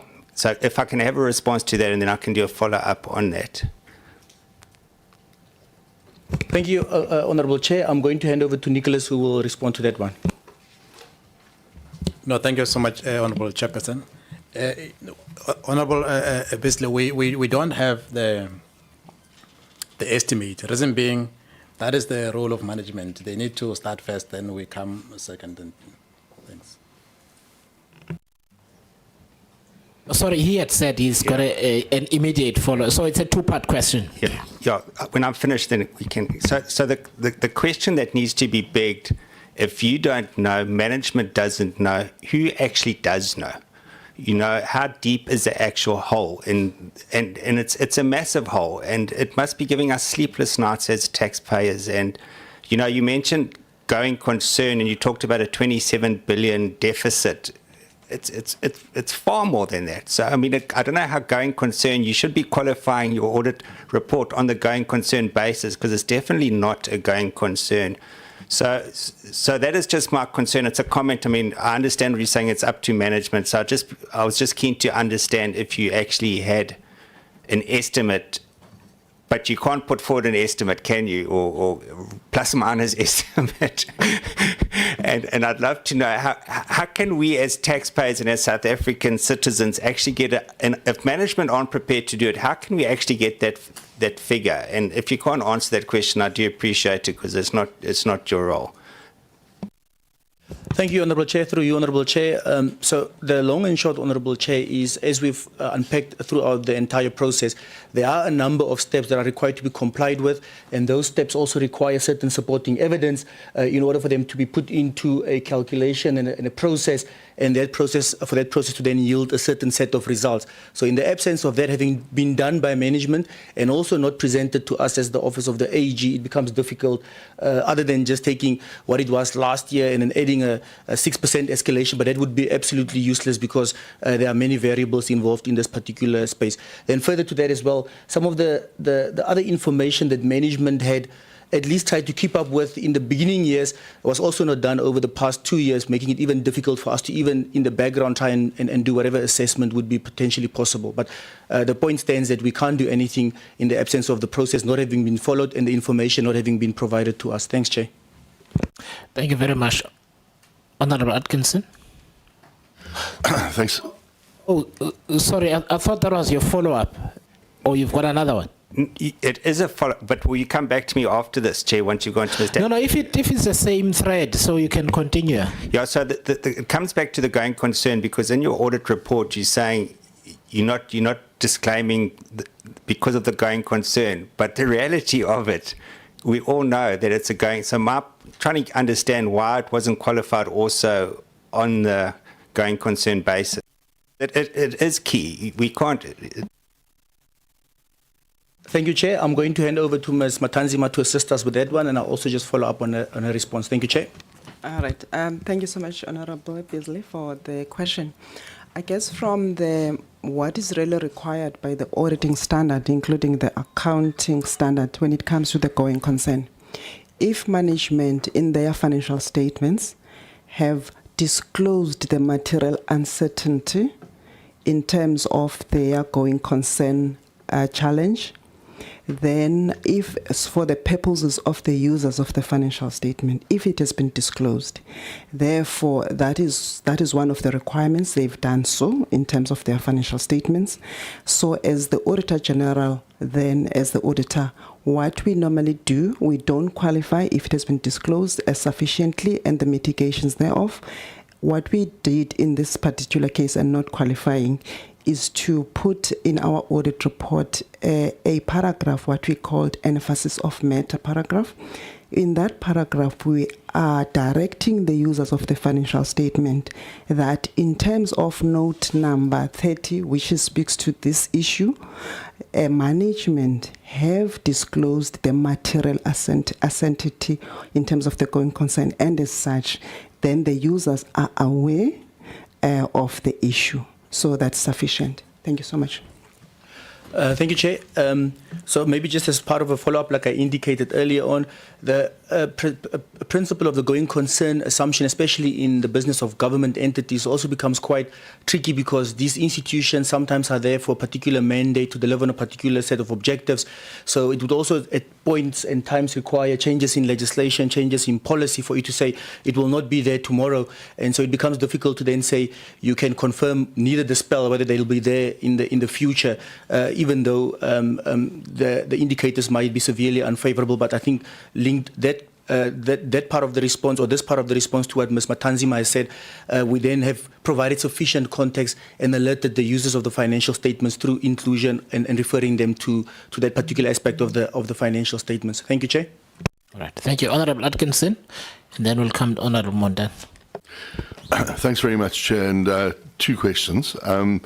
One is, it was quite interesting when you mentioned the fact that the Road Accident Fund had actually been following the correct accounting procedures prior to 2021. And it was only after 2021 that they kind of went a little bit off the reservation by deciding that it was actually a social benefit fund as opposed to a social insurance fund. Was there any rationale given for that sudden change? So whether it had actually been legal and they were complying, and then all of a sudden the change. I was just wondering what the rationale was that they gave to you, because I'm sure there was a discussion around that. And then the second point was, you probably noticed in your audit of the Road Accident Fund that there is a large amount of money that has been earned in interest, and there were implications that there were large cash holdings being held, which the chair didn't really want to tell us where they were or who was holding them, which was an issue because the Road Accident Fund, I don't believe within its mandate, should be holding any very large cash deposits.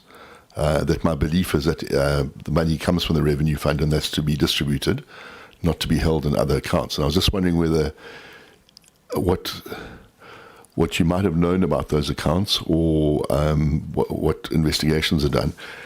And then just my reference a little bit earlier to the Road Accident Fund accounts that were held at Investec. A number of accounts were discovered there.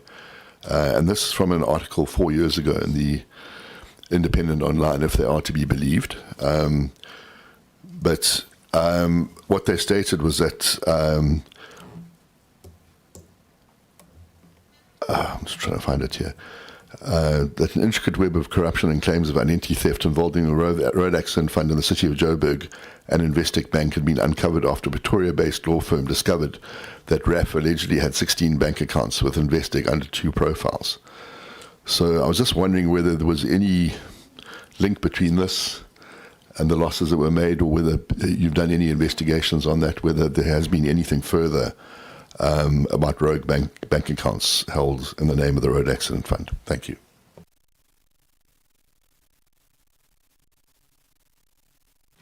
Thank you, Chair. Maybe we'll kick off with the rationale conversation. So I'll lead it in, but my colleagues will also supplement. Mr. Rambali is also rearing to go there because he was involved in the audit at that particular point in time.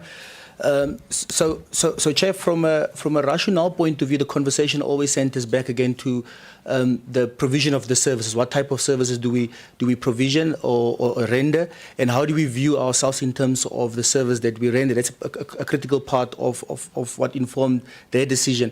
But also, one cannot walk away and distance yourself from the implications and the fact that we already started having the conversation around the unfavorable financial position and what could be done to resolve it in a sustainable manner, but also in line with your processes. Do you become more efficient in terms of your claim processes, on your validity processes, or do you respond to it in terms of an accounting transaction or accounting entry adjustment? I'm going to hand over then to Mr. Rambali through you, Chair, who will then also provide the context, additional context. And once he's done, on the bank accounts one, Nicholas, are you going to assist us with that one? Okay, thank you. Go ahead. Thank you. Through yourself, Chairperson. Just in terms of what changed and what happened, 2019-20 was all fine. 2020-21 comes and IPSIS 42 is released in 2019. And that gave rise to the change. Then RAF realizes, okay, IPSIS 42 is there. We view ourselves as a social benefit organization, so we want to use this accounting standard to develop our accounting policy. Thank you, Chair. Honourable, oh, sorry, you were going to, somebody was going to add. Is it fine? Thank you. Honourable Montan. Chair, just a quick one. I see under governance on consequence management, you say that the process has started. The disciplinary, I assume the disciplinary process or the legal process under the CCMA. under the CCMA, but you seem to be unhappy about that. I thought that consequence management is not also about overriding some on these processes, including what workers are protected in the country. So I don't understand the point there. You say it's delayed, but you say at the same time it started, and then you calculate the loss there. That's the first issue. I just want to get a clear view that is your version of consequence management that we should just fire workers. I think I get worried when I see that. Secondly, Chair, the issue about I understand this is actually the issue of the law of the member of the department serving on the board. But in the context of other oversight functions, can we conclude only on the basis of this one issue or this one person that the board was unable to fulfill its responsibility, or that the minister or the department were unable to exercise their functions over the oversight functions over the REF? Finally, Chair, on the issue of this going concern issue, you know, REF has been having these things for a long while. It's not collapsed this very day. So it tells you that the liabilities, or rather the whatever shortfall it faces, is not that on its own is not adequate to determine your going concern issue.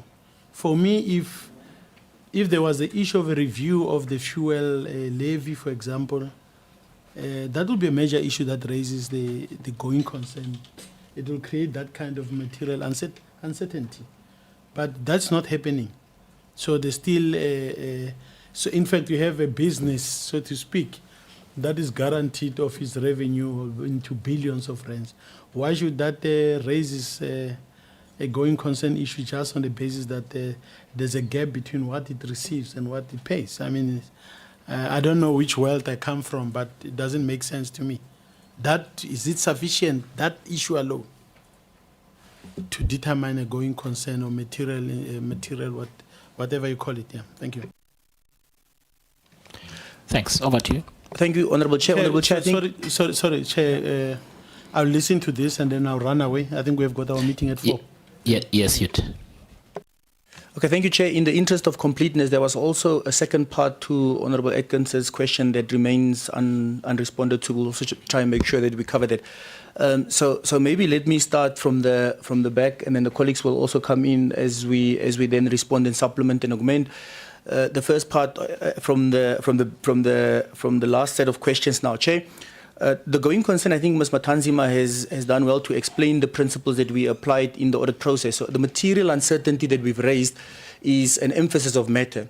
So remember, as part of the audit process, Honourable Chair, the Office of the AEG can determine, in the context of the set of financial statements, what would be important and relevant for the users of the financial statements, and especially insofar as it relates to material balances that users could find useful in the context of the operating environment of that entity. So in the audit report, we've not included a qualification or a modification. How we've raised it, we've said management has disclosed a set of facts and circumstances in their financial statements. So you as the user, we are saying, given the materiality and the significance of those figures, it would be useful to you, so we divert your attention to where the disclosure is done in that respect. So that's what the process we followed. And then on the, I think on the consequence management one, I'm going to hand over to SPARE, and then they'll respond all the way up to when we get to the issue of the bank accounts again. Thank you, Honourable Chair. Maybe on the issue of consequence management, I'd also like to lead it in and say, from a consequence management point of view, what would be important to consider and appreciate by the committee, through Honourable Chair, is the fact that when we look at consequence management, we would ordinarily also primarily look at what the PFMA would have required.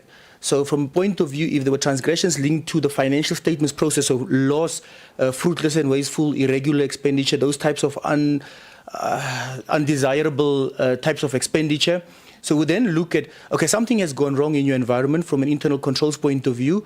We give you the opportunity to then go and do your determination test, as we discussed. I can't now bring the conversations of yesterday into this committee. The root cause determination are required to be done. Only once you've done the root cause determination as the accounting authority as required by the PFMA, would you then understand which set of internal controls you are required to go and update, what is the correct course of action you need to take, and if it is firing a person, then it is firing a person, but that's the responsibility of the accounting authority. What we report, Chair, is if we reported a set of transgressions in the previous year and we come in the next year, we would have given the accounting authority and the accounting officer space to go and do those determination tests and act upon those instances. And if they have not done so or not done so as required by the frameworks and timeously enough, then we raise the issue of saying you are not implementing consequence management. So we do allow for a process of also appreciating that certain things must be complied with, Chair. Spare, do you want to add anything on that? Thank you, Chair. Through you. Thanks, Honourable Chair. The key issue on this consequence management matter is that the disciplinary code and the disciplinary policy of the RAF was not adhered to in terms of the timelines that are set out in the code and the policy. So these cases are not cases that are sitting in the labor court or at CCMA. It's cases that are still within RAF that have not had any traction to bring them to a complete stage in accordance with what the policy articulates. So what we were raising is that you've got these people that have been on suspension for 4 years, the cases are not moving. This is resulting in likely financial loss for the RAF. And it also affects capacity because these individuals are not available. There's other people that now have to act in the positions. So it is from that perspective that this has been raised and elevated. Thanks, Chair.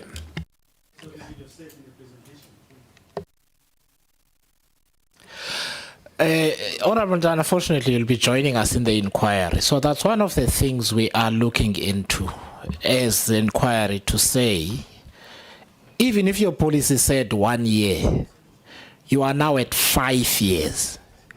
And the matter is not even at CCMA yet. So there's something that's broken there. Yeah. Honourable Nilmay? Yes, no, thank you. Thank you, Chair. No, thank you, Chair. Oh, no, I am misbehaving here. Ms. Matanzima was going to complete the answers. I apologize, Honourable Nilmay.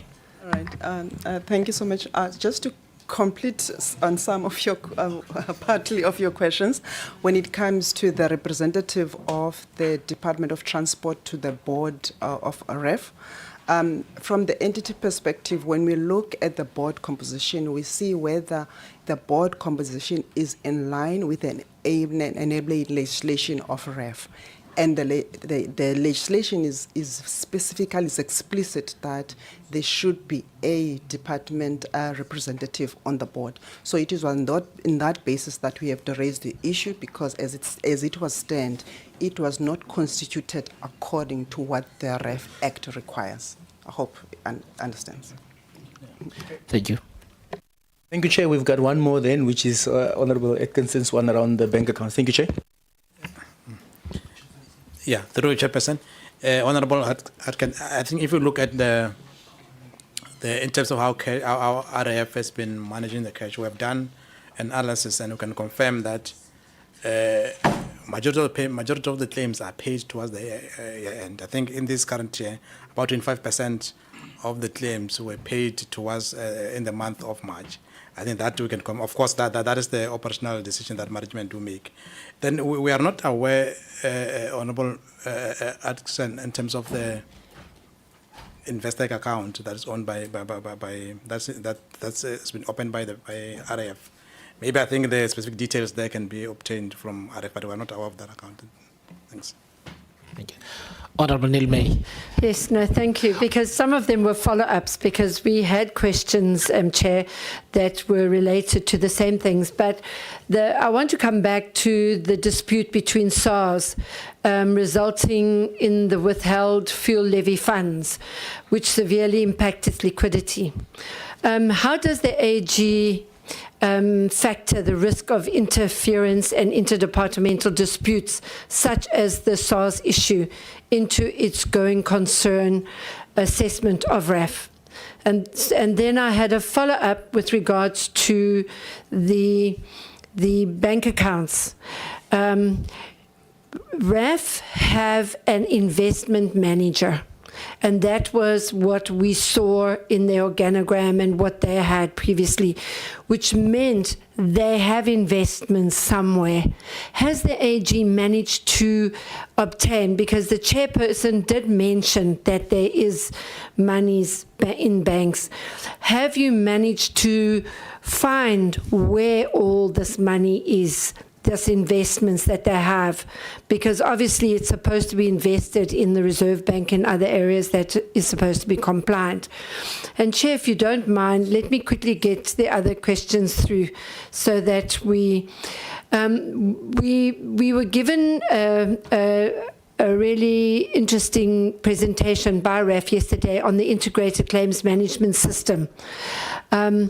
Based on your recent engagement with them, with the IT governance, does the AG have assurance that the new ICMS will produce reliable auditable data necessary to eliminate the long-standing audit qualification on claims management? The one I wasn't sure, Chair, when we spoke about the accuracy of claims backlog. I'm not sure in the sense of some of the information that was given previously, because it had been reported that the interim board is now actively paying down a 20+ billion backlog of claims older than 180 days. In your professional assessment, does the AG have confidence in the RAF's stated value of its total outstanding claims liability? And looking at your figures, it's 40.4 billion as of March 2025. Or are there significant risks of a far greater unquantified liability due to poor record keeping? Thank you, Chair. Yeah, let me take you, Honorable Skosan. And Honorable Bila, I didn't see your hand. Oh, no. No, no, I apologize. I didn't see your hand. I didn't see your hand. Let me take you, and then Honorable Skosan, and then we'll get answers.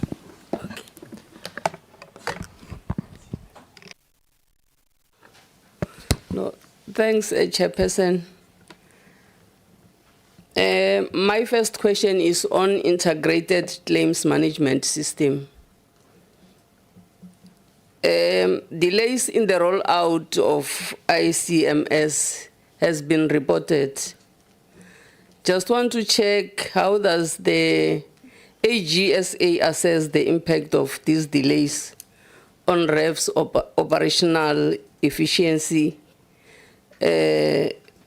And what recommendations that AGSA have to ensure the system is fully functional and effective? But in terms of recommendations, I think they have indicated when they complete their presentations. But what I'm not understanding, Chairperson, is the issue of the REF on insisting to use the international accounting standard. I don't know what is it that they are benefiting on a lighter note, but because you can't be begged to do what is right for your own country, to come back to grab instead of that one that they are using now. Then it took years for the entity to do what is correct. The second question is on financial sustainability. It has been flagged by AGSA that the REV's growing accumulated deficit and solvency challenges, which is worrisome. for that very important organization. Just want to check if there are strategic interventions that AGSA believe that they are necessary to address this financial sustainability, and how should this be urgently prioritized? Or can you please share an example of any auditors that were in the similar situation with what REF is in now? Yet they managed to turn things around. Who knows, perhaps even the REF can go and learn and then turn things around. In terms of governance, institutional capability and capacity, I don't think we can afford, Chairperson, to keep people who are afraid to take decisions or those who are not willing to take decisions. These are the root causes that led the REF to where it is now. So I think we have to uproot those things, if there are things, so that things must come back to normal. Because when you are put in the place of authority or in the seat of authority, you are there because people believe in you, or those who put you in that position, they believe in you that you can take decisions, whether popular or unpopular, but you have to. So I think it's high time that we do the right thing. We uproot all the things that are stumbling blocks to our successful running of this country. Thank you so much. Thank you, Honorable Bila, and we'll get an opportunity to choose a man of the match during the the course of the. It's an inside joke in the committee. He can explain to you later. Honorable Skosan, and then we'll take answers. Yeah, no, thank you very much, Chair. All right, yeah, one, no, that's not my fish. Yeah, what specific reforms does AXA recommend to strengthen RAF's procurement oversight and ensure adherence to constitutional procurement principles in light of all these challenges that you have alluded to in your presentation? Number two, I just want to check whether did you receive the necessary support from the dissolved board and the management of RAF during the 2024-2025 audit cycle? And then lastly, there's an issue of RAF 1 form, which came up very strongly yesterday during our interaction with RAF. And that form, according to them, it has a negative impact on their performance because they are saying there's about 72% of claims that are found to be non-compliant during the pre-assessment since the introduction of that particular form, which is RAF 1. So I just want to find out from yourself, during your audit process, did you discover that this particular form, since its introduction, it has a negative impact on the work or on the performance of the RAF as far as the handling and processing of claims is concerned? Thanks, Chair. Thank you very much. I'll hand over to the team from the AG. Thank you, Chair. So it's quite a bunch of questions, so you'd also appreciate if we try and structure ourselves to see who may be the best appropriate to respond. Thank you for the questions, honourable members. So I'll lead in the conversation with two of the questions, and I'll keep track in terms of the completeness of the responses as well, Chair. So there are two questions that we can quickly just deal with. We'll hyperlink to the previous conversation. So the answer on the claims from one of the honourable members remains the same as it's linked to the previous response, Chair, in the sense that obviously the reason why the claims are inaccurate because we've issued a material finding as Office of the AG, which is the source of the modification in the audit report, Chair. So that still holds water.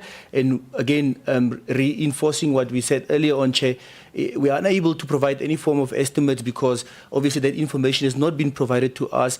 We're not clear exactly what the steps that have been followed by management. It's important that they first do their steps compliant with the processes, the relevant processes, then submit that to us, and we'll be able to then have a better sense of the overall implications in that regard, Chair. Then, Chair, there was also the issue on the financial sustainability. So I'll deal with this one because it's also quite it's not just RAF specific, it's a sort of government-wide sort of response that talks about benchmarking. So, Chair, unfortunately, if one considers public entities, especially in the SOE space, one thing they continue to grapple with is the financial health aspects, the commercial viability. So we do not have a good story to tell generally in the space of entities that are faced with going concern challenges or financial viability concerns. So from that point of view, it'll be difficult for us to pinpoint a particular institution. There are institutions that are making good strides. We will talk to it when we get to the release of the general report of the Auditor General. We'll put in a full reflection in terms of the financial health position of some of our key entities. But unfortunately, we don't have a tangible, solid story of when institution was really, really struggling and they are doing exceptionally well over recent years, Chair. I'll leave it at that, and hopefully that addresses that. I'm going to hand over to Spare on my left-hand side. He'll deal with one or two of the issues, and then we'll hand over to the colleagues. We'll end with Maud, who will then deal with the ICMS question. I think there are three relevant components or different questions that she will help us deal with in terms of the ICMS. I'll just make sure that we are complete in terms of the responses. Thank you, Chair. Thank you, Honourable Chair. Honourable Skosana raised a question relating to what strategies do we recommend that management implement to deal with the issue of supply chain management transgression. We have engaged management, and one of the recommendations we made was that they need to enhance in the process of probity, that is, probity audits that are conducted prior to an award being made, which is a function that internal audit can embark on as part of the process prior to the award being made. And also just relooking at how bid evaluation committees looked into evaluation, where there's a need to consult because maybe there's an aspect that is not clear, that such consultations be timelessly done, because most of the issues that we identified were issues that occurred during the evaluation, where the evaluation ended up deviating from what had been stipulated in the tender document. So it's those consultations coupled with probity checks by internal audit to enhance the process. Honourable Skosana also asked whether we received the necessary support from the accounting authority and management. I can confirm that there was cooperation with the audit process in terms of submission of information on time, in terms of being responsive when it comes to requests for meetings. So we didn't have challenges around management not being responsive. Safe to say the issue of the accounting matter is still a matter that is a matter of disagreement. The other question that we received was from Honourable Neil May on the issue of SARS. So based on what we do in our audits from a sustainability perspective, we don't delve into issues around disagreements between organs of state. However, what we ensure that we consider in our audit is whether such disagreements have an impact on the financial statements and how the disagreements and the associated values have been accounted for in the financial statements, and that will relate to issues of contingent liabilities that may need to be disclosed because there's a pending court case, or provisions that may need to be made depending on how the transactions are assessed from an accounting perspective. But we don't go beyond that because those would be matters that are before the courts. Thank you very much. Thank you, Chair. So from ICMS perspective, there are two questions I need to be responding to. The first one is, will the ICMS system produce reliable and auditable data? And secondly, what is the impact of the delays with regards to ICMS? Please allow me to answer this question this way. So firstly, the ICMS is being developed so that there is an integrated claims management system, right? Secondly, the processes that are being manual, they should be automated. So there should be automation of the processes, which will then create efficiencies. Then the third part is there should be single source of truth. So it will be this one system. Where when you have queries with regards to the claim, you can go to the system, then you will get the responses. So the delays in the implementation of the ICMS means that the REF is also there's also delay in implementing this objective or in getting return on investment, right? So let me take you through the work that we have done as well, and I think it will answer some of the questions that the chair will have maybe later on, right?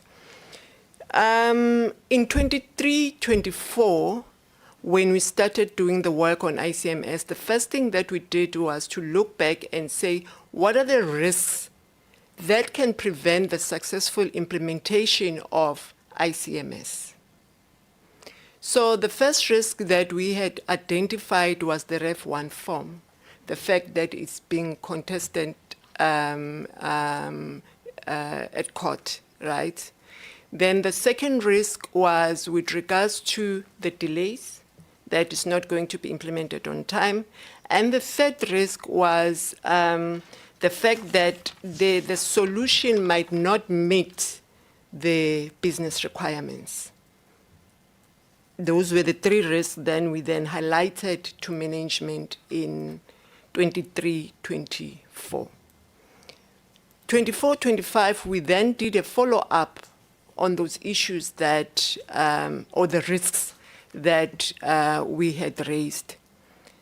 The one with regards to REF 1 form, we then came back and said, but this risk still remains and there is no mitigation whatsoever. What is it that you have done as REF? They're like, no, they have appealed, right? So we're saying, no, we need to see what mitigation are you going to have? Because if you don't win, you need to go back and reconfigure the system. What will be the impact on the budget?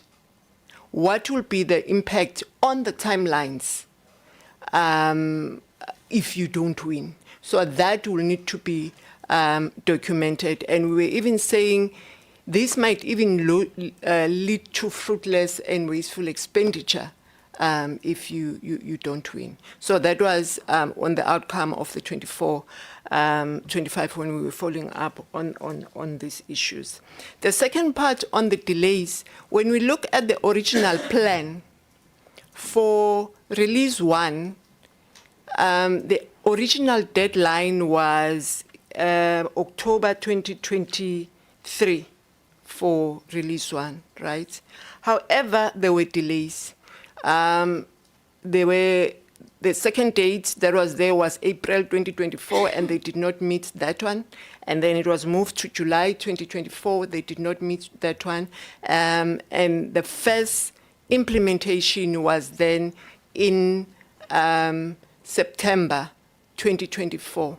And even with that implementation, it was in Johannesburg and Pretoria, and it was not touching on coastal regions.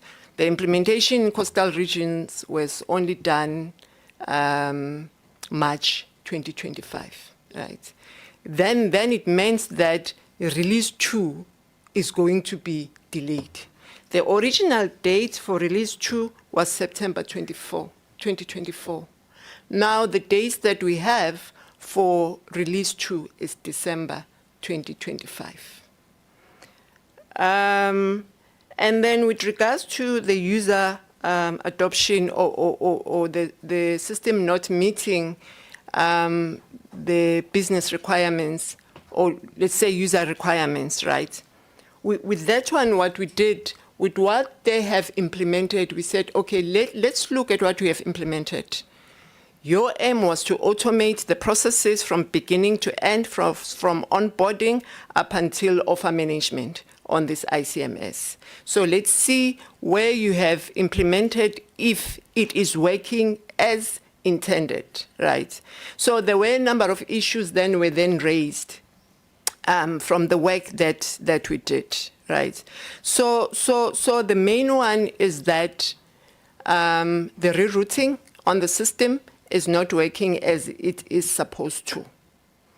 For example, if the claim needs to move from pre-assessment to registration, for example, how is it supposed to work is that the routing needs to be done randomly. It can be in any region. It doesn't need to be in Joburg if it's a claim that is captured in Johannesburg, right? However, what we then identified is that the officer can reroute. And now it's defeating the purpose, because the way it was set up like that, it was to prevent fraud, for example. Like as mod, I cannot say this claim must go to Vinay to continue with the process. It must randomly be allocated, yes, yeah. But during the test, we then identified that I can go to the system actually and say, let's reroute, go to Vinay. But speaking to management was like, no, but it's only at the supervisor and the managers that can do that. So we're like, no, at our level, I mean, at the lower level, that can be done. So it is defeat the purpose. The other issue that we then highlighted to management is that, yes, the system is there, it's automated, but the users are going out on the system and using manual intervention, which is also an issue. Why spend money on developing the system and then the users are not actually using the system as intended? And the third one, that was part of the whole automation, was with regards to medical assessment. And then when we were doing our review, we then identified that the medical assessment is being done manually. And when we followed up with management, the management saying, but it has now been descoped, and they are going on a separate tender.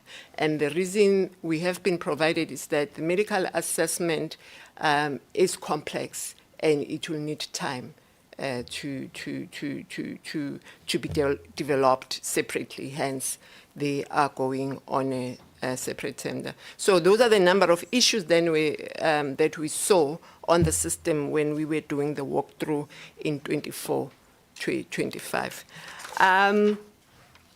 So the question to say the ICMS system, will it produce reliable auditable data? Right now, I don't think I have an answer, because there are still issues. So I can't confirm from the work that has been performed that it will produce reliable data. Then I need to touch on this. The governance issues that were then identified, right? So there were a number of governance issues that were identified.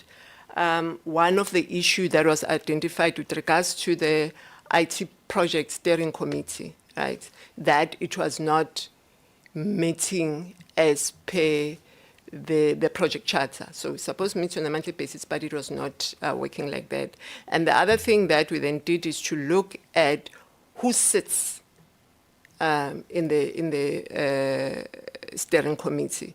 So looking at the charter, we have the CEO, we then have the project team, we then have the PwC team. That's what's sitting on the project charter of the people that are sitting on the steering committee. Then the other area from the governance perspective that was then identified was with regards to the project plan, that the milestones on the project plan were not clearly defined. And it might be the reason why we have these delays as well on the implementation of the project. And then thirdly, the tracking of the budget mechanism, it was not clear. However, speaking to management, they're saying that the budget, which is what, 841 million, it is a fixed budget. So the delays are not going to impact on the budget. Yeah, I'll stop there for now, Chair. Thank you. Thank you, Chair. There are still 3 questions left. Okay. So can I hand over to Nicholas, who will assist us with the issue on investments, Nicholas? Okay. Oh, yeah. No, thank you so much, Chairperson. It's just to respond to the question that you have asked, Honorable Neil May, on whether we have got confidence on the outstanding liability. I think this conversation is linked to what we've been discussing earlier on, to say, as soon as you issue an adverse opinion on the claims liability, basically you are saying the claims liability is not credible. That number cannot be relied upon. I think we did indicate in terms of the areas that are impacted, like what we call those claims that we know that they do exist, but they have not been reported. Those claims that have been reported, but they have not been processed further, they have not been accounted for. And as a result, we can't say what has been disclosed is complete because of those omissions that management have made as a result of applying this Ipsos force standard. Then in terms of the second question that we also had was on the investment account. Of course, without really mentioning the names of the bank, we have audited the cash and cash equivalents as indicated in the financial statement. Then when it comes to the cash balance outstanding, is sitting in the operational bank account, not in investment account. Of course, the bank account that they would have, it will generate interest as normal, just like any other commercial bank. But we didn't identify any issue with regard to the cash and cash balances sitting in the financial statement, and there was no any significant investment account that we've noted in the financial statement of RF. And those were 2 matters that I thought I would want to deal with them. Thanks. Thank you, Chair. I think if I look at my list, we've dealt with all the issues. Maybe just allow me to augment the one on the procurement. So on the procurement, we also don't want to leave the committee with a sense that doing probity awards or probity audits will solve all their problems. Because, Chair, it is important for us to link it to the presentation we also made insofar as it relates to the outcomes. Remember, we have an outcome issue with the irregular expenditure completeness disclosure. Essentially what that means is we identified certain things in prior years, management committed to following those up, and they didn't do it, and because they didn't do it, they also then ended up not disclosing the instances of non-compliance and the irregular expenditure. So what that then also does is it then robs the entire system of the consequence management process. And remember, you could also use the consequence management process as a deterrent, because if people see that you've got zero tolerance towards instances of non-compliance, that could also potentially deal with the issue. So it's an issue of bolstering up and complying with the specs. You can't have a set of specs, and then when you evaluate against a completely different criteria, and then also once things go wrong, how quickly then you arrest them and address them and follow through with the consequence management processes as well. Thank you, Chair. All right, thank you. Before I come to you, can I just check something? So, because we normally take a break at around the 2-hour mark, and we haven't, And so I just want to know from the members how many of you still have issues to raise, because I'm going to ask for a 5-minute break or something. Yeah, no, I've noted. Can we just, because otherwise we can just complete and then we release everyone. Is that what you prefer? Okay, so, all right. Okay, thanks. Honorable Maduna and then Honorable Beasley. No, thanks, Chair. Just shortly, quick questions.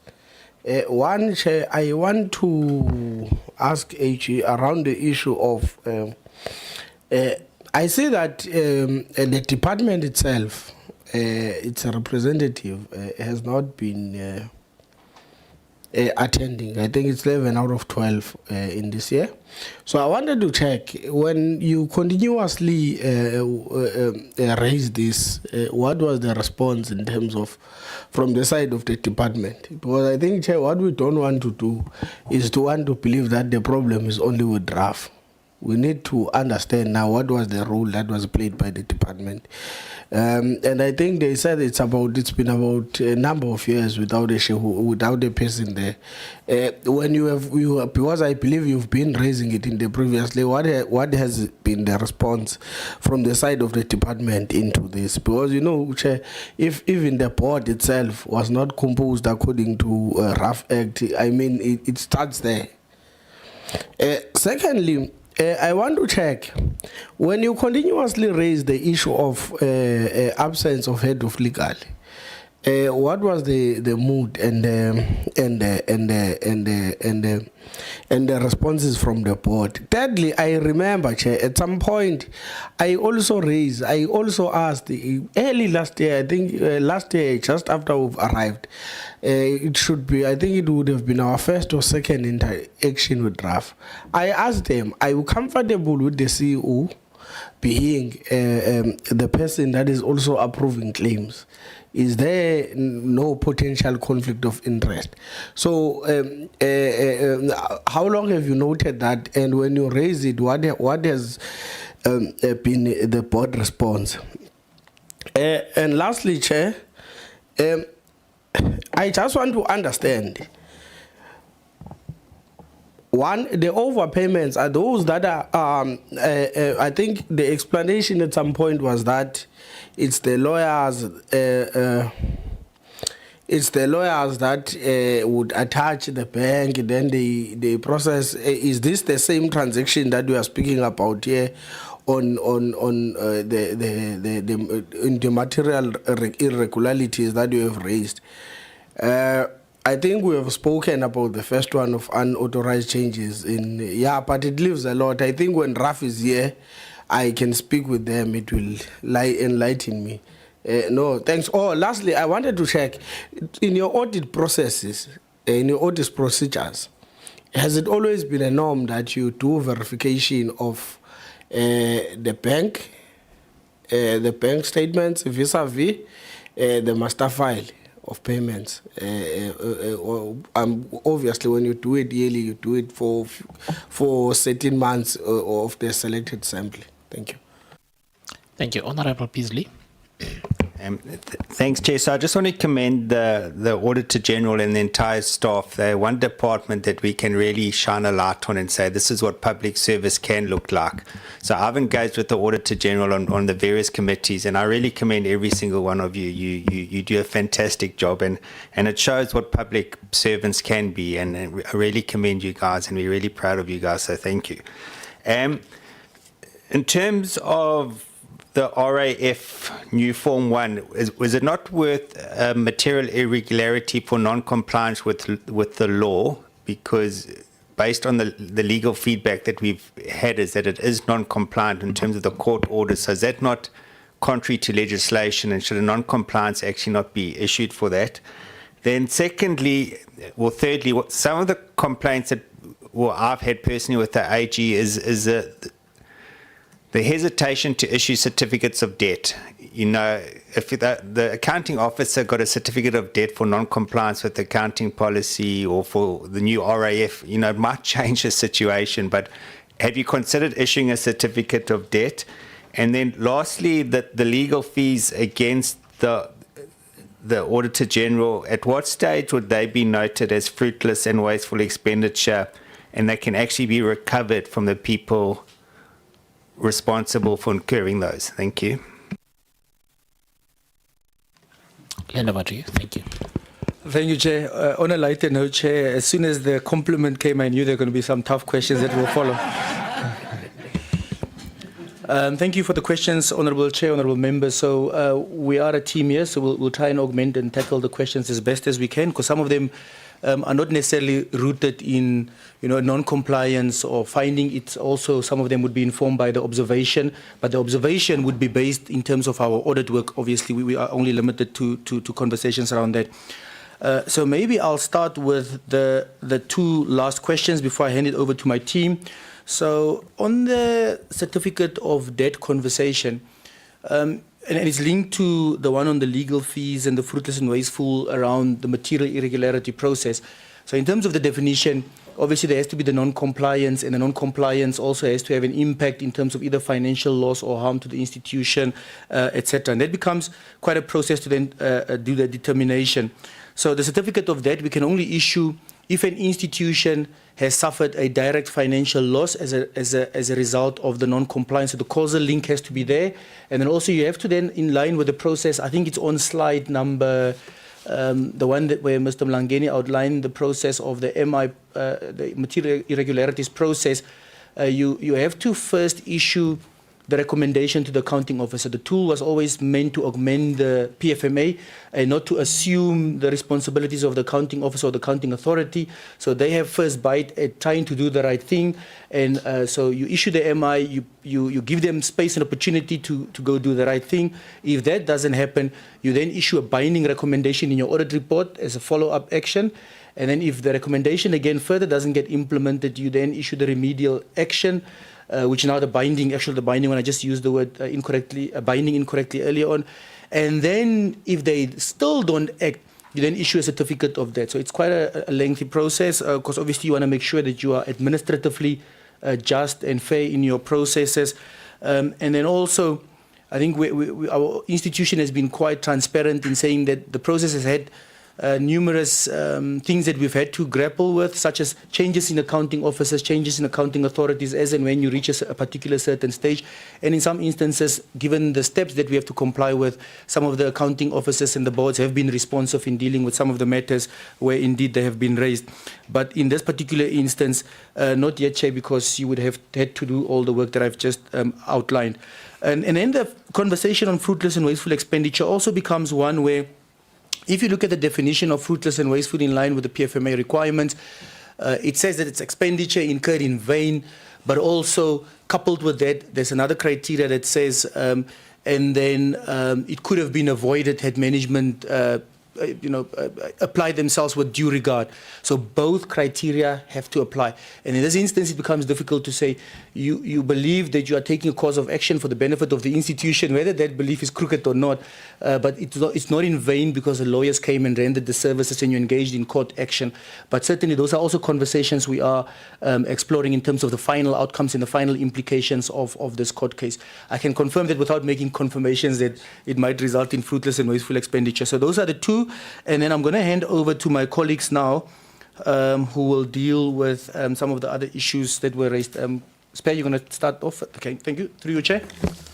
Thanks, Chair. The first question was from Honourable Maduna regarding the representation from the Department of Transport.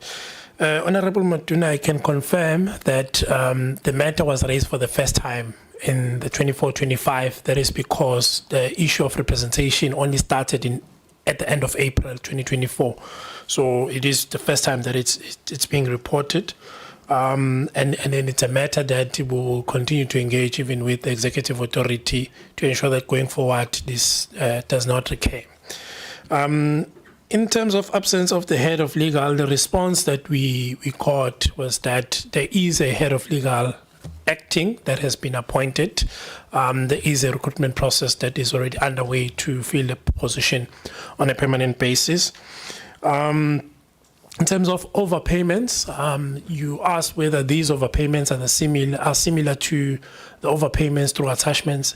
The ones that we've raised as material irregularities arise from internal processes of RAF. It does not involve attachments from law firms. So these are internal processes where there's no validation done to ensure that the claim that has been paid already is paid again. The assessment of changes in master file is one of the mandatory procedures that we perform, considering the quantum of payments that are being made in the RAF environment. So that is a procedure that we've been consistently been performing over the years to ensure that if there's changes, we follow up on the changes and assess what may have triggered the changes. Thank you. I'll allow my colleagues to. My colleagues are saying it's done. So I assume we have responded to the questions. Thank you, Chair. Yeah, thanks very much. Honorable Matuna has half a question. No, thanks, Chair. Just half a question. I want to get the view of the AG and the quality of the internal audit and audit committee of RAF. Do you rely on their work when you do your audits? And lastly, Chair, in my half a question, I wanted to check in the change management to RAF, do they have some sort of change? Usually would have a change management policy or framework. Do they have anything that regulates when they are changing, when they are having major changes in the organization? Because I think, Chair, also in the issue of the accounting policy, it will take us back to say when the board took that decision, because usually when you have change management, you first do both until you are satisfied, then you leave this one, you stick with the new one. So do they have some sort of a change management policy or processes or framework in place? That was the last question. Thanks. Thank you, Chair. I'm going to start off. Nick, are you going to help on the other one, or must I start with Spey? Okay, thank you, Spey.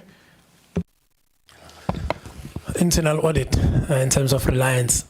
There's limited areas where we place some reliance on the work of internal audit, and perhaps my colleague Maud can elaborate on that because that was more on the IT environment. Ordinarily, on areas that have an elevated level of risk, we do not place reliance. We conduct the audit for those aspects ourselves. That will include areas such as procurement and even claims. But Ms. Matondo can just elaborate in terms of the area where the reliance was placed from an ICT perspective. Thanks.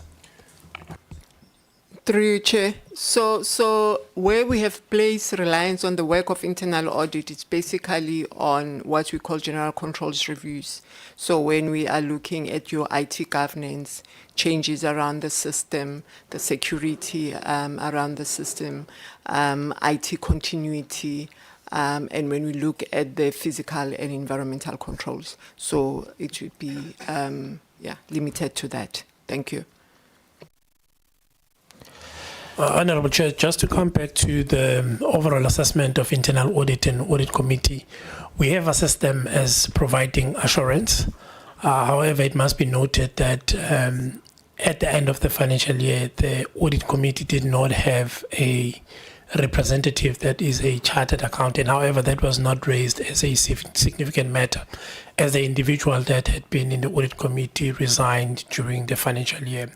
But our assessment was that they are providing some level of assurance. In terms of the change management policy, no, I'm not aware of a change management policy that RAF has, but it's something that we can look into. And perhaps it's a question that can be posed to management as well in terms of how they deal with change management when there's significant changes in the operations or in the environment. Thanks. Thank you very much. A couple of questions from me. So when you say overpayments, what does that look? Is it like paying double? It's okay? So it's paying twice. Okay, I see. Okay, so when Treasury was here in the morning, I asked a question which with hindsight, I thought maybe is more suited to you, and that was, do you get a view on the expenditure on behalf of the Road Accident Fund or any entity on what their contractors spend on, where the contractor submits the invoice to the road accident fund for payment.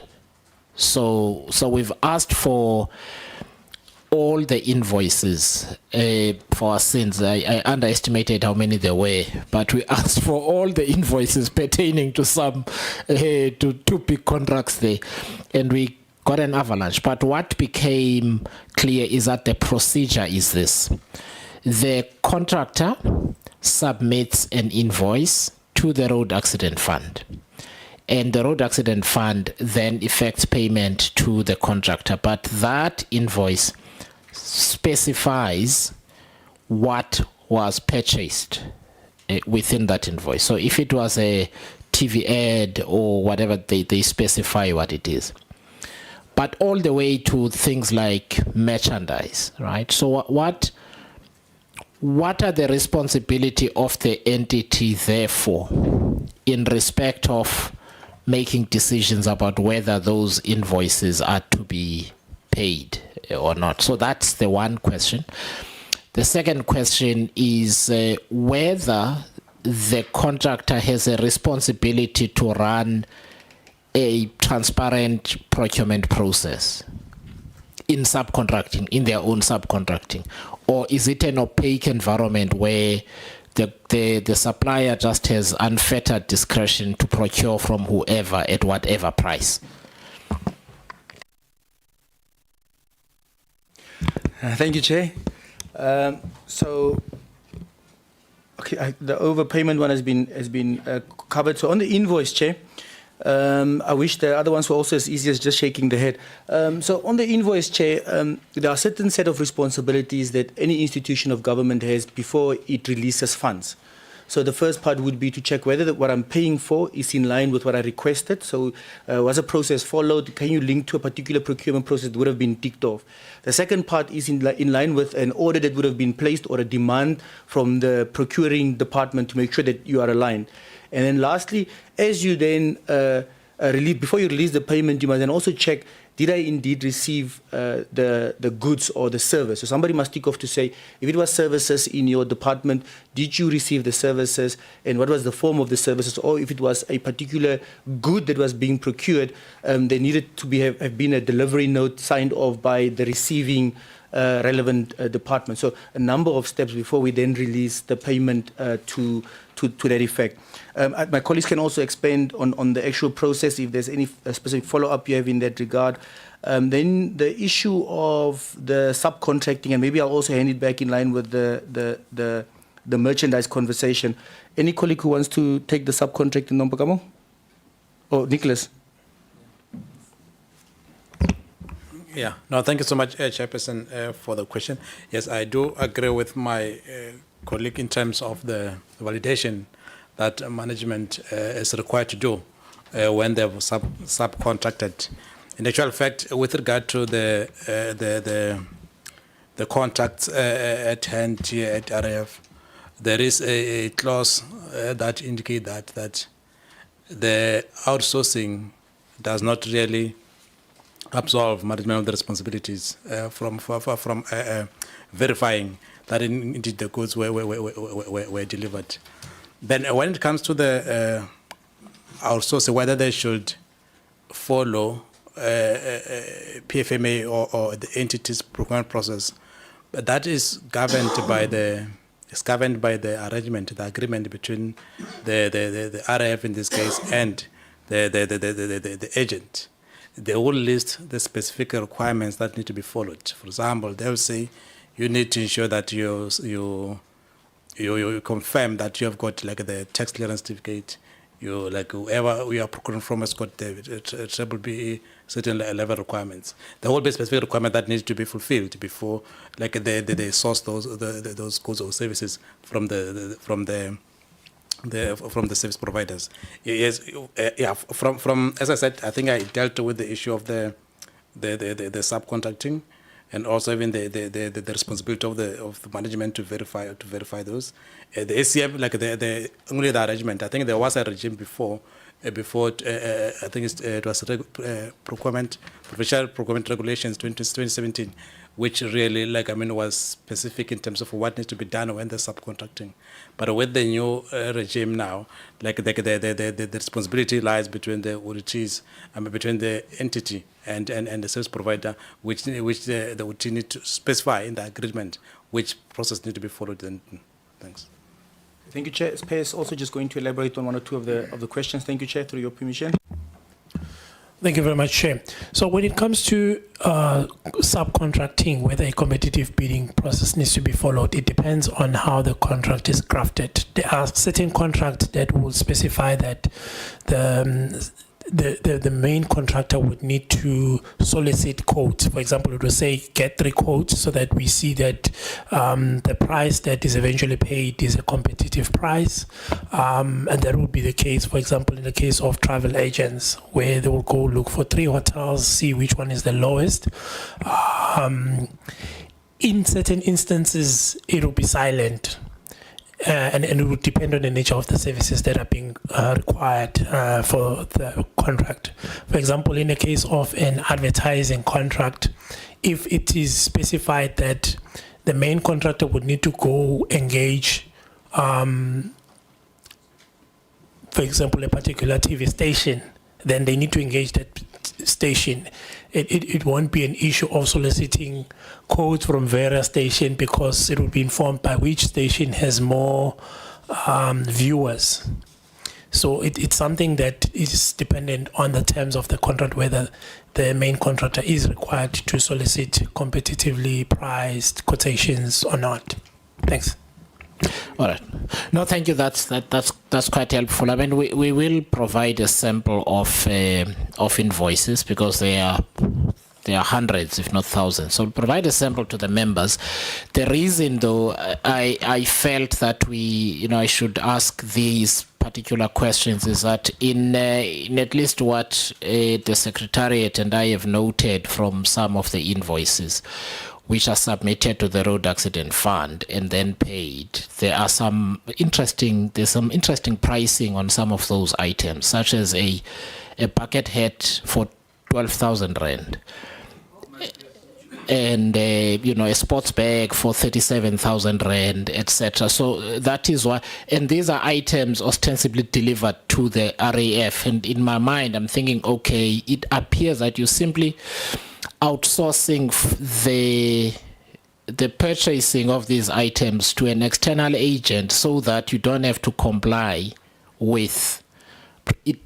That's what it appears to be. They might have a good explanation when they get here, but it's one of those instances where you feel that, okay, had there been a competitive bidding process here, maybe a bucket hat would have been like $75 instead of this kind of money. So that's why. But we obviously can't present to the members everything. So we'll take a sample and then we'll work with that, and we'll just share that file with you. So that's the one. The second question for me, which hopefully is the last, is around the ICMS. So we had the people here yesterday, and they were charming.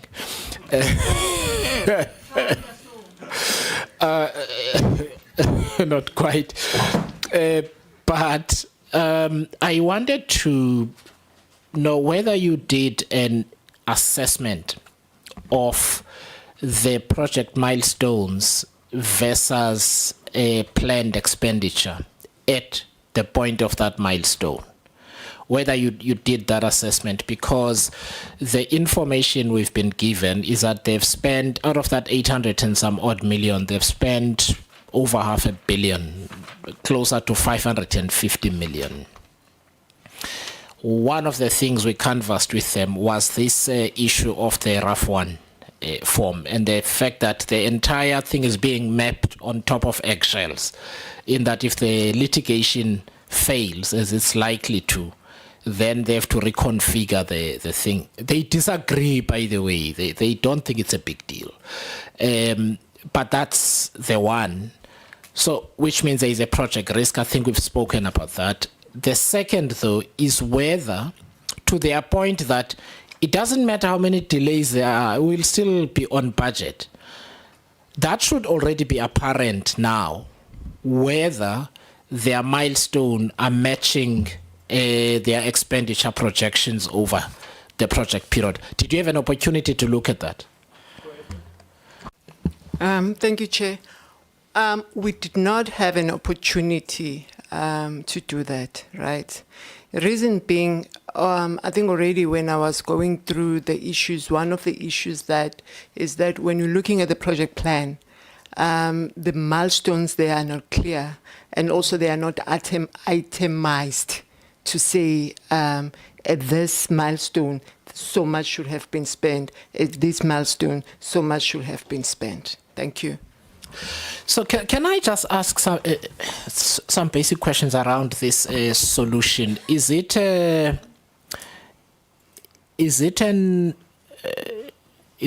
off the? Okay, let me ask this question. What's PwC's role in this project?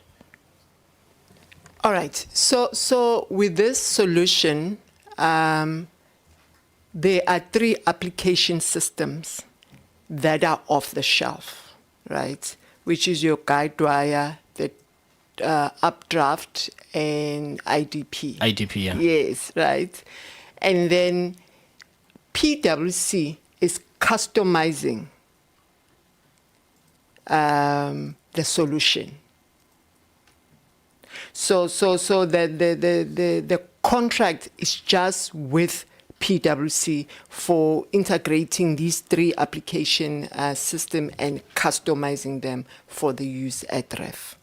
Thanks. Have you? Okay, sorry. No, thank you, Chair, and thank you very much for that answer.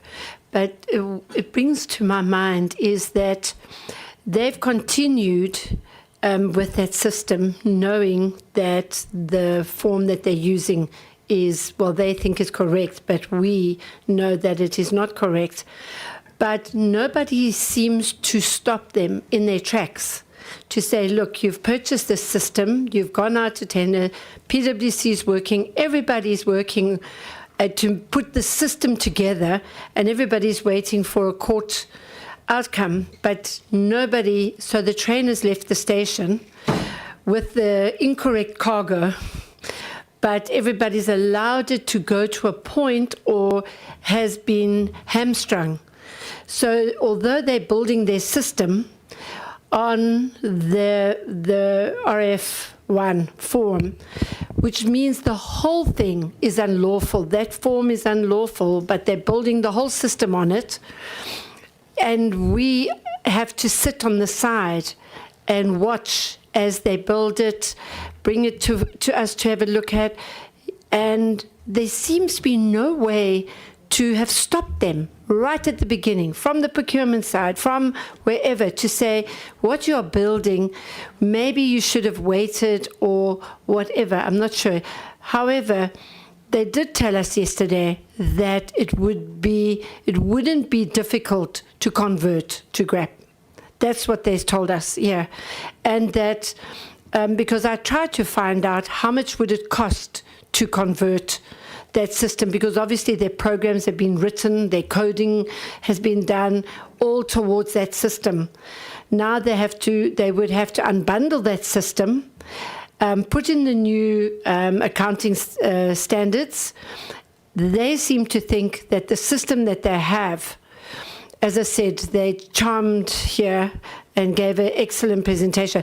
They seem to think that they can convert it very easily, because they have AI technology, there's a whole lot of things that they have. How does the AG see that? All right, so can I make this request? Please note that question. So I'm just, the questions I'm asking are linked, right, with a conclusion. So can we just, Honorable Neil may just complete this this little exchange and then get to this, because it fits nicely at the end of it. So I wanted to just ask, do you know who made the decision to customize 3 different off-the-shelf solutions?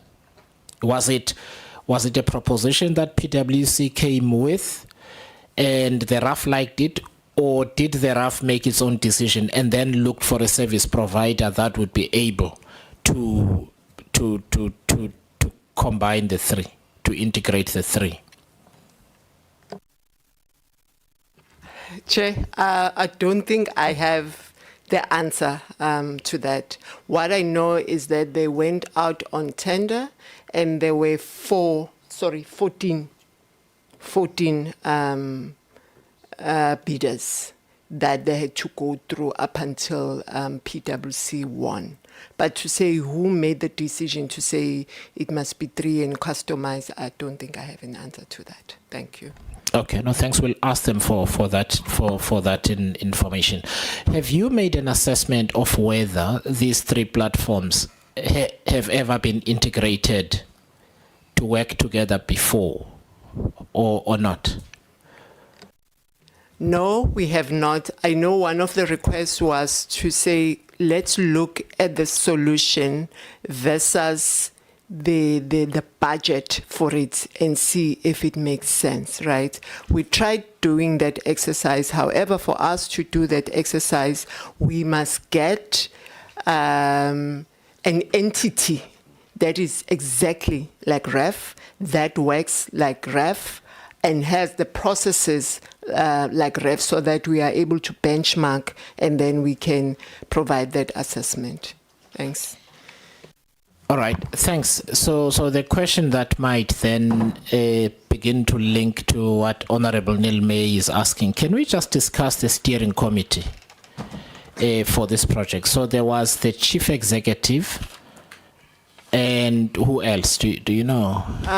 It's the project team, so led by the program manager, who's it, Gina? And then there is PwC team.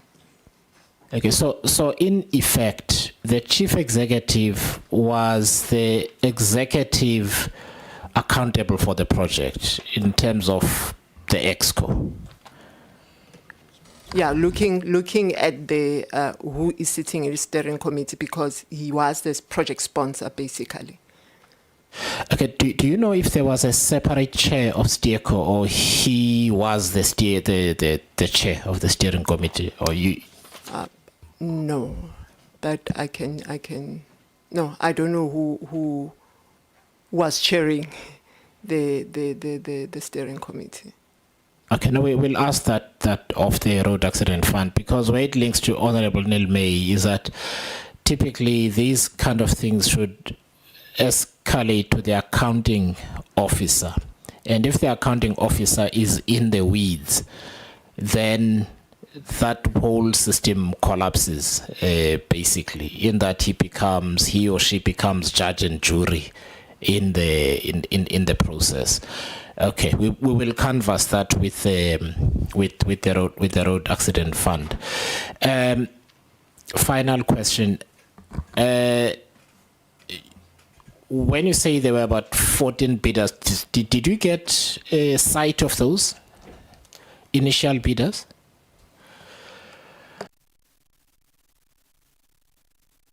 Apologies, through you, Chair. Yes, we did. We did test the awards in terms of this specific contract. There was initially 14 bidders, and they go through various phases. Obviously, your pre-qualification, functionality assessment, then they look at the specifications, and ultimately it was awarded. It was deemed that PwC should be the winning bidder. Thank you, Chair. All right. Okay. So was the STEERCO already formed by then? Can you recall? And please, I mean, I'm not, if you don't recall, it's okay. I'm just thinking now of what we ask, what kind of information we ask the entity. Do you recall if, while you were involved, that the STEERCO was formed prior to the procurement decision being made, or was it made subsequently? I'm not sure, Chair. You're not certain. Okay, no, I think we know what questions what information to request ahead of their appearance here. Okay. No, thank you very much. We will come back to you with just requesting further insights before they come and account for that specifically here. Final question for me. I mean, we canvassed this with Treasury in the morning. This competitive pricing, I think this the price that is, let's just say, overly aggressive pricing to the point of not being plausible. And then I'm going to ask the same question I asked the Treasury earlier on, which is what would you expect the entity to do where, because in this particular instance, they ended up with two bidders. The one that was stronger on the technical score was charging industry benchmark pricing, maybe a bit on the high side, but still generally within the range. And this one was charging about 70% less than industry benchmark. And so the point is, would an entity that picks the one who's more expensive but within allowable industry benchmark, would they get into trouble for picking a more expensive bid? Or do entities have the discretion to say, we've applied our minds, we don't think basically you can, and this one is stronger, and therefore we'll go with them? Or alternatively, force a negotiation where either way the price aligns with what is expected? It's linked to why the bucket head is 12,000. Thank you, Chair. I think, Chair, on that one, our answer hyperlinks to or links to the question, the response that was provided by the National Treasury. Once you've provided your price as part of your submission during the bidding process, that is your price, and that is what has to get evaluated, Chair. So on the strength of the first step being your functionality criteria, if somebody says, I'm going to deliver or render the following services or deliver the following goods, and you can see that it meets your functionality criteria, you would have given them the tick.